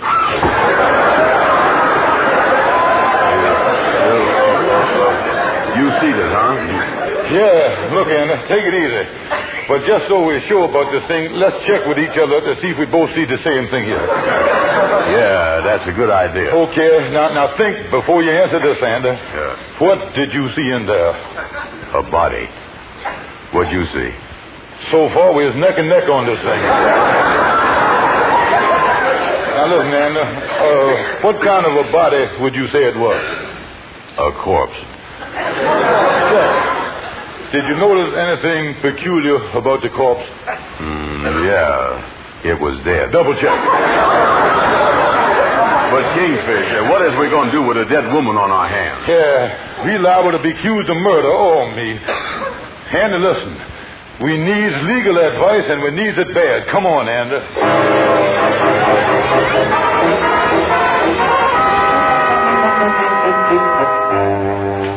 Say, Gabby, we're in an awful mess here. Now, we're in a lot of trouble. Yeah, and you got to help us, Gabby. I'll put you on these, boys. Don't worry about a thing. You was with your lawyer now. You ain't got nothing to worry about. Because your problems become mine.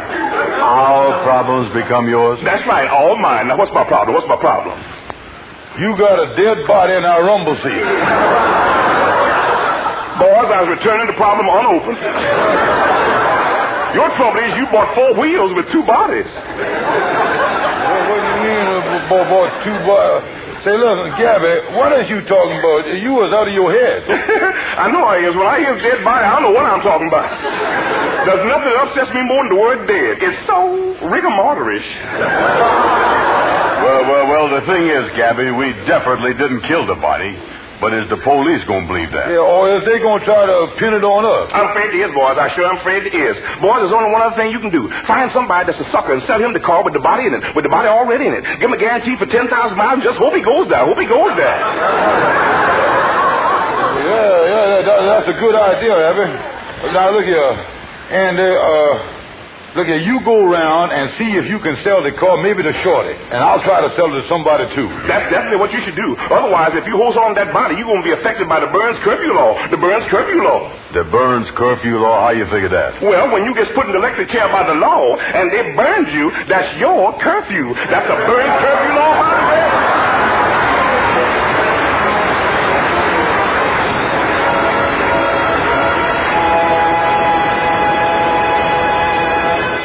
A Rinso whitewash. With ease. A Rinso bright wash. With safety. Is it any wonder that women here, there, everywhere are singing? Rinso white. For a wash that's white as it can be. Rinso bright.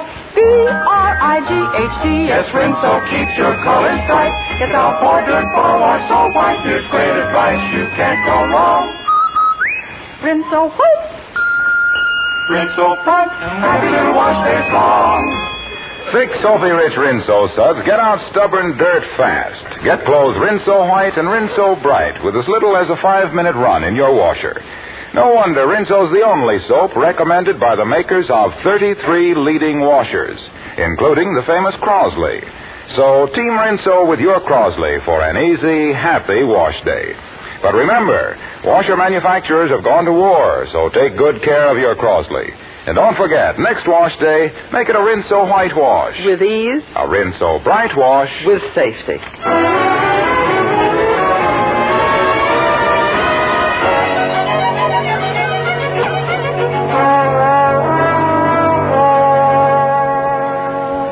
Shorty, I just dropped into your barber shop here because I want to talk to you for a minute. Yeah, but I'll talk to you. I'll be glad to talk to you, Andy. Yeah, well,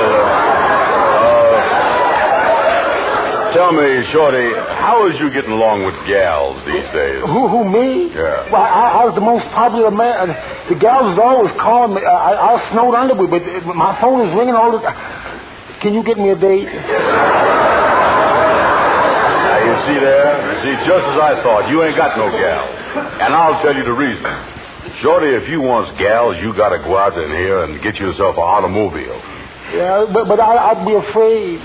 I'll hear some things that ain't nice about taking gals out driving in cars. What'd you hear? They get fresh with you. Shorty, listen, you was talking silly. Listen. I got the perfect car for you to buy. A nice roadster with a rumble seat. Oh, yeah, I like a rumble seat. It sure would be nice driving out in the country. You said it. You know something, Andy? I'd like to have a car. I'd like to go out some night and park on a beautiful little hillside. Be in a rumble seat with some gals, some nice quiet gals. Just to sit there with her without her saying a word. That I can guarantee.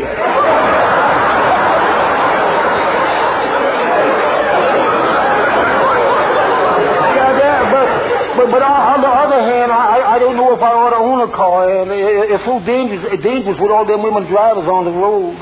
I know my uncle he got in an accident, kind of a woman driver. She signaled for a left turn and fooled him completely.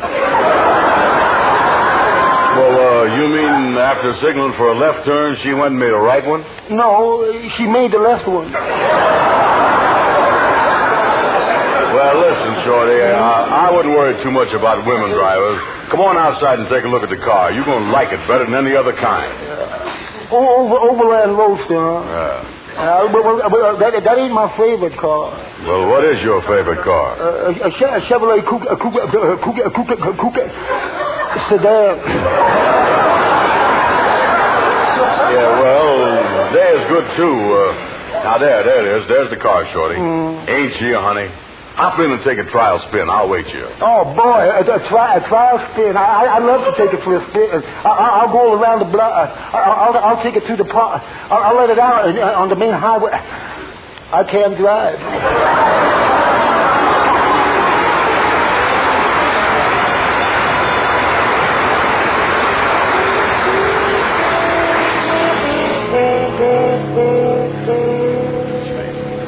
Kingfish, now that we ain't be able to pass this car off on Shorty or nobody else, I was awful scared.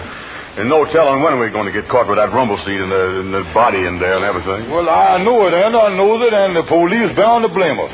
And does you realize this may mean the electric chair for both of us? Oh, no, Kingfish, not that. I was too young to die, Kingfish. I don't want to die. I don't want to die. Well, look at me, and I got a wife. Yeah, well, at least you got something to take the sting out of it.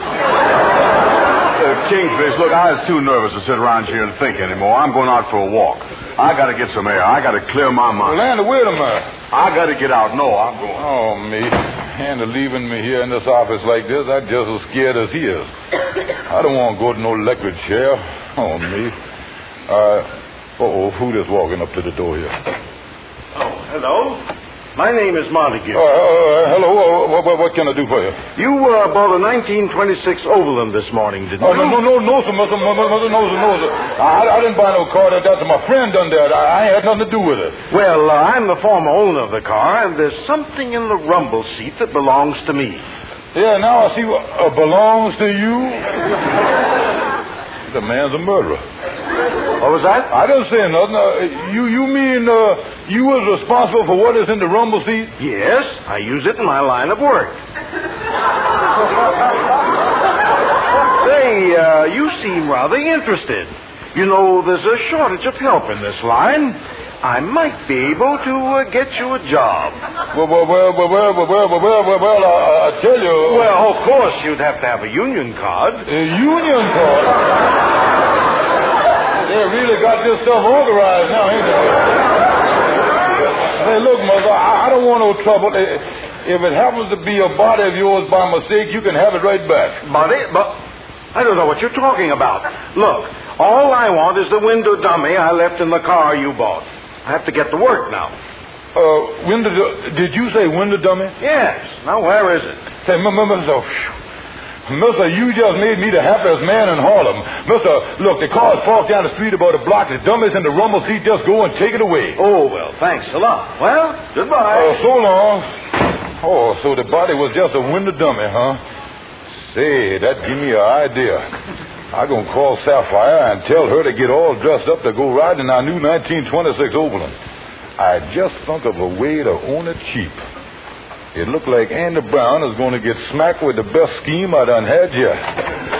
Hey, Kingfish, listen, I got something to tell you. Wait a minute, now listen, before you talk here, Brother Andy, don't tell me nothing. I've been thinking things over. You is, huh? And, of all my friends, you was the only one I really loved, and it's a beautiful love that I got for you. Now, look, this ain't going to be another poem, is it? Now, look, when I'm in the middle of telling you how I love you, will you keep your big mouth shut? I love you, Andy, I love you. And I just can't bear to have you take the rap for what's in that rumble seat. You mean you going to take the rap? Yes, Andy. I'm going to take the car off your hands for $15 cash, no discount. Okay, Kingfish, if that's the way you want to do, all right. The deal. All right, Andy, here's the $15 here. Good, thanks. And now that I got the money, all I got to say is that you sure is crazy to do a thing like that. Oh, crazy, is it? Well, now, as long as you're getting a little huffy and puts it that way, son, I'll tell you a thing or two. That body that was in the rumble seat wasn't no body at all. It was just a window dummy, and now I owns the car. So I ain't so crazy at all, is it? Andy, you just done got smacked by a smart man, that's all, son. Look, Kingfish, it so happened that I knows it was a dummy, too. When I was outside before, I took a good look in the rumble seat, and I seen it. But Andy, how come you sold me the car for only $15? It cost $18. Kingfish, you remember you say I just got smacked by a smart man? Yeah? Your car just got smacked by a Mack truck.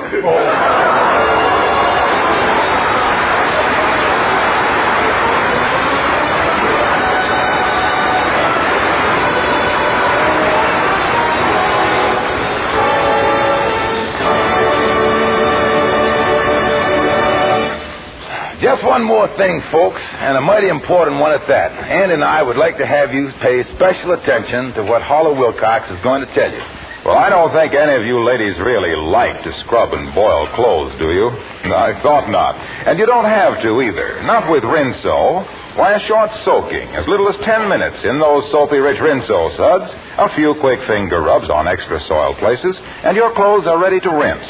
And what a wash. White clothes... Rinso white. And washable colors. Rinso white. Rinso bright. Safely, wash after wash. Use Rinso for spring cleaning jobs, too. Rinso soapy rich suds fairly whisk the dirt off floors, woodwork, and windows. Fair enough, isn't it, folks? And in me, well, we go along with that idea. Just try Rinso. Good night, folks. Good night, folks.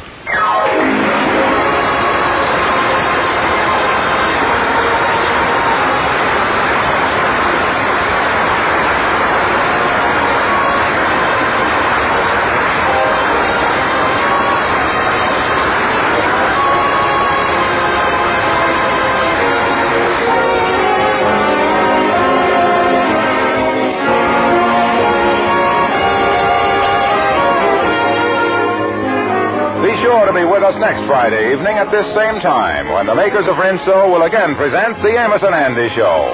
Say, you ever heard of a man being forced to court his own wife after being married 20 years? Well, that's the strange predicament the Kingfish is in next week. So be sure to listen in. The Amos and Andy Show is broadcast to our fighting men all over the world through the facilities of the Armed Forces Radio Service. This is Harlow Wilcox saying good night to all of you from all of us. And reminding you to turn your used fats and greases into red ration points. Your butcher will give you 2 red points plus 4 cents in cash for every pound of waste fat you bring him. So save every scrap of used kitchen fat and grease in a clean can, and when the can is full, take it to your butcher promptly for extra red points.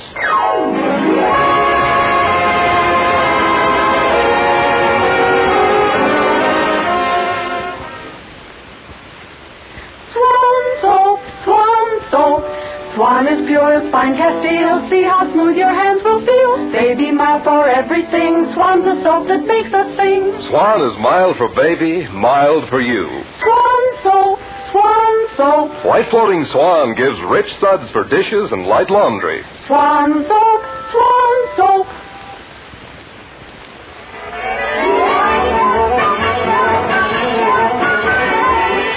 This is the National Broadcasting Company.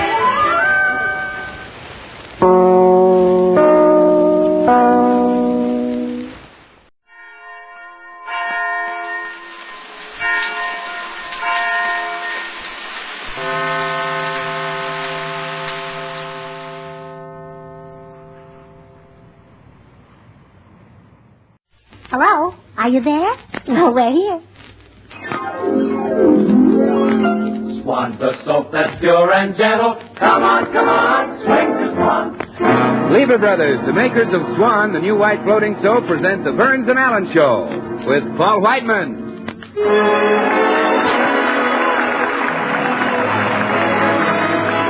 Our singer, Jimmy Cash. Yours truly, Bill Goodwin. The 6 hits and a miss. And George Burns and Gracie Alice.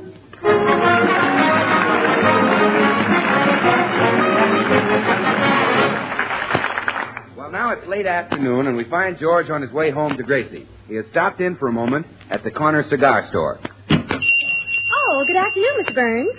Hello. 3 cigars, please. The usual kind? Uh-huh. All right, here you are. Thanks. Here's your quarter. Thank you. Here's your 20 cents change.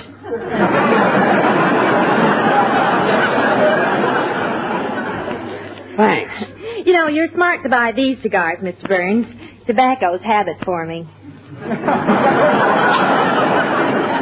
Well, I happen to like these cigars. Oh, excuse me, Mr. Burns. Yes, sir? I'd like a pack of... Well, I'll be darned. George Burns. Huh? Why, it's Lester Hamill. Gee, George, I haven't seen you in years. How are you? Fine, Lester. What are you doing out here in California? Well, I've been here a couple of months. I'm working over at MGM. MGM? You don't say. Well, what are you, an actor, director, writer? I'm a plumber. A plumber at MGM? Yeah. I guess it don't seem possible to a movie fan, but even Irene Dunn has to wash her hands once in a while.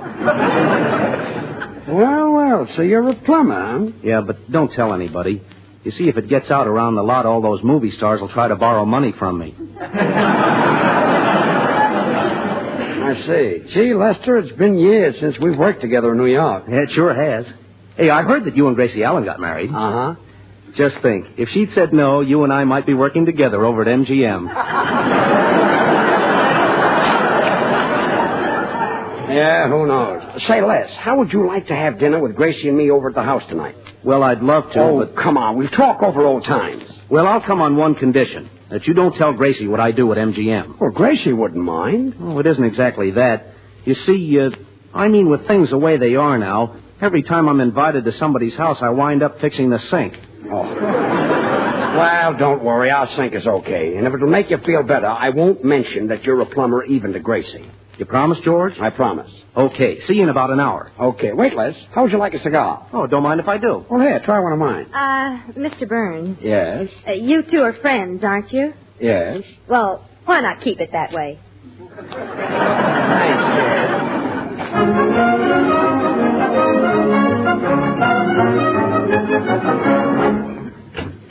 Hello, sweetheart. Hello, dear. Say, I just met an old friend of mine down at the corner, and I invited him for dinner tonight. Is it all right? Oh, dear, you would have to invite company the one night our sink is stopped up. What? Oh, I've been trying to get a plumber all day. Well, never mind. I'll fix it. Oh, all right. Who did you invite? Oh, an old friend of mine, Lester Hamill. You don't know him. He's with MGM. MGM? You mean he's in the movie business? Well, in a way. Is he a big executive? Well, he's not exactly an executive. Oh, go on. I'll bet he's in the president's office. Well, as a matter of fact, he's in and out of all the offices. Oh. Well, George, I'll be right back. Well, where are you going? Well, I've got to call Tootsie Sagwell. Oh, my, I hope she's home. Hello? Hello? Hello, Tootsie? Oh, dear, always a soprano, never a baritone. Who's this? Well, it's Gracie. Oh, Tootsie, I have the most exciting news.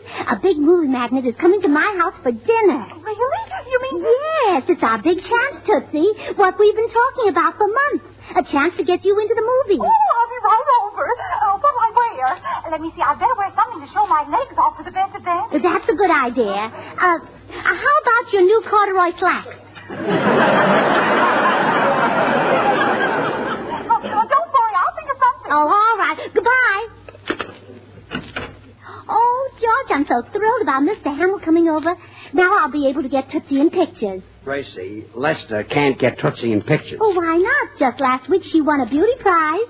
Tootsie Sagwell won a beauty prize? Uh-huh. Well, didn't you read in the paper how hundreds of girls were helping to pick the tomato crop? High school girls, society debutantes, and even movie stars? Yes. Well, they had a beauty contest, and Tootsie won it. Really? Yes. Of all those girls, she picked the most beautiful tomato. Well, good for her. Oh, and she's a very fine actress, too. When our club put on my sister Eileen, she had the part of Eileen, and she was wonderful. But Eileen is a gorgeous young girl. How could Tootsie look the part? Well, she didn't exactly, but we took care of that. We fixed up the plot a little bit and changed the title to My Brother Eugene.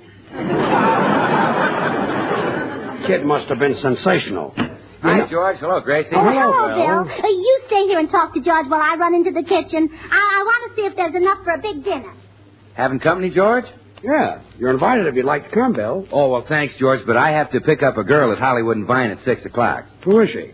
Well, how do I know who's going to be at Hollywood and Vine at 6 o'clock?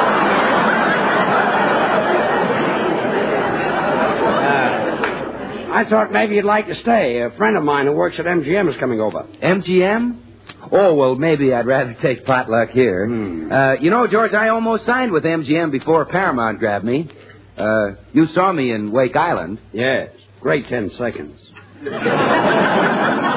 Well, you know, it was a funny thing about that MGM deal. We just couldn't see eye to eye on a couple of very small things. Like your salary?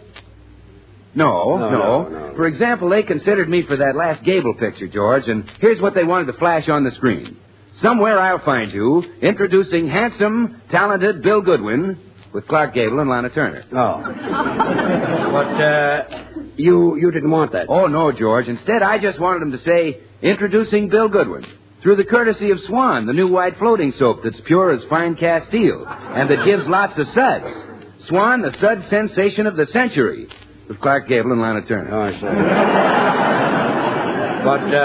But they wouldn't put that on the screen, huh? No. Very unreasonable, yeah. Well, then they wanted me to play a scene where I grab Lana Turner in my arms and kiss her and kiss her and kiss her. But that wouldn't do. Oh, of course not. I'd rather do a scene where I talk to her. Yeah, oh, brother. And you played a Marine in Wake Island. Well, George, I wanted to say, Lana, darling, have you washed your dishes lately with Swan? Win the award. Yes. Swan, you know, is great for doing the dishes, or for that matter, any soap and water job, because Swan not only gives you long-lasting, hard-working suds, but you can be sure that Swan is going to be kind to your hands. It's so pure and gentle, Lana. Yes. But they wouldn't let you do that scene in the picture. No. You must have a very bad agent. Well, then, George, then I wanted to make one more little change. Yes, I suppose you wanted to change the title of the picture to, Somewhere I'll Find You Breaking Swan in Two, so you can use half in the kitchen for your dishes and cleaning and the other half in the bathroom for your hands and face. No. The change I wanted to make was a very small one. You know the lion they flash on the screen at the start of every MGM picture? Yes.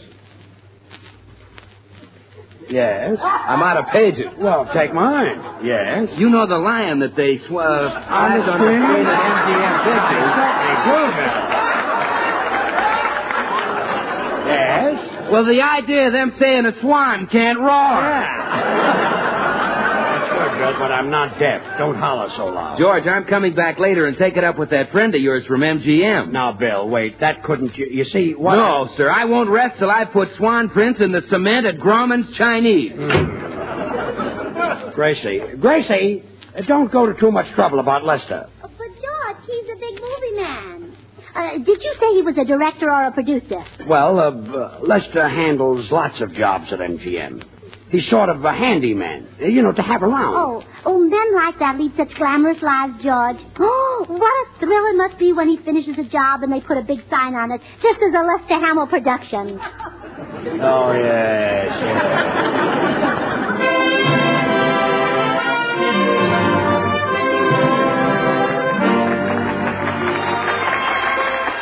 This is Paul Whiteman speaking.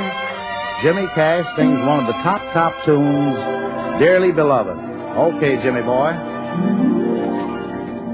So I say,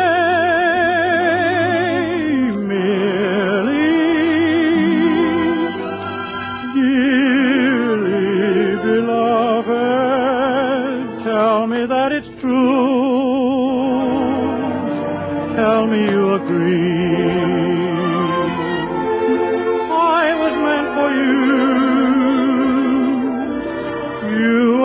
For me,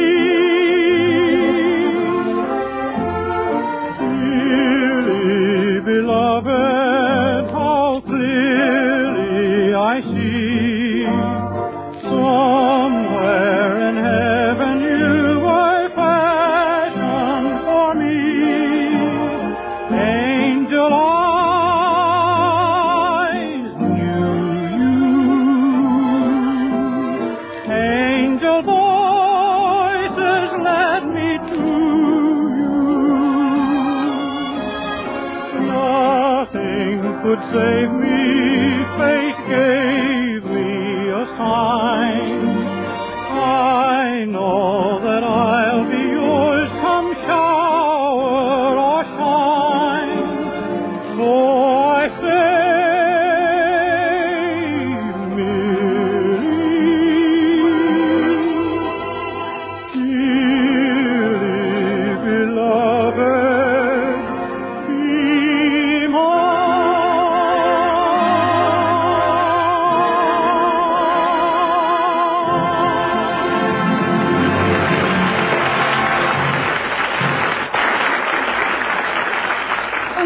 when Mr. Hamill gets here, we'll make him feel at home by using movie talk. At dinner, when we serve the roast, I'll say, cut.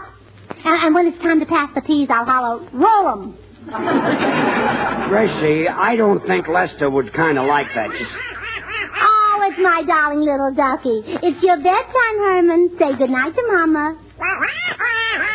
Ah, good night, Herman. Now, what do you say to your daddy? Go on, go to bed, go to bed, go to bed. Come in. Gracie, darling. Tootsie Bagwell. This is awful. Gracie, do I look all right? Well, no, Tootsie, your makeup is wrong. You shouldn't have rosebud lips. I shouldn't? No. What if your mouth is large? That's nothing to be ashamed of. When you put on lipstick, just follow the natural lines of your mouth. Well, all right, I'll do it. But after you get it on, don't smile. Lipstick looks so messy on the tips of your ears.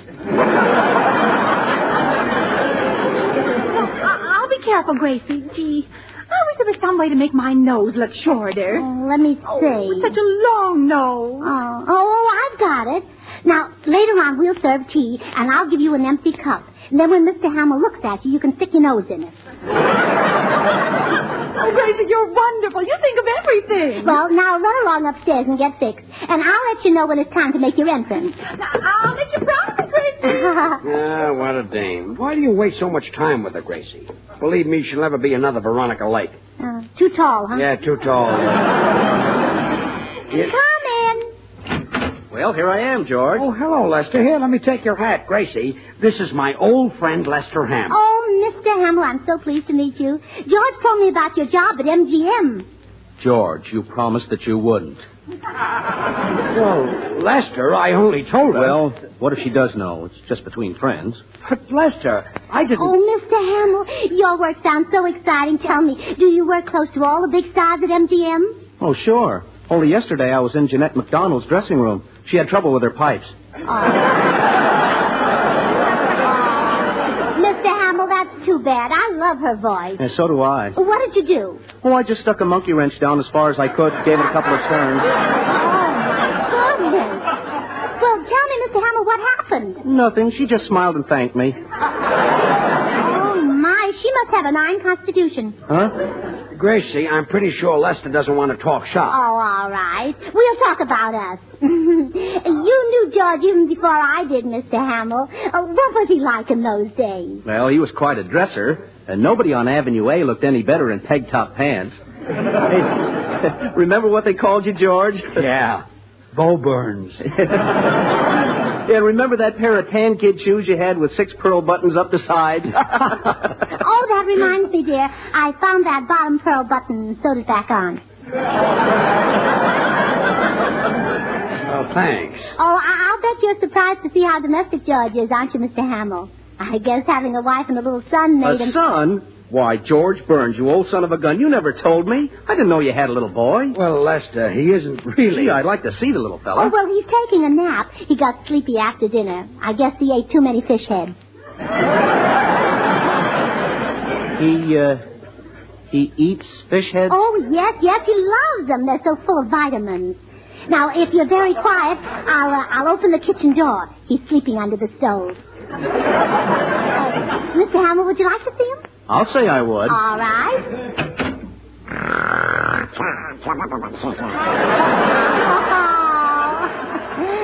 Oh, isn't he sweet?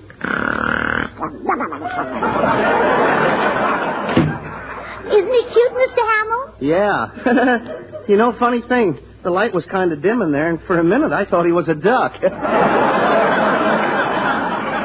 it's bad light. Oh, but after a second look, I knew he was George Burns' son, all right. If you look once more, you'll see it was a duck. Oh, my. It's getting late, isn't it? I wonder what can be keeping Tootsie upstairs. Gracie, about Tootsie. Well, I better run up and see. Pardon me a moment. Well, Tootsie, aren't you ready yet? Gracie, how do I look? Glamorous? Oh, Tootsie, you're gorgeous. Honestly, you look enough like Ann Sheridan to be her mother. Oh, that's wonderful. I'll be right down, Gracie, as soon as I finish powdering my nose. Oh, good. And remember to make a grand entrance. We've got to impress Mr. Hamill with your poise and grace. I know. I'm so nervous. I just hope at the last minute my oomph doesn't turn to blah. Oh, Tootsie will be right down, Mr. Hamill. Gracie, I don't think Lester is interested in Tootsie. Oh, Mr. Hamill, Tootsie's a very remarkable girl. Why, she might turn out to be another Claudette Colbert, or Ginger Rogers, or Jean Hersholt. Gracie, Jean Hersholt is a man. Oh, well, you see what a remarkable girl Tootsie is? She does sound like one. Oh, she is. Oh, look. There's Tootsie at the head of the stairs now. Ah, good evening, ladies and gentlemen. May I join you? Well, by all means, come right down, Tootsie. All right, here I come.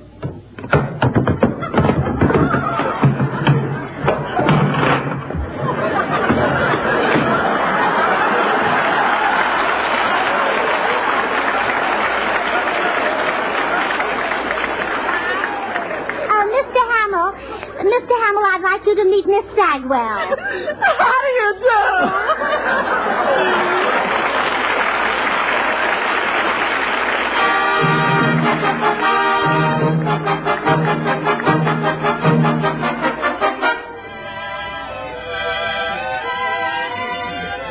We've had a lot of war songs, but it looks like this is really it. Pass the Ammunition with 6 hits and a miss. Down went the gunner, a bullet was his fate. Down went the gunner, and then the gunner's mate. Up jumped the sky pilot, gave the boys a look, and manned the gun himself as he laid aside the book, shouting, praise the Lord, and pass the ammunition. Praise the Lord, and pass the ammunition. Praise the Lord, and pass the ammunition, and we'll all stay free. Hallelujah. Praise the Lord. And swing into position.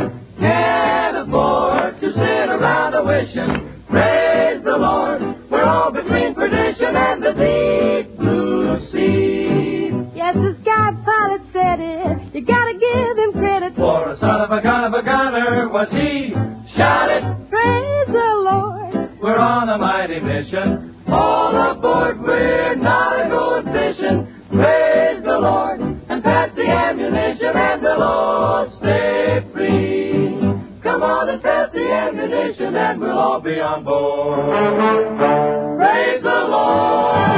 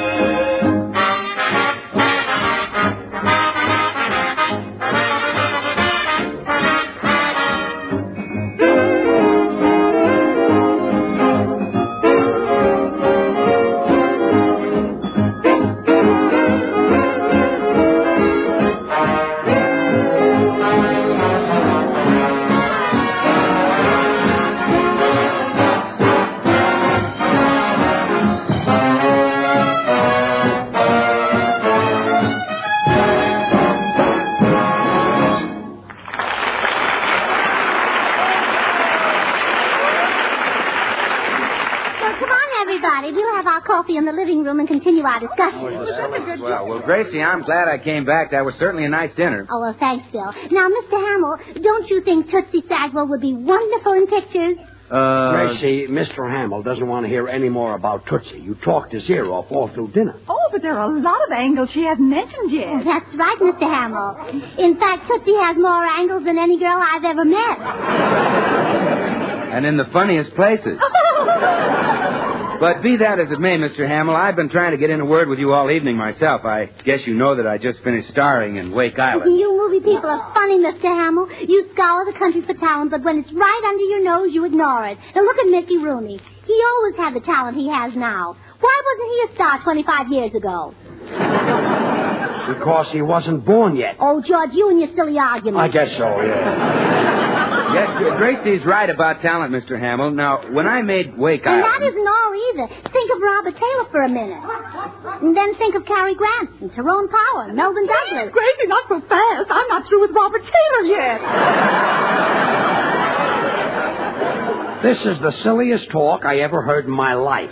Well, speaking of handsome leading men, when I made Wake Island... Isn't silly. I'm trying to convince Mr. Hamill that Tootsie might be an undiscovered star. Oh, that's right, Mr. Hamill. Now, when I made Wake Island... Well, now, when I made Wake Island... And that isn't all. You movie people think just because a girl is beautiful, she can't have any talent. Well, look at Tootsie. What for? No. I wouldn't say that Tootsie is better looking than Lana Turner, would you, Mr. Hamill? No, I wouldn't say that because I have a reason not to. I don't believe in knocking the other fellow's products. Oh, you're right. Now, when I made Wake Island... Oh, sit down with that Wake Island. Well, that does it. I can take a hint. If you don't want to listen to me, I'm going and I'm never coming back. But mark my words, George, you'll miss me. The next time you have guests and there's a lull in the conversation, who's going to jump up and say, have you heard about Swan, the new white floating soap that's a baby gentle whiz for suds? More suds than you ever saw in your life. Who's going to say that? Well, I'll just have to jump up myself. I'm a very high jumper, you know. See what I mean? Yeah. Oop, and I'm up. And 6 o'clock in the morning, who's going to phone you and say, George, time to get up and take your shower with Swan. Swan, the soap that's so great for your shower or bath because it's as mild as fine Castile soaps. So pure it's perfect for a little baby's tender skin. Who's going to do that? Croveney, Dittenfest, Newman, Sam Tralafash. Oh, all right. I've got thousands of friends. Well, let them do it then. Let them do it. But I'm going. What's more, I had some great news for you, but now you can find it out for yourself. Goodbye. Oh, Bill, wait. What's the news? Oh, no. Goodbye. Oh, come on, Bill. What's the news? Well, lots of dealers right now are running a special sale on Swan. You buy 3 bars and save. Swan gives you more real soap per penny than any leading toilet soap tested, and it goes further than easily wasted package soaps. So when you buy 3 bars, you save in more ways than one. Well, you made me tell you, but I'll never open my mouth again. I'm going. I know when I'm not wanted. I'll never set foot in this house again as long as I live. Well, that's that. So long, everybody. See you tomorrow, George. Someday that kid will stop hinting and come right out with it. Oh, let me see now, where was I? Oh, yes, Tootsie Sagwell. Would you believe, Mr. Hamill, that Tootsie Sagwell is just as talented as she is beautiful? That he'd believe. Yeah. I wasn't talking to you, George. What do you think, Mr. Hamill? Then, as I was saying, your studio will make a big mistake if they don't sign her. She has all the qualities that a great actress needs. Poise, emotion, subtlety, loud voice. Would you like to hear a sample of her work? Well, of course you would.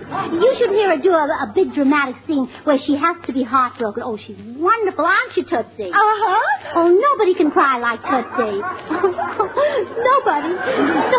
Nobody can say, goodbye, Joe. Goodbye. Don't forget me, Joe. Don't forget our home. Don't forget the children. Don't sit under the apple tree. Nobody can do that. She's dynamic, aren't you, Tootsie? Uh-huh. Oh, wasn't that the best heartbreak you ever heard, Mr. Hamill? But Tootsie's Wicked Vampire is even better. Oh, she does it with the French accent. Do you not, Tootsie? Uh-huh. Oh, you should hear her when she say, I am irresistible. Comme si? I am enchanting. Comme ça? Yes, comme si? No, comme ça? Why don't you come see me sometime, comme ça? Oh, she's marvelous. Don't you think so, Tootsie? Uh-huh. Well, that gives you an idea of her talent, Mr. Hamill. Oh, when can you get a screen test? This is going far enough. Look, Gracie, Lester does work at MGM, but he's not a producer. He's a plumber. A plumber? What? Well, my goodness, why didn't you tell me before? Well, he asked me not to. I guess he thought you wouldn't be impressed. Well, that's silly. I think plumbers are wonderful people, and I'm proud to have a husband who's a plumber's friend. Well, I'm glad you feel that way. Of course, this means Lester can't get Tootsie a job. Oh, I wouldn't say that, George. Mr. Hamill, Tootsie's not only a great actress, but she's strong. Show me your muscle, Tootsie. Yeah, that's right. Well, Mr. Hamill, how about giving her a chance as your helper? Oh, thank you, Mr. Hamill. Isn't it thrilling, Tootsie? I've got a job for you in pictures. You're going to be a plumber's helper at MGM. Well, I've carried a torch for lots of men, so I might as well carry one for him. Oh, imagine Mr. Hamill not wanting to say he was a plumber. Why didn't you tell us, Mr. Hamill? I thought maybe you wouldn't... Gee, listen to me. I'm talking.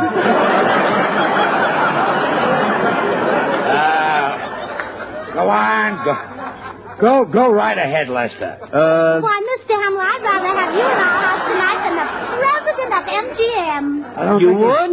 Yes, of course I would. Could Louis B. Mayer fix a sink? Come along in the kitchen, Mr. Hamill.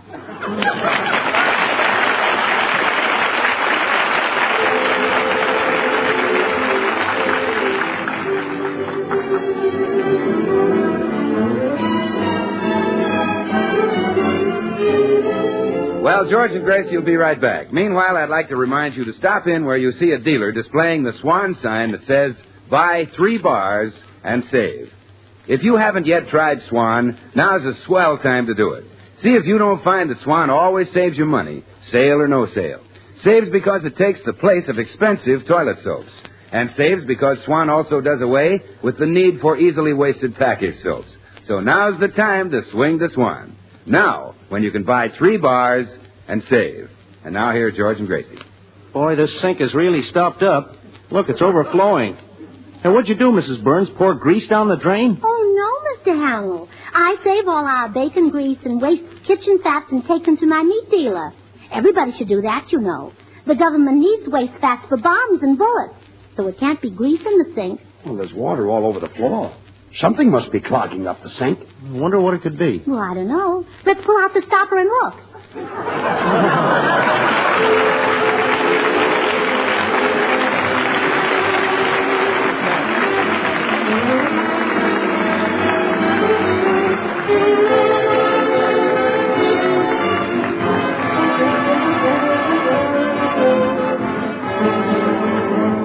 The makers of Swan, the new white floating soap, join George and Gracie in inviting you to tune in again next week, same time.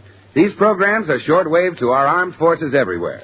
Remember, Swan now brings you 2 of radio's top shows. George Burns and Gracie Allen every Tuesday night, and Tommy Riggs and Betty Lou every Friday night over another network. And now till next week, this is Bill Goodwin saying, well, I, Swan, how about you? Good night.